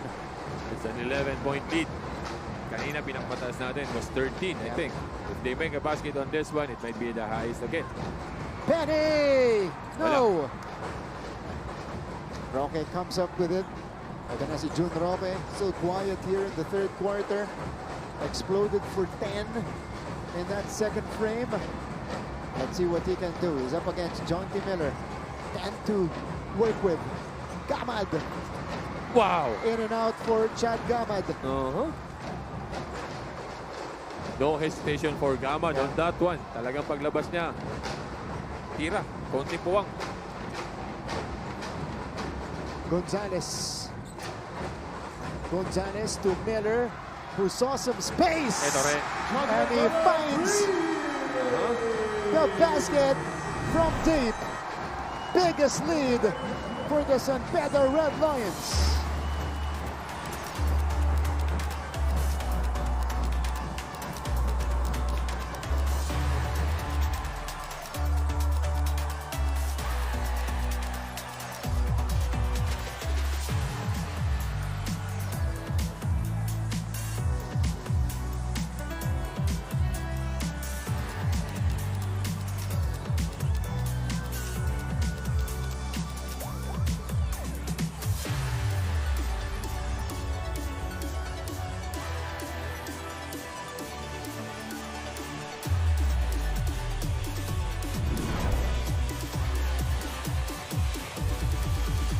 The San Pedro Red Lions have established their biggest lead of the game, 61 to 47. And they're off to a fantastic start here in the third quarter. They've outscored Letran 15 to 4 so far. We're checking out our Centrum Advance moment of the quarter, brought to you by Multivitamins Plus Minerals. Centrum Advance, complete from A to Zinc. Alagang di magkukulang. It is San Beda taking control of this game. John T. Miller so far with 14 points. They're being led by Brian Sahonia with a total of 17 and Nigel Gonzalez with 12. Ang maganda pa doon kay Nigel, he has 12. Siya pa yung stopper ni Titing. Siya pa yung dumidepensa kay Titing. Pero sinab siya ngayon ni Coach Yuri. Stasio was the guy. Wala rin naman si Titing. So, interesting here, si Montesilio ngayon ang mag-uuno para sa Letran. Now, Montesilio, again, started off the season with a hand injury, a wrist injury, and then made his way back to the rotation of Coach Allen. Here's the kick out for Gamad, who pulls the trigger again, not that time. And San Beda, as a team, they're getting the stops that they want here in the third. They were just like really trying to make it uncomfortable para dito sa Letran on their offense. Miller bounce pass. They go to the corner. Jamel Puno knocks it down. 17-point lead for the Red Lions. From a simple ball screen on top, dishing it off to Bis Maglina. They were dropped. He's dragging the defense on him and then kicking it out to Jamel Puno at the corner. That's his first point dito sa game one natin. Let's check out again our Centrum Advance moment of the quarter, brought to you by Multivitamins Plus Minerals. Centrum Advance, complete from A to Zinc. Alagang di magkukulang. John T. Miller with a big-time three. That time to extend the lead to 14. And you sense some desperation from this Letran lineup. Dahil yung Chad Gamad na usually sa labas lang kumukuha ng tira, umatake. Kasi nga, in his previous attempt, hindi siya nakashoot. 2 beses. So, inatake niya na ngayon itong si Estacio. And he gets fouled. Ito yung pasa kanina ni Bismarck kay Puno. Yeah, Puno draining the 3 from the corner for our McCafe assist of the quarter. McDonald's, love ko to. It is a 16-point lead. Jomel. Kita mo yung nangyari doon kay Jomel Puno. And how much confidence he gained from that 3-pointer that he drained earlier. And he sees that he has an advantage quick-wise dito kay Buensalida. Kaya naman pagkakuha niya, inatake niya na agad sa Buensalida. Going downhill and he was fouled by Buensalida. Pang-apat na ni Buensalida to. The Red Lions are trying to put game number 1 out of reach. Out of Letran's reach at least. Oo, parang ang gusto nila, as much as possible, tapusin na natin to. Umalis na tayo, umuwi na tayo ng maaga, magpahinga tayo. Let's prepare for game 2 on Saturday. Roque for 3. Wala. Wild attempt by Jun Roque. Here is Brian Sahonia. Sahonia will wait. Oh, teka lang. Lamang tayo. With only 1 minute left. Kaya easy lang daw, sabi ni Brian Sahonia. Miller. Penny from the top of the key. Too strong. Ito si Montecillo. Letran looking for a basket. Roque. Panik sa labas kay Montecillo, who almost lost it. 10 on the 24. MDO for 3. Wala pa rin. And it's that kind of day from long distance for Letran. 2 out of 19. Mahirap. Mahirap manalo kapag hindi ka nakakashoot sa labas. Dahil most of the defense will collapse. Hanggang hindi ka nakakashoot. Pero pagka nakakashoot ka, medyo luluwag na naman yan. Estacio drains the triple. Kabaliktaran naman para dito sa San Beda. They were really taking it from the outside. Kaya naman, mas dumadali ang basketball para sa kanila. Ito na yung pinakamalaking kalamangan natin. At 20. Our center advance moment of the quarter from Penny Estacio to end the third. A booming triple brought to you by Multivitamins Minerals.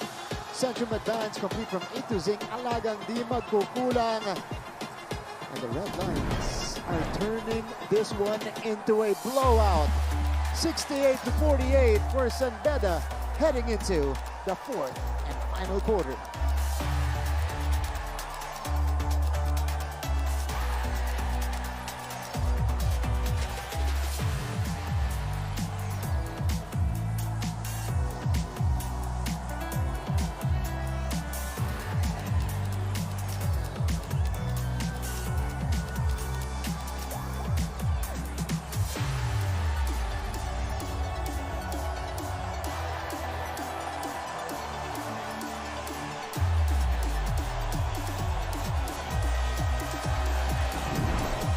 Welcome back to the coverage.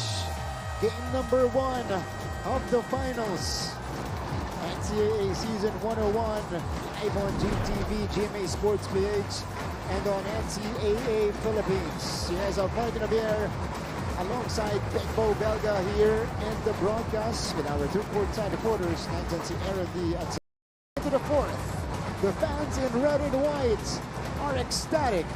A 20-point lead for the San Beda Red Lions, 68-48 after an avalanche in the 3rd quarter and some stingy defense, Big Bo. They only allowed Letran 5 points in that 3rd quarter. Wow. 22-5. 3rd quarter. And this is we still have a second half. We still have a 4th quarter.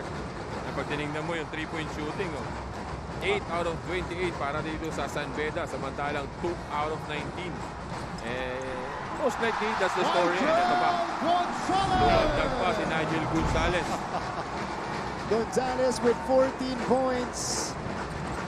The outpour continues for San Beda and the dry spell on the other side for Letran. Oh, yun yung sinasabi natin na those type of attack magkukulapse because you are not making shots from the outside. It's gonna be an easier attack kapag ka most likely threat ang nasa labas mo. That's right. But they are 2 out of 19. Kaya hirap na hirap sila. Ito si Deo Quahao of a turnover. Wow, missing the layup. Ooh. Parang may takip yung ring para dito sa Letran. Our Yakult instant replay. 14th point for Nigel Gonzalez. Para may tulong protection, Yakult with 8 billion LCS in every bottle that will reach the intestines alive. LCS helps balance good and bad bacteria to improve digestion and boost immunity. Kaya drink Yakult every day. Panalo ka dyan. 70-48 lead for San Beda. Letran has been horrible from the field here in the second half. Only 2 out of 19 para sa Letran Knights sa ating second half. Lina pulls it down. Misfire by Gonzalez. Estrada. And it'll stick with the Letran Knights. 22-point lead here. Big Bo. We want to say anything can happen. Pero mas dumodoble kasi yung hirap ng paghabol. They need to start it now. Yeah. Hindi ba pwedeng mamaya pa? Hindi ba pwedeng... This is our Skechers basketball fan performance. Skechers basketball comfort that performs. We go to the San Beda side for this one. Kasi they have the reason to celebrate because they are up by 21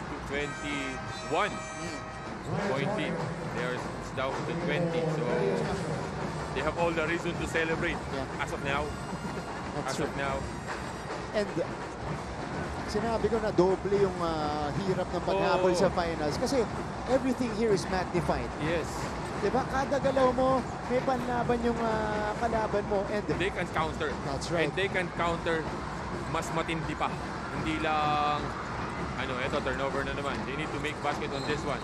Ay, sayang. That's a foul on the pass. Yan yung sinasabi natin na higpitan sa depensa.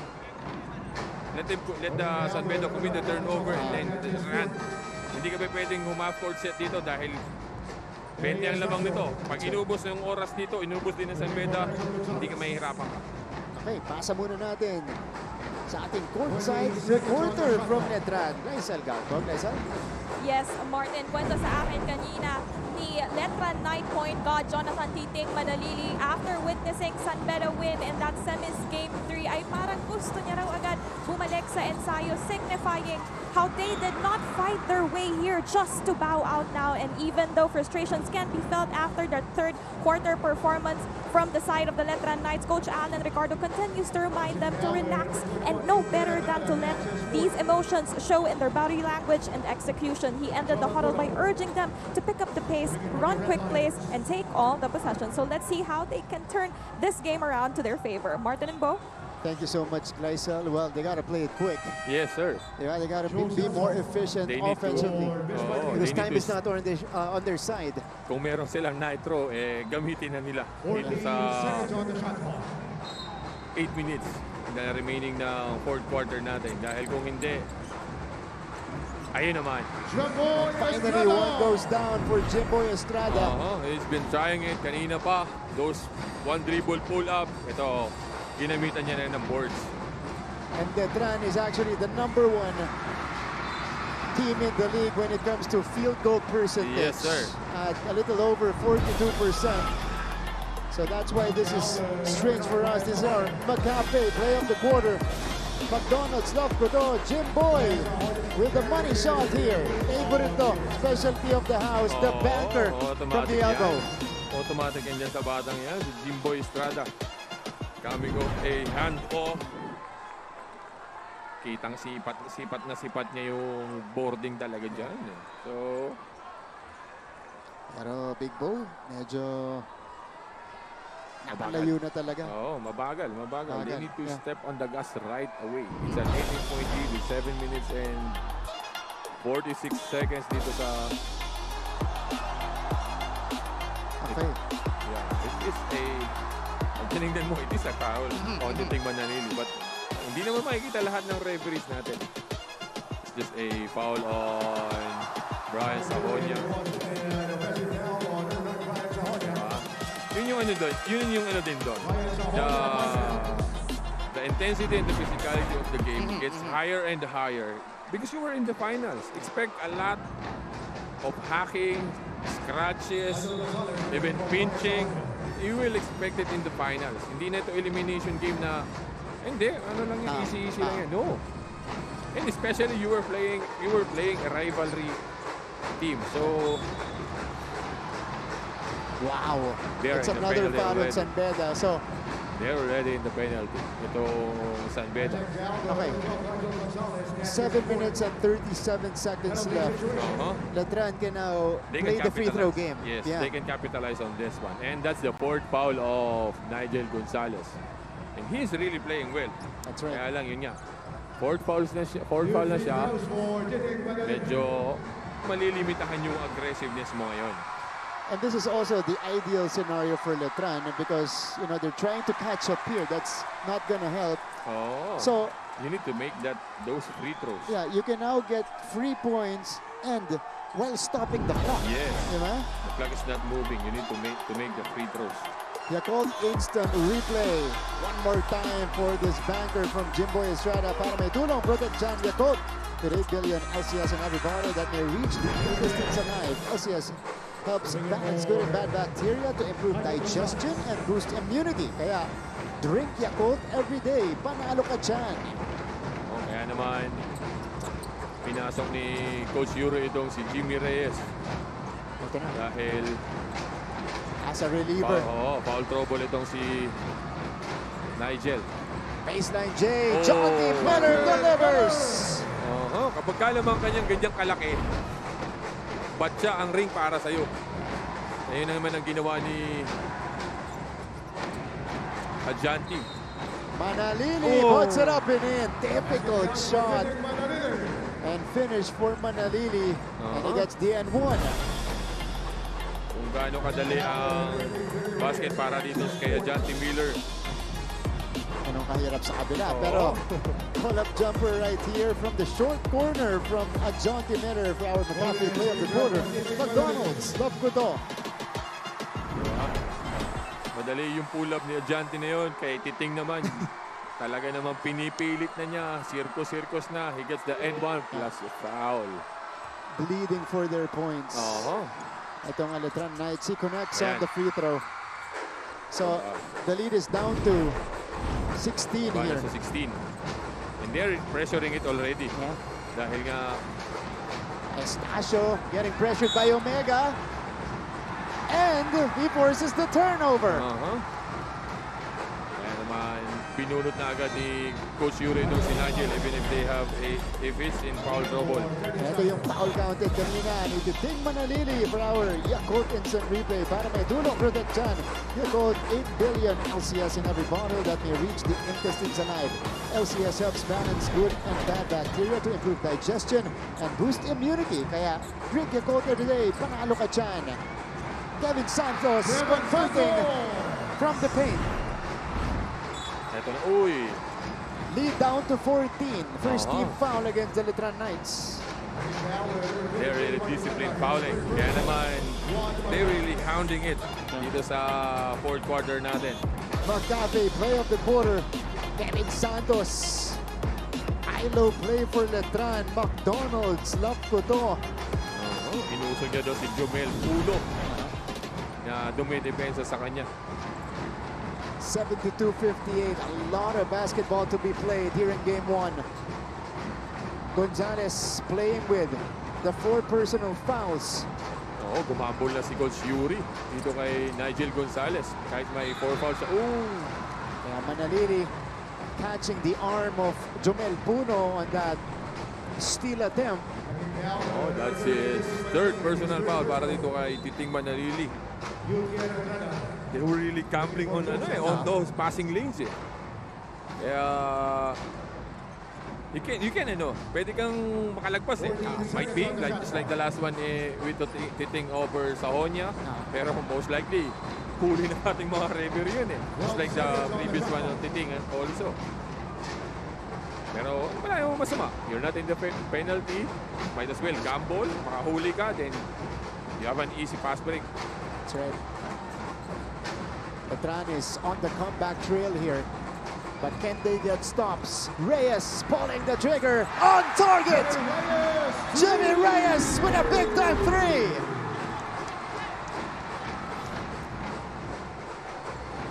Yun yung sinasabi natin. Letran is going for a comeback. May pamatay sunog. Itong San Beda. That was our Centrum Advance moment of the quarter, brought to you by Multivitamins Plus Minerals. Centrum Advance, complete from A to Zinc. Alagan, di magkukulang. Pero si Coach Andre nakamakdo. Nakamakdo eh. Mali, maling ad. Baliktad yun ah. Nakamakdo si Coach Andre eh.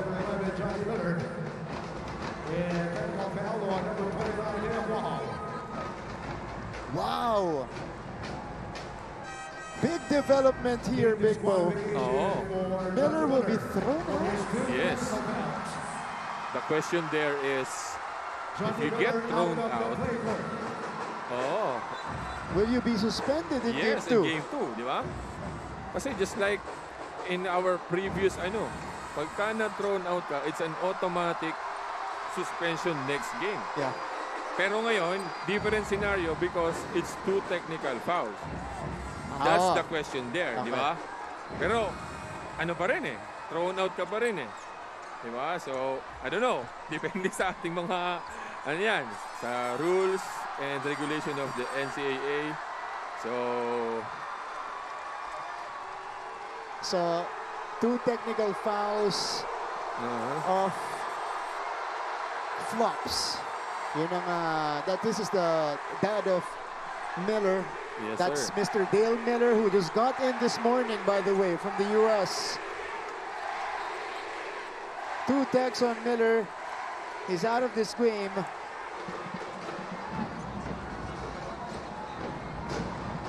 From our both calls made by our foreign referee from Saudi Arabia. Jim Boy. No. Santos, wala pa rin sa putback. Jomel Puno grabs the rebound. And here comes Puno. Picking up his dribble. Hounded by the Letranistas. Letran has all the chances. Putbacks, offensive rebound, but they're not converting it. Tama yung sinasabi mo kanina na kapag ka lumalaki ng lamang, hindi ka makashoot ng mga shoot, mas mahirap lalo. Yun ang nangyayari sa Letran dito. Kahit natutukan na, inilalagay na nito ni Santos talaga, malakas pa rin. Parang lumiliit yung ring for you. But still, you need to take a gamble. You need to take those shots. Di ba? Dahil And again, second half lang po yan nangyari. Dahil first half natin, humabol itong Letran. So, those defensive adjustments really worked for Coach Yuri Escueta. And samahan mo na rin nung talagang maalat from the field ng Letran. Biruin mo 22-5 sa third quarter natin. Talagang, kumbaga, maalat. Literal na maalat for Letran in that third quarter. Okay. But there was a development here.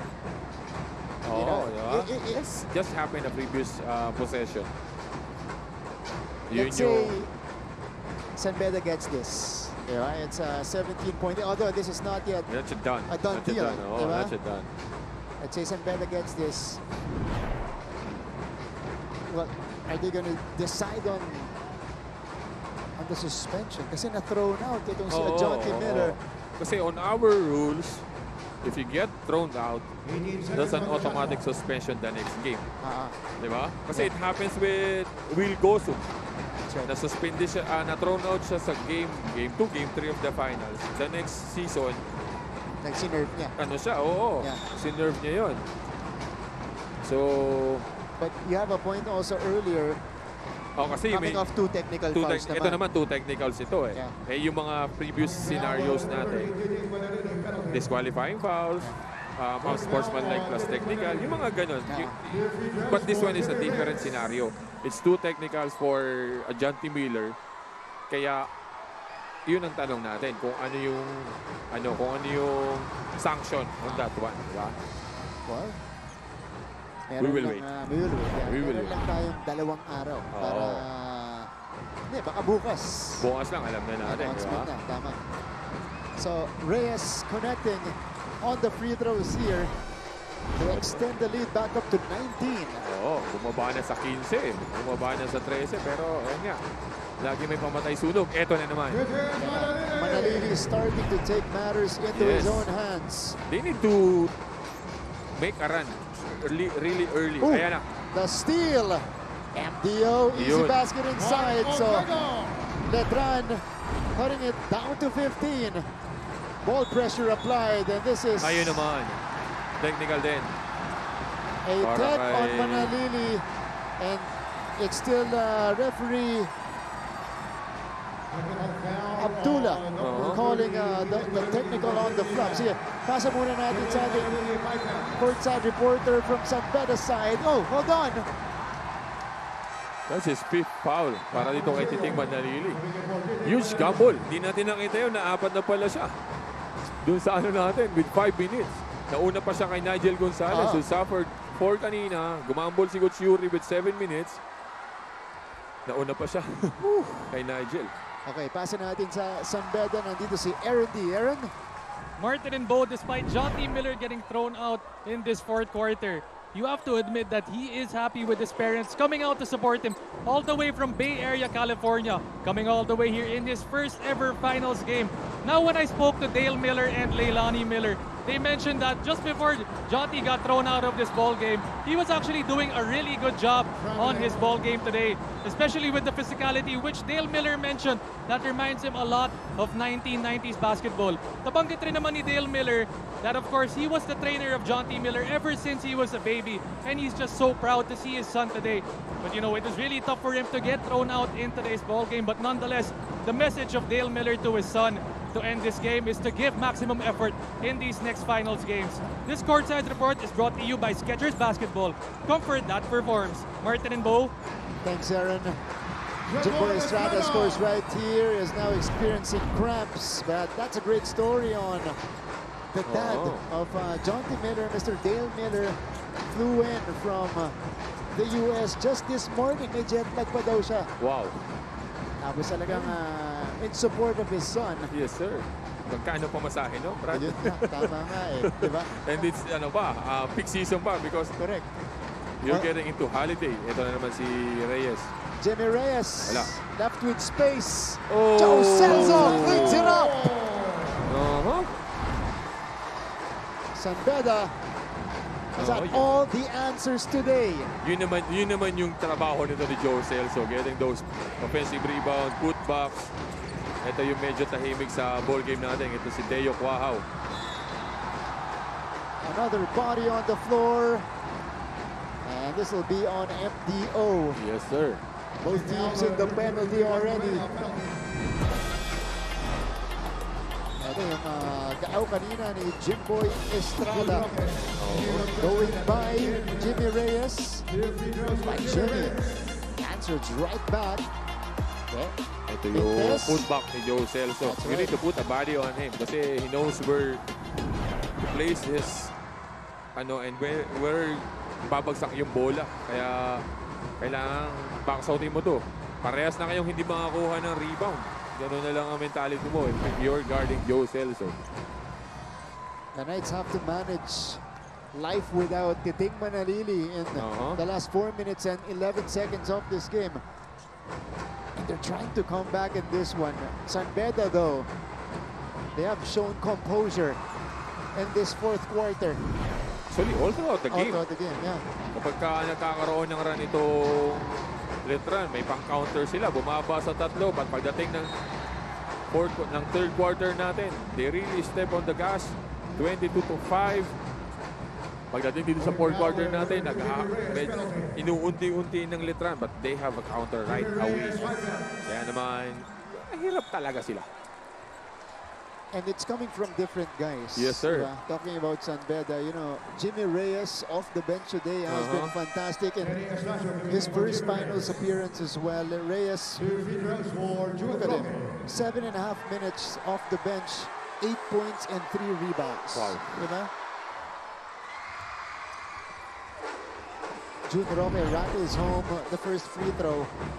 For Roque, this is his first point in the second half. After no explosion sa first half natin. Medyo na nahimik itong si June Roque. Ito na si Nigel. You need to appreciate Nigel Gonzalez kasi he has 4 fouls pero ito siya. Nauna pa nga sabi natin, nauna pa nga siya kay... And he gets it back. Ganda nung hustle ni... Ganda nung hustle ng Nigel Gonzalez. And they're fouling Jomel Puno. This has turned out to be a free throw contest in the fourth quarter. You know, nakahiga na, but Gonzalez. He still managed to get the ball. Akala mo turnover na pero nagawa niya ng paraan. Jomel Puno to the free throw line. Has been carrying, managing that back injury and all throughout the season. Yung back injury niya kasi naglilinger, kaya may knee support siya. Bumaba dun sa tuhod niya, kaya nagkakaroon siya ng knee discomfort. Pag ininda mo kasi yung back injury mo, most likely magja-suffer sa'yo yung quads. Quads, yeah. Dahil, syempre, pinaproteksyonan mo yung likod mo, bumabagsak lahat sa baba. Yun ang nagkikerry most of the load. And Letran turns it over. 3:35 to go. Not the body language that you want. Seeing this Letran nice. Dahil yung mga ganun, you commit the turnover, make up for it. Hindi pwedeng lulugo-lugo ka. Hindi pwedeng bagsak agad ng balikat mo. Diba? You need to make up for it. You need to get the at least hassle. Hindi pwedeng bagsak ang balikat agad. Hindi pwedeng ganun. The Red Lions have dominated this game, especially in the second half. 40 seconds on the shot clock. Jomel Puno triggering this one in. We have 3 minutes and 23 seconds left. Penny off the glass and in for Penny Estacio. Yun naman yung magiging disadvantage mo. If you were keep on pressuring the guy with the ball, pagka naunahan ka niyan, behind ka na because your momentum is going forward, not really the, playing defense. Kaya may hirapan ka din. June Roque again forced to take the outside shot. Santos making his move against Andrada. He scores with the left. Ito, steal by... Inside pass. Point blank misses. Montecillo makes up for it. 16 point lead. Sa 14, 16. Yeah. But the window is closing for Letran. Lumiliit na lumiliit. Kaya... Ball pressure. Look at this. Santos get it. Or Santos getting it. Santos, missing the dunk. And the Red Lions bring it across. Puno, sidestep. Celso, reverse. Ayun naman. Yun ang magiging problema mo. You commit nag-miss ka dun sa dunk. McCaffey, last 2 minutes. McDonald's, love ko to. It is the Red Lions striking first in these finals. They have shut down the Letran Knights in the second half. And what a statement game here for San Beda, Big Bo. You're facing a team, as we see this missed dunk by Kevin Santos. Using the left hand as well. Adding on to the woes of Letran. And Joe Celso for some finishing touches in this game. How about San Beda? I was saying, Big Bo, how a statement this is for the Red Lions. Oo. Imagine mo, Letran, they had all the momentum coming in into game sa number third 1. quarter. Oo. Lalo, pati dito sa laban pala. Yes, sir. Oo, Third kasi, quarter, humabol sila nung second. Kasi they were, Letran is a little bit fresher than them. Kasi mas nauna silang natapos sa series. Pero yun nga, sabi ko nga sa iyo, wala nang ano dito, wala nang fresh, wala nang pagod. Ano na to, patibayan na talaga pagdating dito sa finals. Pero yun nga, Letran has a chance to bounce back in game 2 and anuhin to into a sudden death match on game 3. That's what they want. Diba? That's what they want. Okay, time out muna tayo. Letran, down by 18.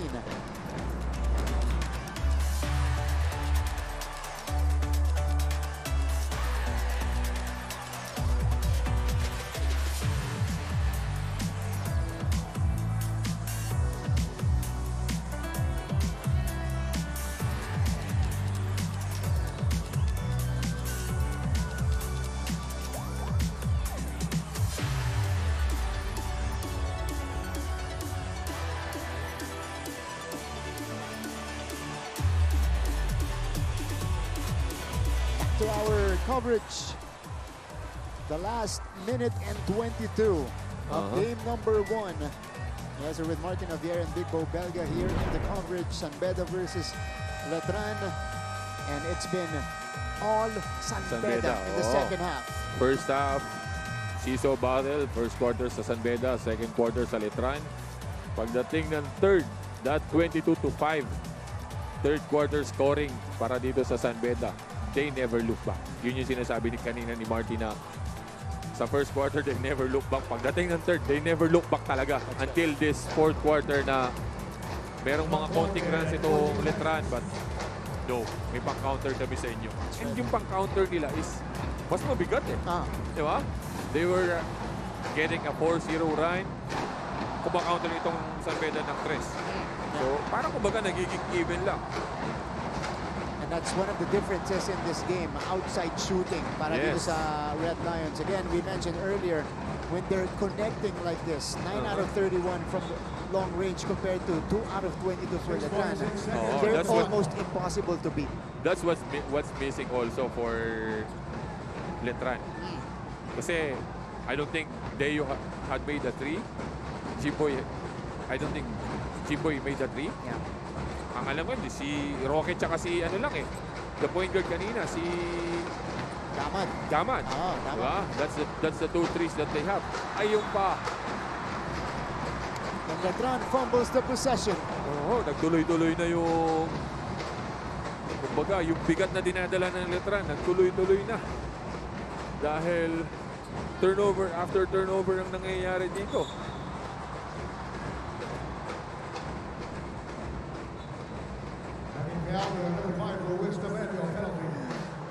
Okay. So more free throws coming up. It's been that kind of quarter so far. It's been a free throw contest. Kasi both teams are in the penalty. As early as 7 minutes para dito sa San Beda. And like mga 5 minutes. And kasama dun yung pag-graduate ni Titing Manalili. We didn't even recognize that. Na 4 na yung foul niya. Tapos he flop on the other side. That's why he was... And you also have to commend San Beda. Kasi kanina pa sila naglalaro nang wala si Ajonte Miller. Oo, isa pa rin yun. And one of the guys na ano din sa San Beda is itong si Estacio at si Jimmy Reyes na nag-step up talaga. Deo Cuajao Wala pa still rin. couldn't find the mark. Deo Cuajao today off the bench, 1 out of 9 from the field and 0 out of 6 from long distance. They are It's a 5-second violation para dito kay RC Kalimag.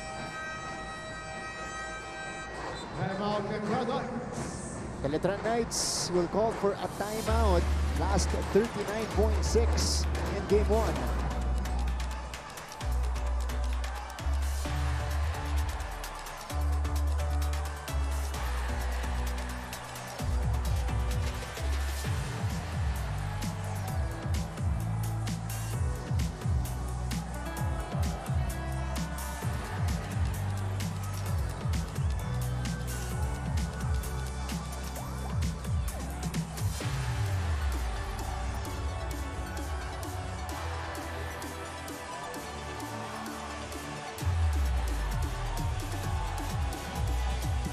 Still inside the big dome of the Araneta Coliseum. And it is a commanding 19-point lead for the San Beda Red Lions, 89-70. This is pretty much a done deal already. We're just waiting for the final score. But what an emphatic win, impending win for San Beda. Yeah. Yun yung kanina pa natin pinag-uusapan. Whoever has the urgency, the urge to really once the game won, yun ang mananalo dito, di ba? So San Beda really want it, especially on the third quarter. Wala pa rin para dito kay Deo Cuajao. He's one of the guy na medyo off today dahil he only had 2 points para dito kay Deo, and he was taking shots pero hindi lang talaga nakaka-shoot. That's right. Deo Cuajao 1 out of 10 from the field. And we're just waiting it out. 10-second difference between the shot and the game clock. And Kalimag will just dribble this one out. The final possession for the Letran Knights. Hold on. All San Beda in the second half. In game number 1, Montecillo, Cuajao, and Letran will have to regroup. And the San Beda Red Lions draw first blood in the NCAA season 101 finals. The final score is 89-70. A dominating performance from San Beda today. Yes, sir. Yun yung rin sabi mo kanina, after the third quarter 22-5 run, they never look back. They really step on the gas. Kung may nitro pa sila, gumamit na sila ng nitro doon sa third and fourth quarter natin. Kaya they get the win. Our Skechers basketball best player performance of the game is from Nigel Gonzalez with 14 points, 2 rebounds, 5 assists, and 1 steal. Skechers basketball, comfort that performs. 14 points, 2 rebounds, 5 assists, plus a defensive, di ba? A defensive masterpiece for Nigel Gonzalez against Titing Manarili. Titing is successful for a couple of times, but yun nga. Yung ano naman ni Coach Yuri is limit the efficiency of Titing Manarili. Yun naman yung nangyari. Brian Sahonia is our Centrum Advanced Player of the game, scoring 17 points, pulling down 6 rebounds, and dishing out 3 assists. Brought to us by Multivitamins plus Minerals. Centrum Advanced, complete from A to Zinc. Alagang di magkukulang. He has been on target from the very beginning. Itong si Brian Sahonia. Right off the bat. Pagdating pa lang, no? Pagtipop pa lang. Brian Sahonia take over. Tingnan natin, school him ng San Beda.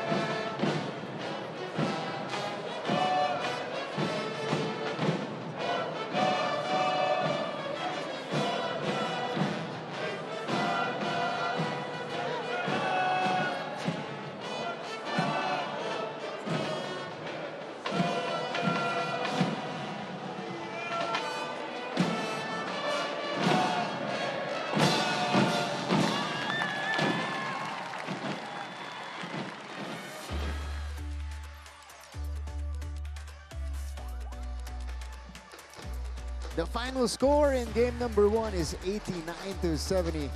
Red Lions take care of business and go up 1-0.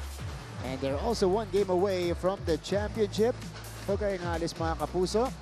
We'll be back in a little bit with our post-game coverage.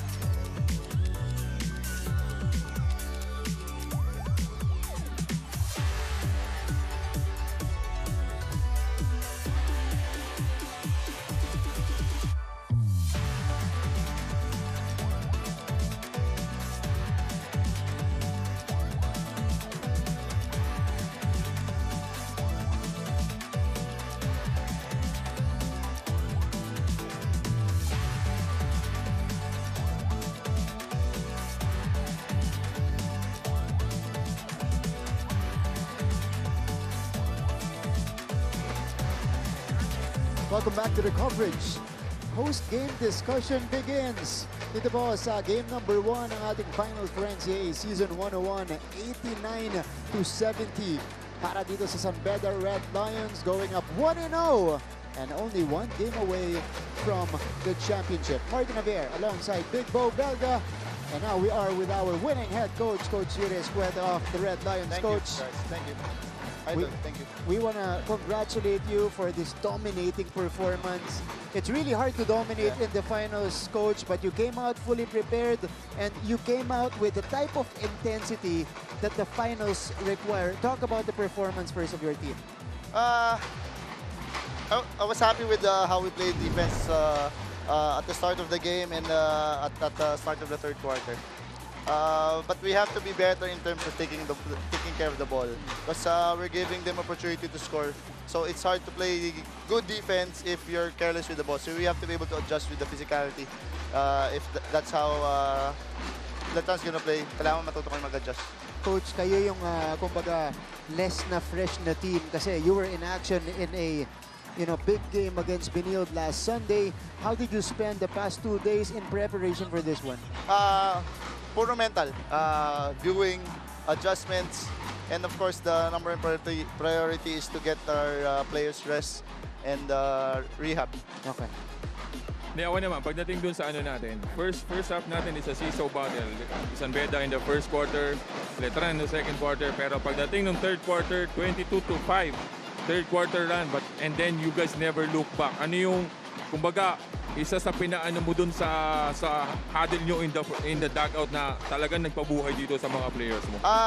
Sabi ko nga, hindi kami pwede mag-turnover. Kasi yung baskets sila nung second quarter nung humabol sila galing sa turnovers and bad shots namin. Puro kami 1-1 eh. Yes, sir. I know this is the big stage, but the bigger the stage is, the more we need to be able to execute. And bad shots is creating opportunities for them to score. So we have to be better on that side. And then, physicality-wise, pagdating nung pagsimula pa lang, nakikipagdikdikan na yung starting unit ni Coach Allen. But you guys stay composed. You guys are, kumbaga, hindi natin dapat patulan yung physicality ng Letran na to dahil they know for that. We just have to be smarter. Alam mo naman yan. Minsan mind games yan eh. Especially yung mga key players, yun nga, si John Day. Sabi ko, if they're gonna bump you, hit you, just play better basketball. Tayo, basketball, hayaan mo sila kung anong gusto nilang gawing mind games. And mental focus lang. You have to be mentally strong. Coach, gusto kong balikan yung NCAA Season 99 Finals because I feel like that was a big learning experience for you. Lalong-lalo na papunta dito sa big stage natin. Ano yung mga nakuha mo doon, especially intensity-wise, pressure-wise, na kailangan mong ibigay dito sa finals na sinabi mo doon sa mga bata mo? Kailangan lang nila focus and makinig sa amin, coaches. Yun lang. Tutulungan namin sila. We trust them. I always trusted my players. They have to give that trust back, especially in this kind of atmosphere. Okay, Coach, we have to bring this up kasi it's been the talk been bothering us. Yeah, the sports world here in the Philippines in the last few days. Of course, your statement on Nigel Gonzalez, and he responded today. He had 14 points. Talk about his performance, Coach. Kasi kita namin sa mga mata ni Nigel yung apoy tsaka yung determinasyon na i-prove niya yung sarili niya dito sa ating laban. Unang-una, player ko si Nigel. I'll always go sa player ko. Yes, sir. Second thing is, I talked to Nigel and the whole team. Medyo na-blow up nga yung interview ko. But I was telling him how it's the all-around package. Yes, That's sir. why I'm betting on him. Sabi ko nga, he guards the opponent's best player. He's the one who brings the ball down every time. He looks for his teammates to get open. And that for me as a coach is a sign of a good point guard. But again, Titing Manalili is a 5-star talent. And I have high respect for him. He's a very good offensive player. Unfortunately, yung player ko kasi si Nigel Gonzalez. Hindi ka rin. Di talaga pipili ng iba, Brad. Sorry, Coach, kinailangan natin i-bring yung player. Kailangan lang natin tanungin para matapos na yung discussion. Pero I have high respects kay Titing, of course, with yung sabi ko, he's a 5-star talent. Coach, yun na. Yeah, sige. Na-clear na ni Coach Yuri, tapos na yung issue na yun. So, I just want to talk about Ajanti. Ngayon, he was thrown out. Might be out for game 2, di ba? Hindi natin alam. Kasi nga, on our NCAA rulings, kapag ka na thrown out ka, it's an automatic suspension. Might be, ha? Might be. So, we will just kind of wait. We have to be ready kung nandyan siya o wala siya. Of course, we'll talk to our mancom kasi dalawang flopping. And there's a reason why he was doing that. He was getting hit the whole game. Yes, sir. So, sabi ko nga, if the referees don't call it, play on, we have to be better. Whatever we can control. So, stop flopping next time. Or absorb hits next time. Absorb hits like a man. So, ganun lang.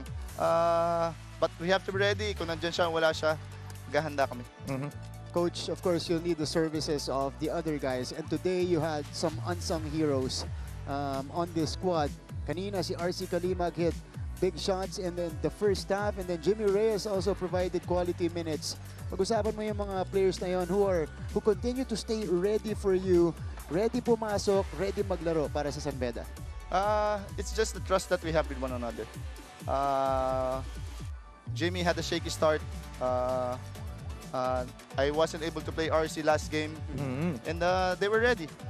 They were ready to play today. Jimmy was better in the second half, and he told me that, English speaking, I got you, coach. I got you, coach, sabi niya sa akin. So, it's just us trusting one another. Okay. May language barrier din pala sila doon. Okay. Pero yun nga, yung ano natin kanina na pinag-uusapan natin yung RC Kalimag, limited minutes, but when the time comes, they really deliver it. So, really congratulations to Coach Yuri for having those type of players. Coach Yuri, 2 days to prepare for game number 2, and obviously, of course, with the possibility of not having John T. Miller, you had a similar situation from game 3 to game 1 here. How will you spend the next 2 days? Same thing. Rest, video. Of course, make adjustments and just make sure that we're ready come game day. Coach Last, ano yung, meron ka bang key area na nakita mo dito sa laban mo na gusto mo pang i-fine-tune pagdating sa ensayo? It's us just taking care of the ball. Yung physicality, we have to be able to adjust to it. So we don't commit 22 turnovers and give up 19 turnover points. Okay. Medyo mabigat. Oo nga. Doon nagsimula kasi humabol din yung Letran. Yes. Coach Yuri, Thank you. congratulations. Thank you. Congrats. You can now greet everybody watching right now. Maraming salamat sa lahat ng mga bidista. Salamat po sa pag-supportan niyo sa team. Please continue to support yung team natin sa coming games and hope to see you all po. Coach Yuri, congratulations. Thank you guys. Thank you. Thank you. Dominant win for San Beda in game number 1, 89-70. But we're just getting started in our post-game coverage. Next up, we'll talk to the players from the San Beda Red Lions.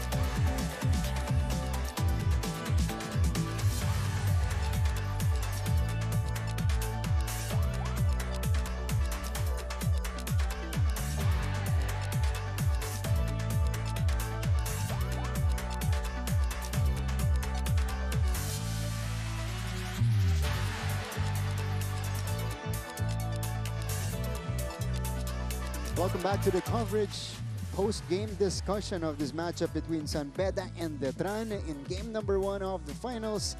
89-70 is the final score. Martin Javier, Big Bo Belga now with our best player of the game, Nigel Gonzalez of the San Beda Red Lions. Nigel, congratulations. What a way to respond to the big question in the last 2 days on social media, which is, of course, who is the best point guard here in the NCAA.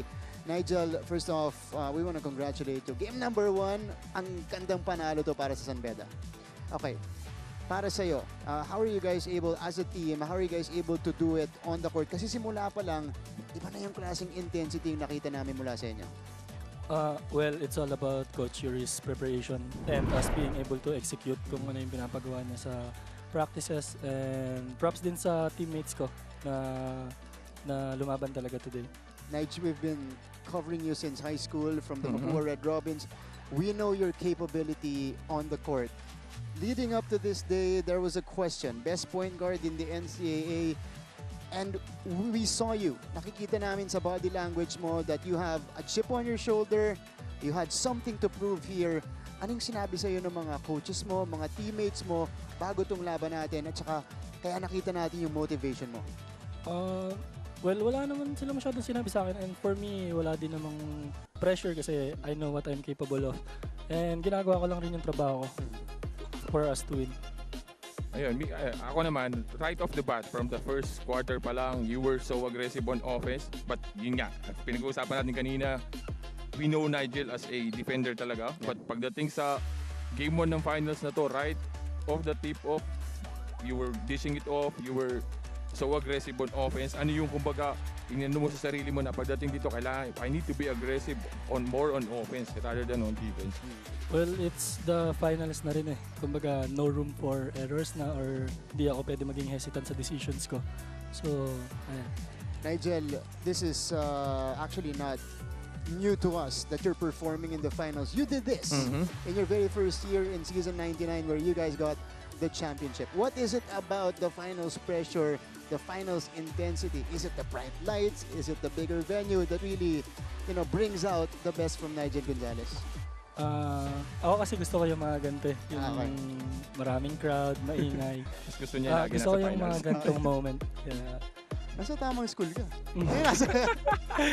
Mas maraming supporter talaga. Maraming supporter. Okay, pero pag-usapan natin yung mga defensive assignment mo today. Of course, you were going up mostly against Titing Manalili. What was the experience like? He struggled a little bit today, didn't get his usual numbers. What was it like guarding him out on the court dito sa finals natin? At gaano ka dikit yung depensa mo sa kanya? He's a very good player. As much as possible, tinatry ko lang i-limit yung production niya. Picking him up full court para makaramdam din siya ng pagod. Pero wala, magaling talaga si Titing. Teka, Nigel, marami. Bakit? Ano yung issue yung babanatan mo, partner? Hindi. Wala na. Huwag na natin Natakot tuloy yung partner ko magtanong. Huwag na natin paypayan. Liwan natin. Ang dami na eh. Ang dami ng ano eh. Ang daming gumagatong eh. Okay. Pagka ginatungan pa natin, baka masulog na lalo. Pero Nigel, this is a great game for you guys as a team. Now, you know, with the possibility of not having John T. Miller in game number 2, possibility lang. They'll still review it, of course, before handing out the suspension. But how ready is Beda to face a Letran team without John T? Yung mentality lang palagi namin pag may nawawala, well, next man up, and we'll see what we can do sa practice. For now, pahinga muna kami, and gagawa naman namin ng paraan. Okay. In today's game as well, you outscored Letran 22-5 third quarter. In that third quarter. From a player's perspective, ano yung instruction sa inyo, ano yung mensahe sa inyo at halftime kaya na-shutdown niyo yung Letran? We have to slow it down kasi nagkaroon kami yata ng mga turnovers kaya makahabol sa amin yung Letran.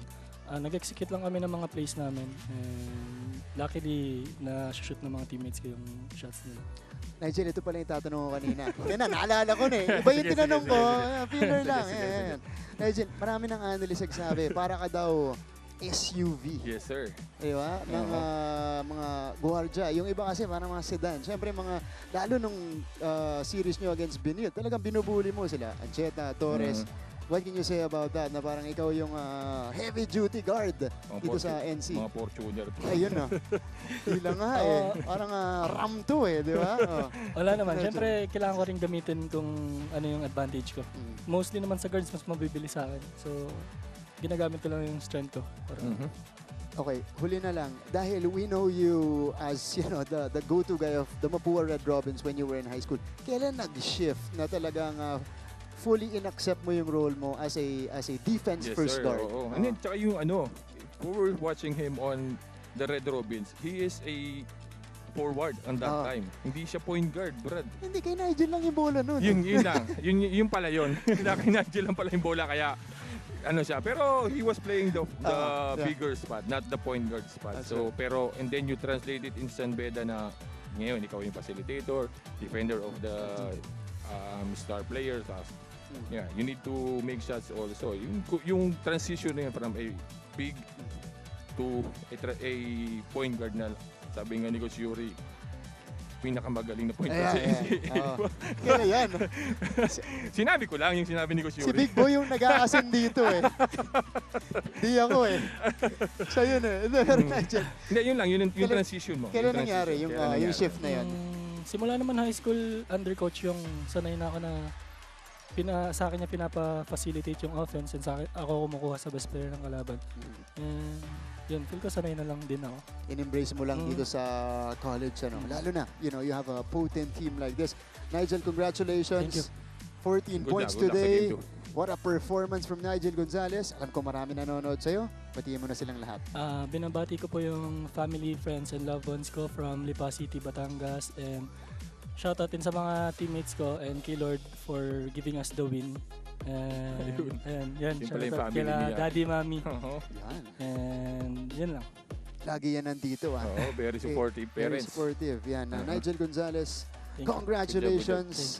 Leading Beda to this game number 1 win, but we're not yet done. Okay, we'll talk to Jimmy Reyes now with Aaron D. Aaron?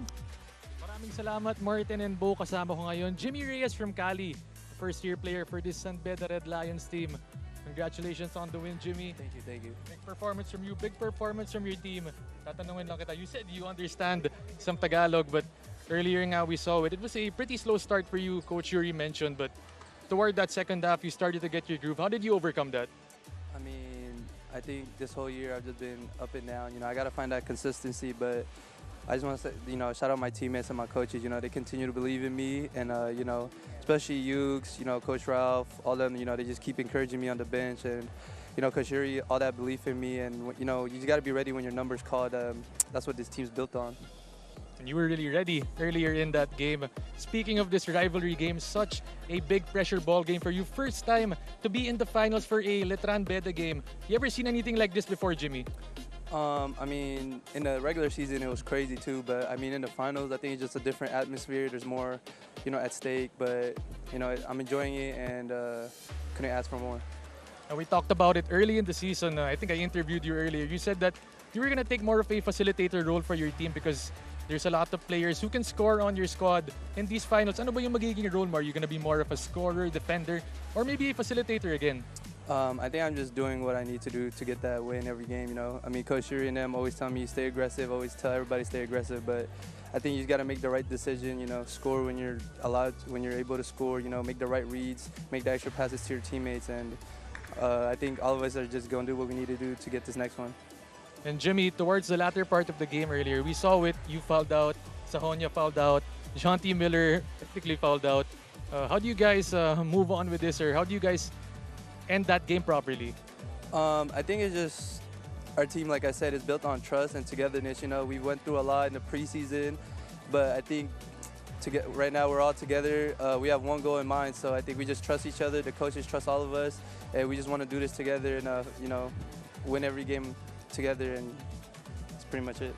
Last question for you, Jimmy. How big is it that you guys took game number 1 of this series? You know, it's pretty big. It's a pretty big deal. You know, you said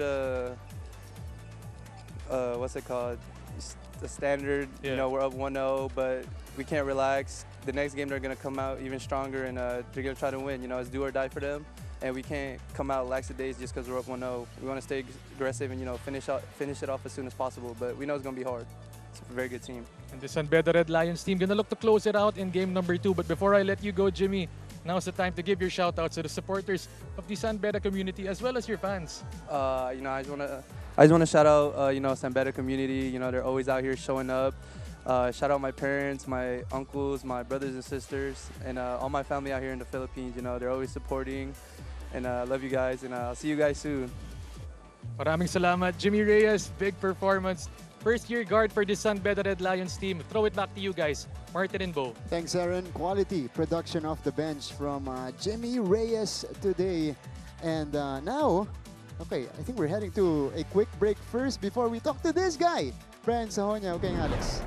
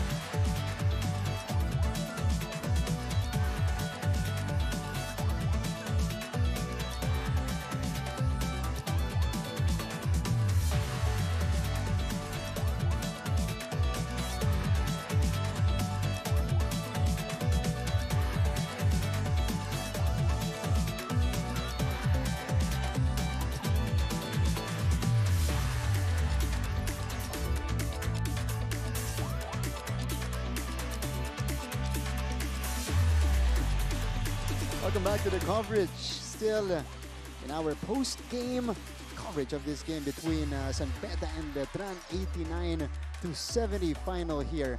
And the first game, Martin Javier, Big Bo Belga now with the leading scorer of this game. Brian Sahonia of the Beda Red Lions. He continues to be on fire for Beda. Congratulations. Okay. Brian, gusto ko munang tanongin, this is your first finals here in the NCAA. Ano pakiramdam? Ano yung, kamusta yung experience kanina dito sa Game 1? Well, ako naman, kahit anong laro yan and focus ako, sabi ko, compose lang ako, and sabi ko sa sarili ko, kailangan na bigay ko yung best ko para makatulong sa team. yung best mo, Brian, nakikita na natin yan all throughout the season. You know, you're more consistent this year compared to your first year here in the NCAA. Talk about that transition and growth ng Brian Sahonia, lalong-lalo na as a player. Kasi dito, talagang alam mo kung kailan mo kukunin yung mga tira mo. Siguro yung tiwala din nila Coach Yurs na sabi nila sa akin na kailangan na maging compose ka lang and kailangan na pag kailangan ka ng team, andyan ka sa loob. And yun, ginampanan ko lang yung kung anong trabaho ko, lalo sa depensa. Oh, grabe yung balikat ng Brian Sahonia, no? Kawawa yung... Pag binangga ka, magigiba eh. Di ba? Hangin nung kalaban nila. Para kang maghahabol ng hininga. Hindi, yun nga. Pagdating dito sa game mo natin, parang kumbaga, sinasabi niya na it's a regular game. Parang hindi nagbago. Yun naman ang nakita natin. Ang tanong ko naman sa'yo, you know that Letran is not gonna give up as easy as possible. Yes, Pagdating ng game 2, babawi at babawi yan. Ano yung kumbaga, i-expect mo ba? Expect naman namin yun na talagang bubuhos yung mga yan kasi yun nga, sobrang lakas ng team na yun and yun, kailangan namin isipin muna yung sarili namin and tignan namin kung ano mga kailangan namin i-adjust and yun, let's see kung ano mangyayari sa game 2. Brian, yung gantong klaseng performance, you know, tinambakan nyo itong Letran sa game number 1. What does this tell you about the character of this team? Saan na kayo, kumbaga dun sa chemistry, growth ng team na to? Papalapit na ba sa 100%? Yes, of course. Kasi yun nga, lahat kami kaya mag-contribute and yun sabi ko sa kanila kanina na game 1 pa lang to, wala pa tayong napapatunayan and kailangan sa game 2, buhos tayo. Brian, dito sa finals, of course, as a team, you have to be on the same page. Yes. Kamusta yung mga nagiging discussions nyo? Paano nyo, kumbaga, napapatibay yun, napapanatili yun, lalong-lalo na papasok dito sa seryeng to? Nag-usap-usap lang kami na, syempre, yun nga, big deal sa amin to kasi rivalry and sabi namin na kung sino man ipasok sa atin, kailangan mag-step up. Yun, at least lahat kami nag-step up and collective effort yung game namin ngayon. And yeah, speaking of, sinabi na niya, rivalry between Letran and Beda. Ano yun? Extra, uminom ba kayo ng extra centrum para extra energy para sa inyo? Yung Dapat mga, pakita natin ulit yan dito. yung mga extra energy for you guys to, hindi ako pwede matalo dito, rival namin to. All throughout, how many season already in this NCAA is more on Letran and Beda rivalry talaga. Ako personally, ayoko talagang matalo kasi yun nga, hindi pa ako natatalo dito nung naglalaro pa ako and natalo kami dito yung na-injury ako and simulong last year ganun rin and sabi ko lang sa sarili ko na pag ginamit ako and bibigay ko talaga lahat ng mga kaya ko para manalo. Dito sa laban natin, ang ganda ng pinakita mo again, you know, more reps, more consistency all throughout the season. Binabalita na nag-extra work ka lagi bago mag-game.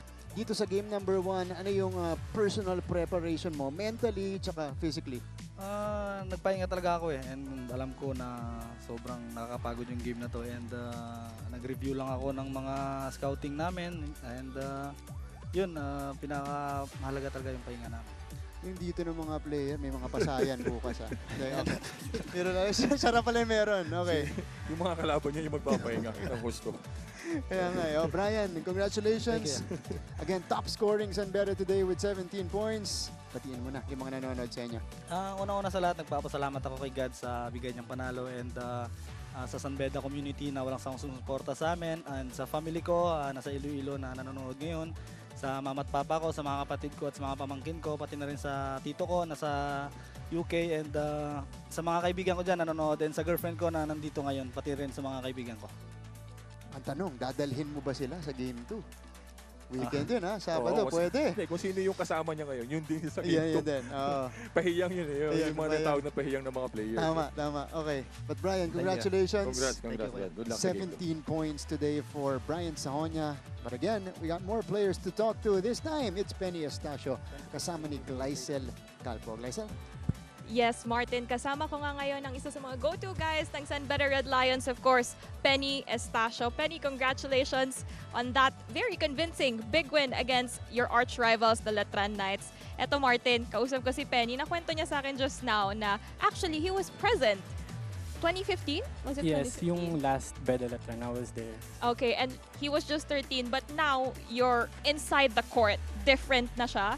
Ikaw na mismo yung naglalaro. How does it feel to be part of this rivalry game? So, of course, I'm just grateful and blessed. Kasi yun nga, parang yung bata ko, I was just watching, and now parang it's a dream come true. So, yun lang, yung pinaghirapan ko ng bata ko, nag-pay off rin. Definitely a full circle moment for Penny. At baka merong konting manifestation nung nanonood ka while you were a kid, because now you're here, you have a chance to take home a championship title, of course, against Letran. Pero eto, Penny, nabanggit kanina ni Nigel na iba talaga yung effect sa kanya ng roaring San Beda community. What about you? Ano naman yung effect sa laro mo nito? Does it boost you? Medyo may konting pressure? How do you like the atmosphere that we had today? For these big games, siguro I prayed for these moments, and I believe I'm built for these kind of moments. Kasi ayun nga, I worked hard, and ayun lang, parang yung San Beda community, grabe yung support nila eh. So ayun nga, these kind of games parang mas nakaka-boost ng morale and yung motivation namin to win. A living prayer for Penny Estacio. Okay, eto Penny, balikan natin yung naging laro nyo kanina. Of course, it was, everybody was anticipating this big game. There were ups and downs for your team also, even though you dominated most of the quarters. For you, what clicked today for the Red Lions? What made the difference for you guys to take home that win? For me, siguro it's just sticking together. Yun nga, parang Jonty fouled out, Brian, and I think Jimmy fouled out. So yun nga, I think from the first man to the last man, we're 18 man strong. So yun lang, kasi during the off seasons, ang dami na rin namin pinagdaanan. So yun lang, we stick to the game plan, we trusted the coaches, and ayun, nanalo naman kami. It all boils down to these moments, of course. Eto, next question ko naman sa'yo, of course, we have game 2 coming up. What can we expect from Penny? What adjustments do you want to make, or what else do you want to work on? Siguro first yung turnovers namin, yung last minutes, parang ang dami namin turnovers. Then of course our defense, I think we can do better. Then I think sa offense rin namin, I think we're gonna be better for game 2. And ayun. Aasahan kasi ni Penny na talagang gigil ang Letran Knights na bumawi. Pero eto Penny, before we let you go, this is your chance para batiin ang lahat ng mga nanood at sumusuporta sa inyo. First of all, the San Beda community, thank you for supporting us. And sa lahat ng mga alumni, kay Boss Kevin, Boss Jet, and of course my family, Estacio family, Aguas family, and yung mga kay Lola just got home from the US. And ayun, sana game 2, supportan niyo pa rin kami. Okay, thank you so much, Penny. And once again, congratulations on your guys' win today. Balik sa inyo dyan, Martin and Bo. Maraming salamat, Gleisel Galpo, and that's what you like about Penny Estacio. Last season, he was the starting point guard. This season, limited minutes off the bench, but he stays ready. Lalong-lalo na sa mga moment na ganito na kinakailangan yung servisyo niya. Oo, kailangan yung niya. Kaya is off the bench, ups and down yung nilalaro niya, pero he's always ready. That's right. Penny Estacio also had 8 points. They needed more guys from the bench to contribute today with, of course, several players fouling out. But still, it's a dominating win for the San Beda Red Lions here in game number 1. And this is a big game 1 win. A good percentage of teams, diba, nananalo ng game 1. Most likely will win it all the way. Pero hindi guaranteed. Hindi guaranteed. Ano lang, good percentage lang. Oo. Okay. So, let's go first to a quick break. When we return, we'll check out the final numbers of game number 1.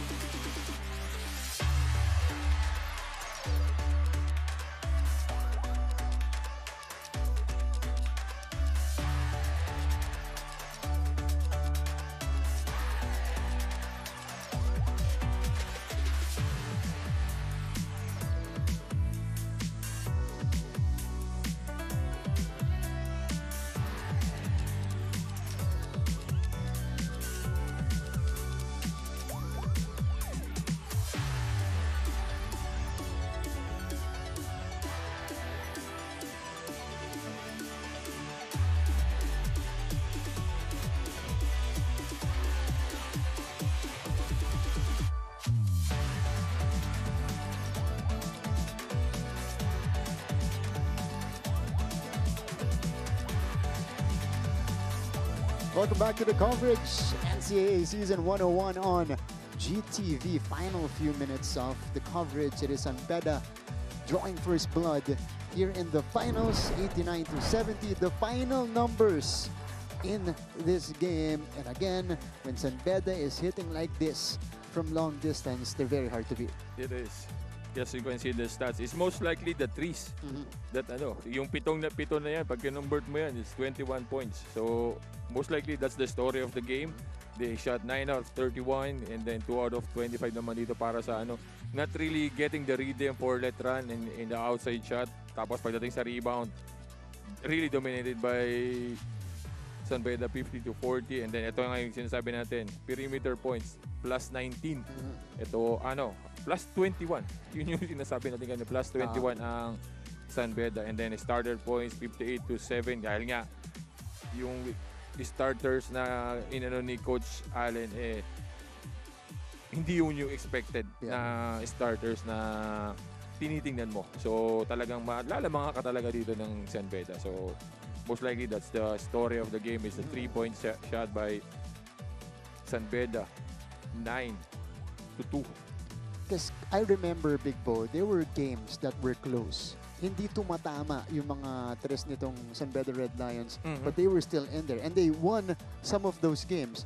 Yung mga games na talaga pumupukol sila, mahirap patuloy. Mahirap talunin. Mahirap talunin. Yeah. That's most likely out of reach. Ito yung mga leading scorers natin. Like, ni-interview natin si Sahonia, si Nigel, 17-16, and then yung na-thrown out na si Ajanti Miller with 14. Pagdating naman sa Letran, 17 for Manalili, Estrada with 14, Rocky with 12. Okay, it's actually Ajanti Miller with 16 points and Gonzalez with 14. But Manalili got up to 17, pero yun nga, nahirapan talaga yung Letran, lalong-lalo na nung second half natin. Okay, on Saturday, it's a packed schedule here inside the Arellano Coliseum. Game number 2 ng ating juniors basketball finals between Letran and Arellano. The Squires, if they win this one or that one, game number 2, they win the championship. Finish the series as fast as they can. Ito naman sa game 2 natin. Okay. May awarding tayo. Before this game, there's an awarding. 130. 130, and yun nga. As expected, it's a dogfight. It's gonna be a dogfight on game 2. And this is sabi ng partner ko na if you win the game 1, most likely you have a higher percentage of winning it all. But it's not guaranteed. That's right. Game number 2. Abangan niyo yan, mga kapuso, Big Bo. Thank you. Thank you for thank you. This wonderful coverage ng game 1 ng finals. Yan. On behalf of the entire team, my partner, Big Bo Belga, courtside reporters, first time we had 2 in a game this year, Glycel Galpo and Aaron D, our panel director, Pacasenya, floor director, Roy Tulio, our game producer, Manny Gabutina, and ang ating director, Direk Elmon Salvahan. This is Martin Javier saying thank you for tuning in. It is San Beda dominating Letran 89-70, taking home game number 1 win and going up in the series. They're only 1 game away from the championship. Abangan nyo kung anong mangyayari pagdating natin sa game number 2 this coming Saturday, back inside the Arellano Coliseum for more NCAA Season 101, Building Greatness. This is the moment.